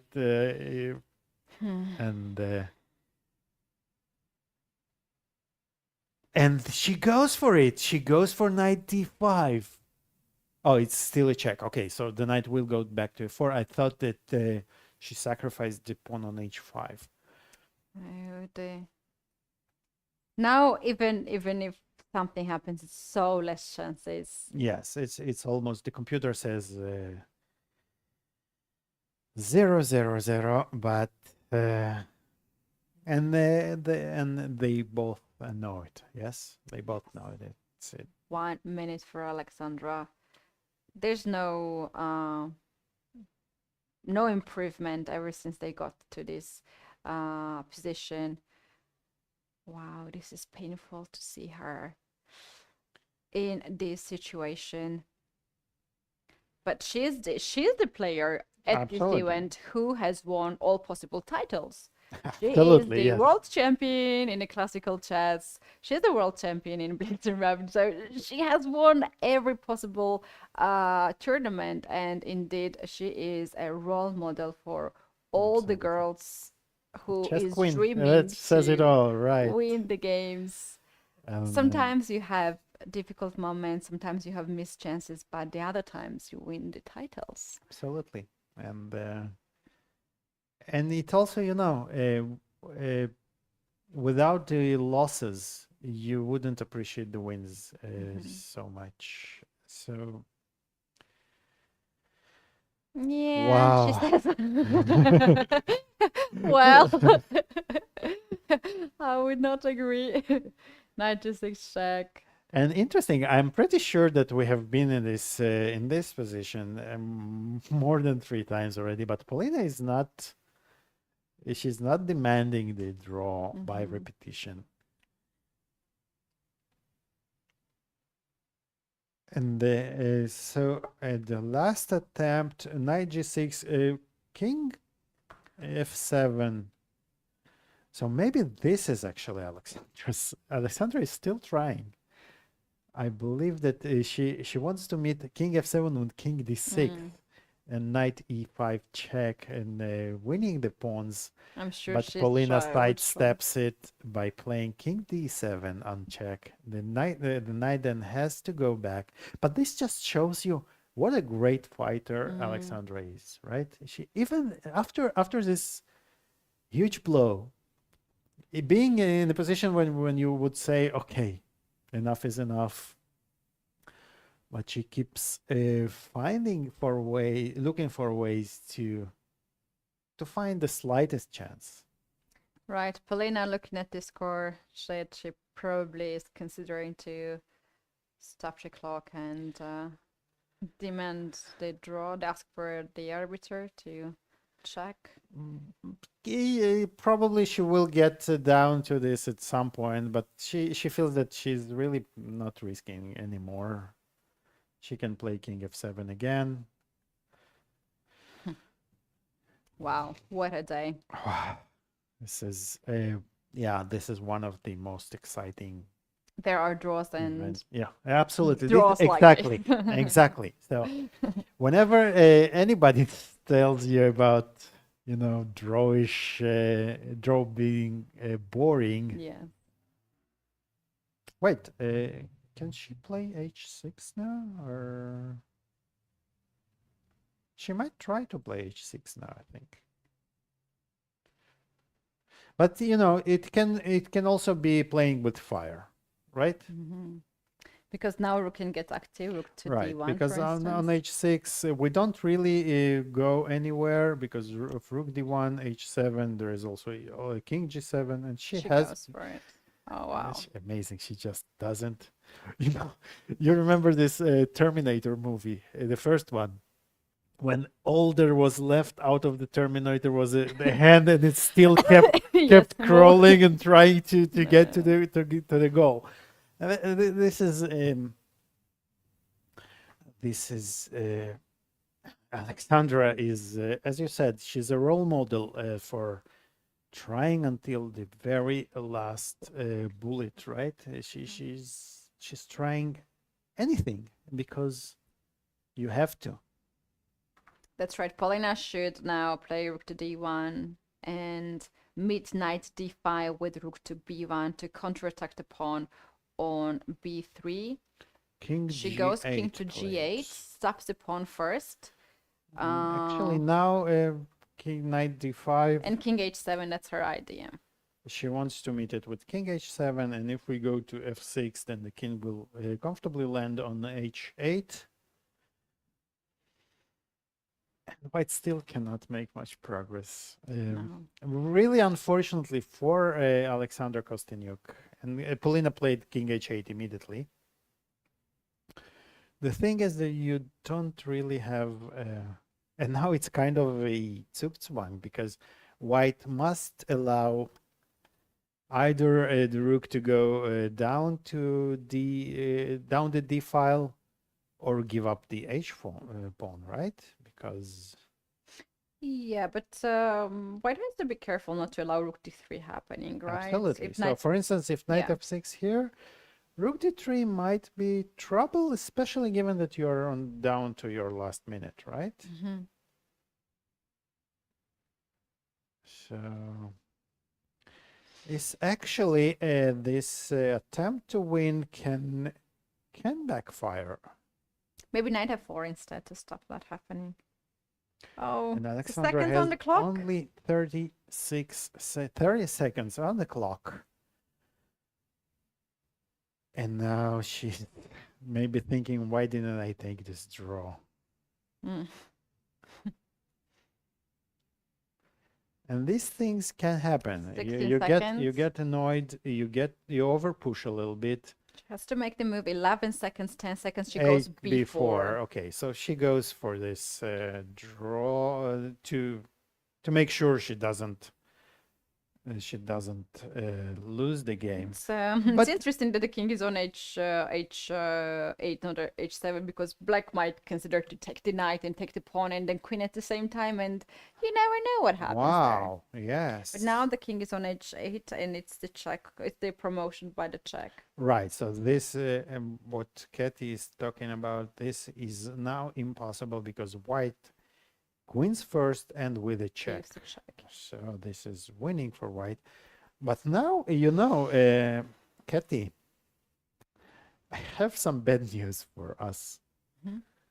Because as it seems now, we might end in a rook versus knight ending. Oh, which no, will no, go no, on- which will go on for No, no, another no. 50 moves, and No. which means no dinner for us. No, we don't take that. We Mm, don't allow that. I'm pretty sure this is what we're We're going to see. what they got prepared for us.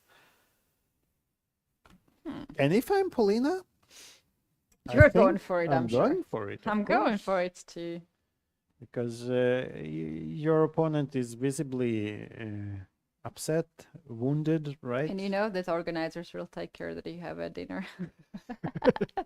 Well, this is the problem of the commentators and the arbiters. Let them suffer a little bit. Why not? So b4 is on the board. Wow.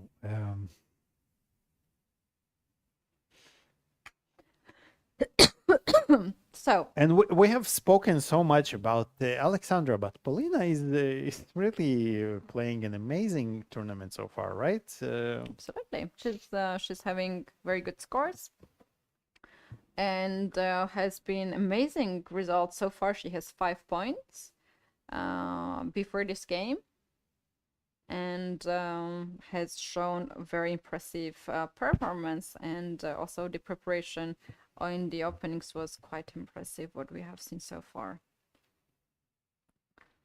And now, Keti, I think it's almost by force that we get there. And rook d4, knight d5, rook takes c4, knight takes b6.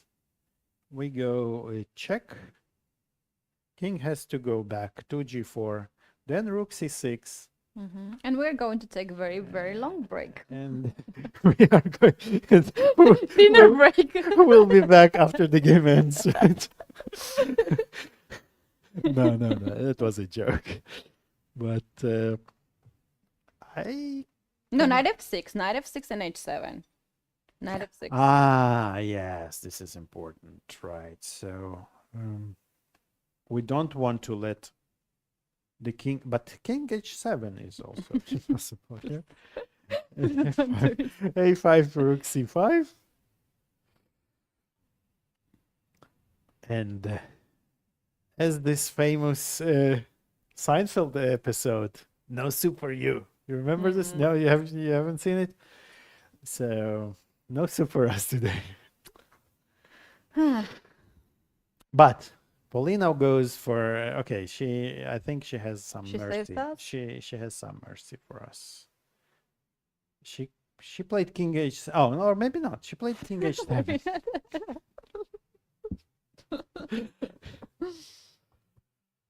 So it will be Paulina takes on h6.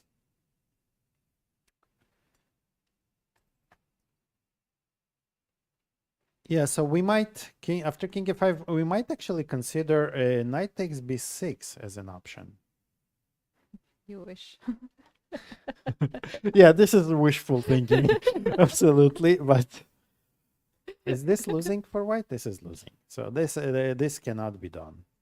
Let's see how it loses.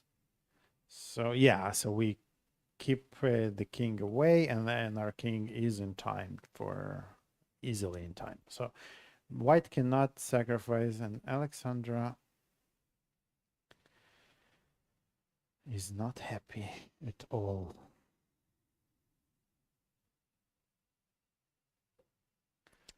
Right. So what happens if black just keeps the king on going forward to the queen side? Yeah, and we rook on will h6? play something like king d4 is c5, I guess. Actually, c5 is not a threat, so the king will have to go here, b4 and a5. right? They trade rook h4, rook c4. So for That's it. actually, it's white is maybe we will not. Sorry, not like that. We will not even witness this long rook versus knight, because white doesn't give up those pawns so easily. Wait, king b5. Maybe it's actually still the way Paulina played it. Maybe it's actually still white who is trying to press, right? Because we will have two pawns, and you know. Rook c6 is possible here. Rook c6. Like they have played king e8, king b4, rook c6. No, she Paulina is says playing no. king d7. King b5. Well, but this is we will still miss the soup, but the other way around, because Alexander will keep playing his for a win. Wow. Mm, That's something. that's something, yeah. Can we show this variation after rook c6 if Yeah. it was working? So Rook here you're c6. suggesting rook c6. And the to point is meet, that if you play king b5, b5 yes. with this, right? Basically, this is a repetition, and if we take on b6, then you eliminate the pawn, and you proudly go right away. right One-way on ticket. target. And this is, although being a whole piece up, it's very difficult to Prove make that it's progress. winning. And this is actually, this position is actually one of the reasons that people think that with correct play, it should be a draw, because there is such a huge margin of error for one side, because even this is not a win. So, No, chess is a draw, guys. as you can see. Don't believe others if they say it other way. It was my stomach talking, not me. Apologies. Well, rook to h4, h1 has happened. That's what Paulina played here. And we will still see some attempts by Alexandra. She knows it's a draw. Paulina knows it's a draw, but they simply must go through the motions, because shall we see some of the lines Yeah, here, how let's it's see. exactly drawn? let's see. So the king will well, you know, with these pawns, even if white had a rook, It's a theoretical draw. Yeah. So with the knight, it should be quite easier to do so. I think what Paulina is planning now is that the king will be forced in the edge, and then she will play king c6 and Right. get the pawn. And- If king c5 here in this position, Well, I think if king c5, I attack one of the... I attack... but there is king b5, and if you give a check, then knight b4. Okay, so rook a1, king b5, check, knight b4, and I go king c7, for instance. a5, a5. I go here. c5. c5. I wait. c6. c6. I improved too much. You improved. Dangerously. You improved, but what is your next move? Let's say I steal. Okay, I play something like this. I keep my rook behind the pawn on a5. c6. a6, I think I already can sacrifice at some And rook point. b1, rook b4. Oh, that's the lost. Rook b1 is c7 suddenly. Yeah. Yeah, I'm lost. So I have to, now I have to play precisely. I have to play rook c1 here. And now if the knight moves, I just take the pawn. There's no other move. And if you go here, I check. Mm-hmm. And then I Take. just take. Yeah, this is the end game I have never seen myself. To Yeah. knight and the rook versus two pawns Actually, which are not here- connected. Here I'm playing probably king b6. And we reach your nightmare. There. No, unaccepted. You will come into the room and say, no, you cannot do this. Time out. Time out. Once my coach came to my game, it said to end the game. I heard stories about some team competitions in back in USSR, in Soviet Union, when a coach, there was some team competition, and some player was thinking about the move, and there was some beautiful move which would win the game, but he or she couldn't find the move, so the coach took a chalk which you write on the board, Yeah. and wrote on her back the right move. Wow. So, talking about cheating, guys, it was all even back then. So knight c3 has been played. So Alexandra is trying, and Yeah. I had one situation at the team competition, Georgian team championship, playing against quite strong opponents, and I have lost position. I think I'm down 3 pawns, but I'm playing because it's team competition, and our team has already lost, so you can imagine. so why the- are you playing if the team already lost? Now you're gonna hear the moment. The captain of the, but I had some chances. Yeah, I had some chances to hold the position. I got 1 pawn back, and the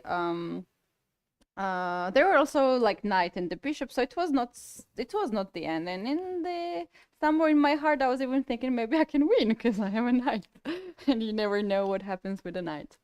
So the captain of my opponent's team came and offered her a draw. And she was very upset. She doesn't want it to offer a draw. And I was like, offer me a draw. So she offered me a draw, like not even open her mouth, like this. And it's a rule that you have to ask your captain. And if I knew he would say no to me, You would ask. I would never tell him. So this guy, he barely knows chess. Perhaps after that, I questioned his knowledge in chess.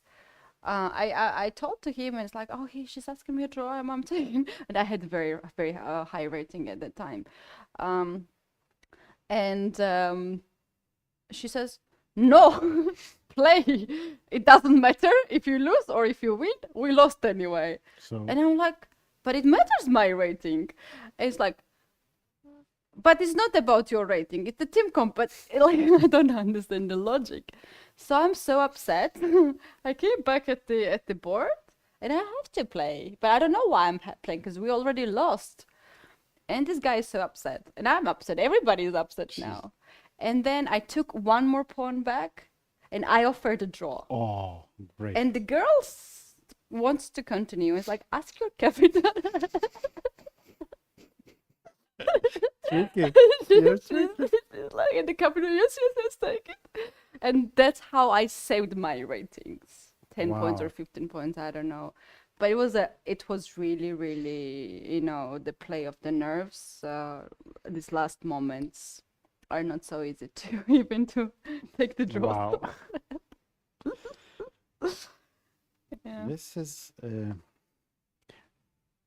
and Keti, I think this game is becoming now it's become the longest game of the tournament. What was the longest? I think it was 86 moves. Which And now game? Of Nana? think of Nana, yes. Nana versus No, maybe Bella against Gorechkina? How? which one? No, maybe not. Bella against Gorechkina yesterday? Yes, no, it No, wasn't. it wasn't the longest, right?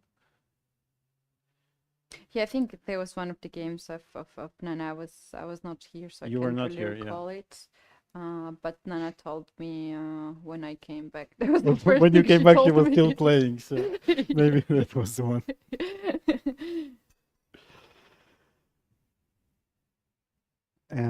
Alexandra is still trying to find her way to at least ask some questions.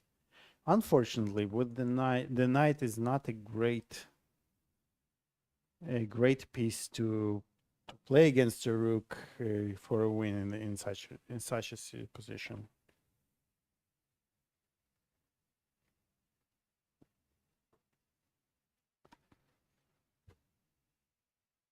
A5, C5, both pawns are So on the... they're pretty much following our analysis, but you know what that means. That we eventually white will push the pawns too far and we'll lose them all. Although maybe Alexander will stop. She will see that this goes nowhere, and she will not stop. She's not the stopping kind. No, she tried. She didn't get everything until to get, here like, just to stop yeah. for now, right? So, And this is biggest chance she had after this Absolutely. missed chance, so she will not stop. She's just patient. She's waiting. She increased a little bit of time on the clock, and Paulina has to... actually, to Be her mind, patient. I think from her perspective, the danger of a loss is not as big as the reward of a win, right? Because she feels that if she doesn't win, that it's all over for her, and if she loses, it's still all over for her. So, wow, True. what an epic battle! Now Paulina is making decision where to go by the king. Should I go to in the edge of the board, a7? Should I go on c7? Should I pass the move by the rook? But if you play rook to b2, you have to be sure that there are no rook c2, rook a2 moves if you need. Right. So you might be you might a bit need... reluctant to do that, right? Yeah, maybe rook b3 is a better option, and wait for the check to happen. What would you play here if you were black? I would play rook b3.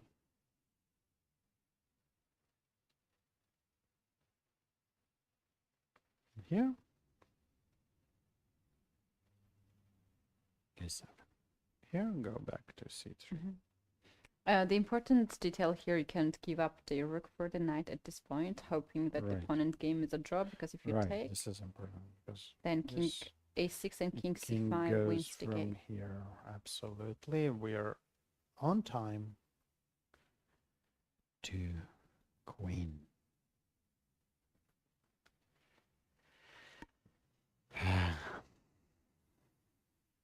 Yeah, and if rook a7, I think Alexander will play rook c6. Sorry, if king a7. But still, Can black go to the long side, like rook the h1? defense is the same, I think. Yes, because even this, right? We can check. Let's find a way to lose with the black. Then we will know what to avoid. We're Well, so bored. Let's find a way to lose. No, but sometimes sometimes it can help because when you understand how you lose, you know what. This It's is like something when you have just fine day and fine life and you want to be so dramatic. it's like what, Putting this sad music and listen until you cry. Let's find the lost. it's what we discussed. As Charlie Munger says, all I want to know in life is the exact place where I'm going to die, so I never go there. That's exactly what we need to find out. Where we are going to die, so we don't go there. Makes sense. And King and Polina has 29 minutes left to think. And she wants to take her time here. She totally enjoys her time. We can see her sit back and calculate. And rightly so, because well, you know, we have the engine that says that any move basically, except for rook takes before. I think this is the only move that the engine disapproves of now. Any other move is just a draw. But Polina doesn't know that, and this is not a kind of an end game that you calculate. You know this is a draw, but you're trying to make sure that you're not missing some ideas that, for instance, if you play the king, if you play too carelessly, what goes on here, you try to understand that, okay, here you see that you're losing because after c7 there is knight c6.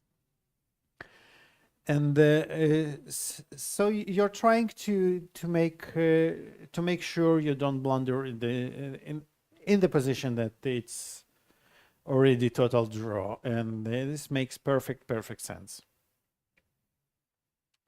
We will not rush her. We will not, right? No, not at all.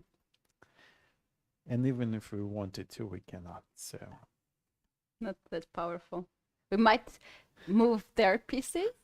This we can do, but only on this board, because we now don't even control the only board. We have this small board, the live board, that on the screen that we do not control. Yeah, we don't have the access to that.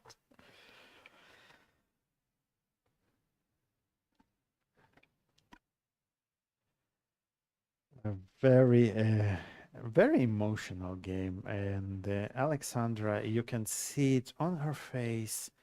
You can see the emotions. If you imagine a picture next to the term upset in the vocabulary, that I think that would be Alexandra's expression now. She gave it all until now, but it looks like the game will be drawn anyway. It will be a draw, and there are not many.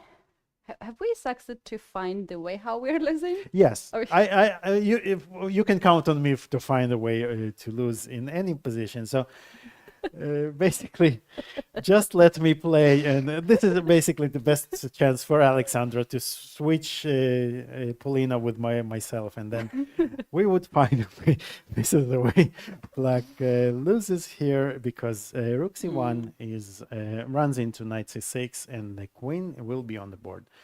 But apart from that, there is not much that can happen here, and we have some moves that went. Alexandra played a6 immediately, and Polina is still not rushing with her decision, which is a very prudent way to approach.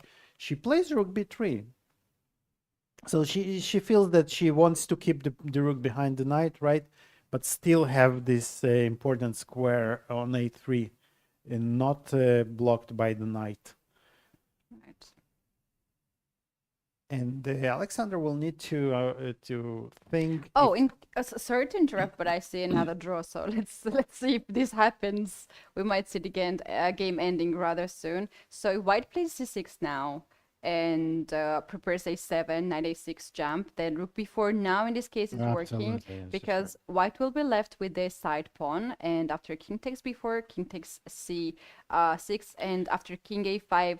There is no additional file for the king to be As played. you can see, we are trying, but It's impossible. unsuccessfully. Yeah. So this is another way to end this game in a draw. Okay, You so guys- actually, king c7 is more precise, if you could Mm-hmm. say so, than king a7, right? So let's see if Alexandra makes c6, then we will stick to It's the end of the game. Right, and if Alexandra plays a7, then Black's king can get back on b7, attack the pawn on a7, and this pawn will be gone. So the game will be closed to end in a draw. But it will be white who needs to make the draw. Exactly. So c6 so far is our favorite move here, and if other move knight is pinned, then white has to go with king to I think she will play c4. this If the king goes on e4, on c4. if king goes on a4, Ah, sorry. then there's no rook to c3 move, even though it looks very tempting, because we have I see. another way how to lose the game. Yes. So, and but of course, Polina is probably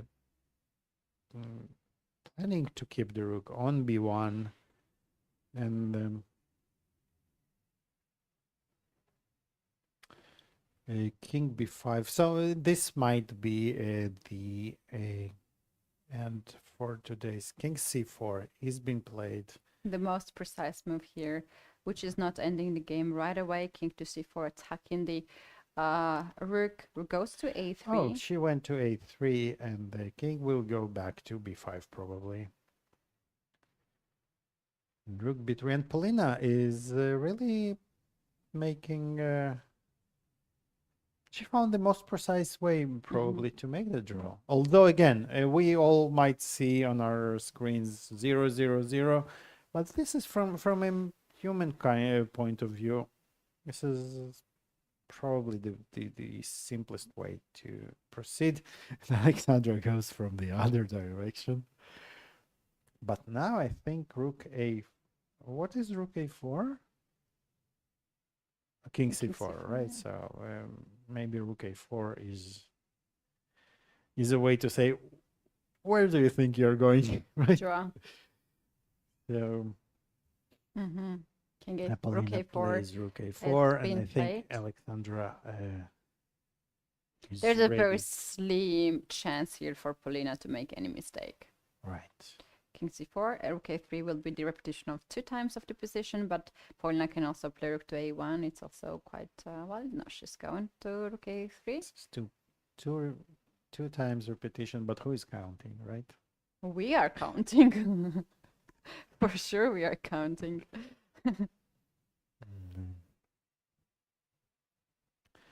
But this is one of the most impressive and most fun games I have witnessed in a very, very long time. Yeah. Indeed. Knight to d5, check is on the board. The drama Now and the king can nerves. go on any square. Is there any square that this king can't go, for instance? No. c6 is fine. C6 is a very precise way to go about not allowing king d5, king b5. So white can check from e7 to not repeat the position, or after knight before. Polina is checking her score sheet because after knight before king c7, this will be 2-time repetition. second time the position is on the board, right? And she can safely even take 1 or 2 more times. Knight if before is needed. on the board. Check. King goes on c7 right away because there's not too much of the options for Black's king. And it will be another time of the repetition. Paulina is checking, and the rule, once again, we can repeat that if you believe that this is three times repetition of the position, then you have to write down the move, call the arbiter will check it, and if it's 3 times of the repetition, the game will end in a draw. If not, then the opponent will get 2 minutes extra time on the clock as a penalty, and the game will continue. Which is also not a big concession. And she stops the clock, writes down the move, tells the arbiter that she will play king to c7, and Alexandra without much agreed, of the without... procedures here. The draw Wow. had ended. The day of all the draws today, the 10th round, we have Alexandra is... a smile from Paulina's side. Alexandra is a bit shocked. We can't really read what they are saying. We can't hear what they are saying. We can see how upset Alexandra is. Paulina must be very happy. We can assume that they are talking at that moment when Alexandra could play knight to d5 intermediate move, and then to get the position. Yes, I think that's exactly. That's what she said, yeah? Yes. We will soon, we hope Michael Rahal will ask her if she's in the mood to speak. She looks very cheerful. I would imagine that she would be more stressed, but we can see her smiling and laughing. This is so nice to see that she's fine even after such a heartbreaking game relief for her. To me, this is a big relief. Indeed. I have to say. Indeed. And of course, she feels very bad right now. She feels that was the moment, but it is amazing that she's strong enough to laugh, strong enough to talk, and respect the opponent, respect the tournament. Can we have them back, please? Because it was such a lovely moment. Yeah, absolutely. To see her smiling after the game. And at the end of the day, she knows she gave not 100%, 200% of herself, right? And what matters is what we try to do, what the amount of effort we give. Sometimes things just don't go our direction. We have to be very, very philosophical about such stuff. And who, if not Alexandra Kostyuk, who has been in such situations so many times, right? She knows that it doesn't make it much easier when you go through those dramas, but... Yeah, it doesn't guarantee that things will not really happen. Let's take a look, guys, what we have witnessed at the round 10 of Women Grand Prix here in Nicosia, Cyprus. Today was a very dramatic day. We had all the draws, but hey, none of the games were so easy to actually predict that it could end in a draw. Although we had the first board, Bibisara Zulbayeva, Alexandra Gershkina. From very beginning, Bibisara decided to choose quite peaceful opening. In this Slav defense exchange variation, Alexandra Gershkina managed to easily equalize the position, and this was one of the first game which ended in a draw. But then we had Harika Dronavali, Bella Hotanashvili. Harika Dronavali, one of the joint leader in this round, faced Bella Hotanashvili, who was a hero of the round 9. They played a close English opening, and the game was quite peaceful, so they ended a draw. Then we had Dinara Wagner and Tanjongi. We had a Catalan defense in that position, and we had the knight endgame in the very end, which ended in a draw. Nana Zaganidze Gunay Mamazada was very interesting in this. There was a lot of practical chances for Gunay Mamazada. She went to the end game against isolated pawn with Perf Bishop, but Nana did not actually cared about that much. She gave up another bishop and 2 knights versus 2 bishop. The game ended in a draw very quickly. Olivia Kilbasa against Katerina Lachno. This was also quite peaceful game at the beginning, which turned into the very sharp end game. And the moment we thought the things were heating up, they agreed on a draw. There was a bit of surprise, and the game of a day, Alexandra Kostyuk. Polina Shuvalova started from the beginning. Alexandra decided to be very brave with her king and played a lot of moves with the king. It was the theory. She had very nice chances to increase her advantage more and more, and then the game did not went any safer for any of the players. They continued to play quite aggressive way, and then in the end, Alexandra tried everything to complicate the position. Everything and some, right? Right, and at the moment when she would believe that she planned to play 95 intermediate move, she captured instead the rook on g4, free piece hanging. Who would not take it? But we believe that she planned something else, as we have seen her being so upset at that moment that perhaps she just misplaced something in that moment. And Alex, this is the standings right now. What is the situation after now 10 rounds? The situation is currently we have 3 leaders with 6 points each. Dinara Wagner, Harika Dronovali, and Tan Zhongyi. Each player has 6 points. They're followed by Katerina Lahno and Polina Shuvalova, who held, and they are both 5.5 points. And then the really important thing is that Alexandra Goryachkina has 5 points, and she is half a point ahead of Alexandra Kostyniuk. She is who shares the 10th place. But if Goryachkina, tomorrow is the last round, if Goryachkina loses and Kostyniuk wins, Kostyniuk will overcome her and will qualify for the candidates. And in some scenario, if all 3 of them lose, or even if if Lahno and Goryachkina lose and Kostyniuk even wins, then Zhuzhiner, who is not playing, she can still qualify for the candidates. So guys, tomorrow is the day to be here. We start the rounds 2 hours earlier, right? 1 p.m. local time, that's right. And if our viewers had not enough drama today, they have to come tomorrow, and don't miss the commentary on YouTube channel and also on Twitch channel. You can subscribe, like the live stream, and tell us a lot of compliments because we like it. and I think basically the games really deserve to be seen, right? Right. True.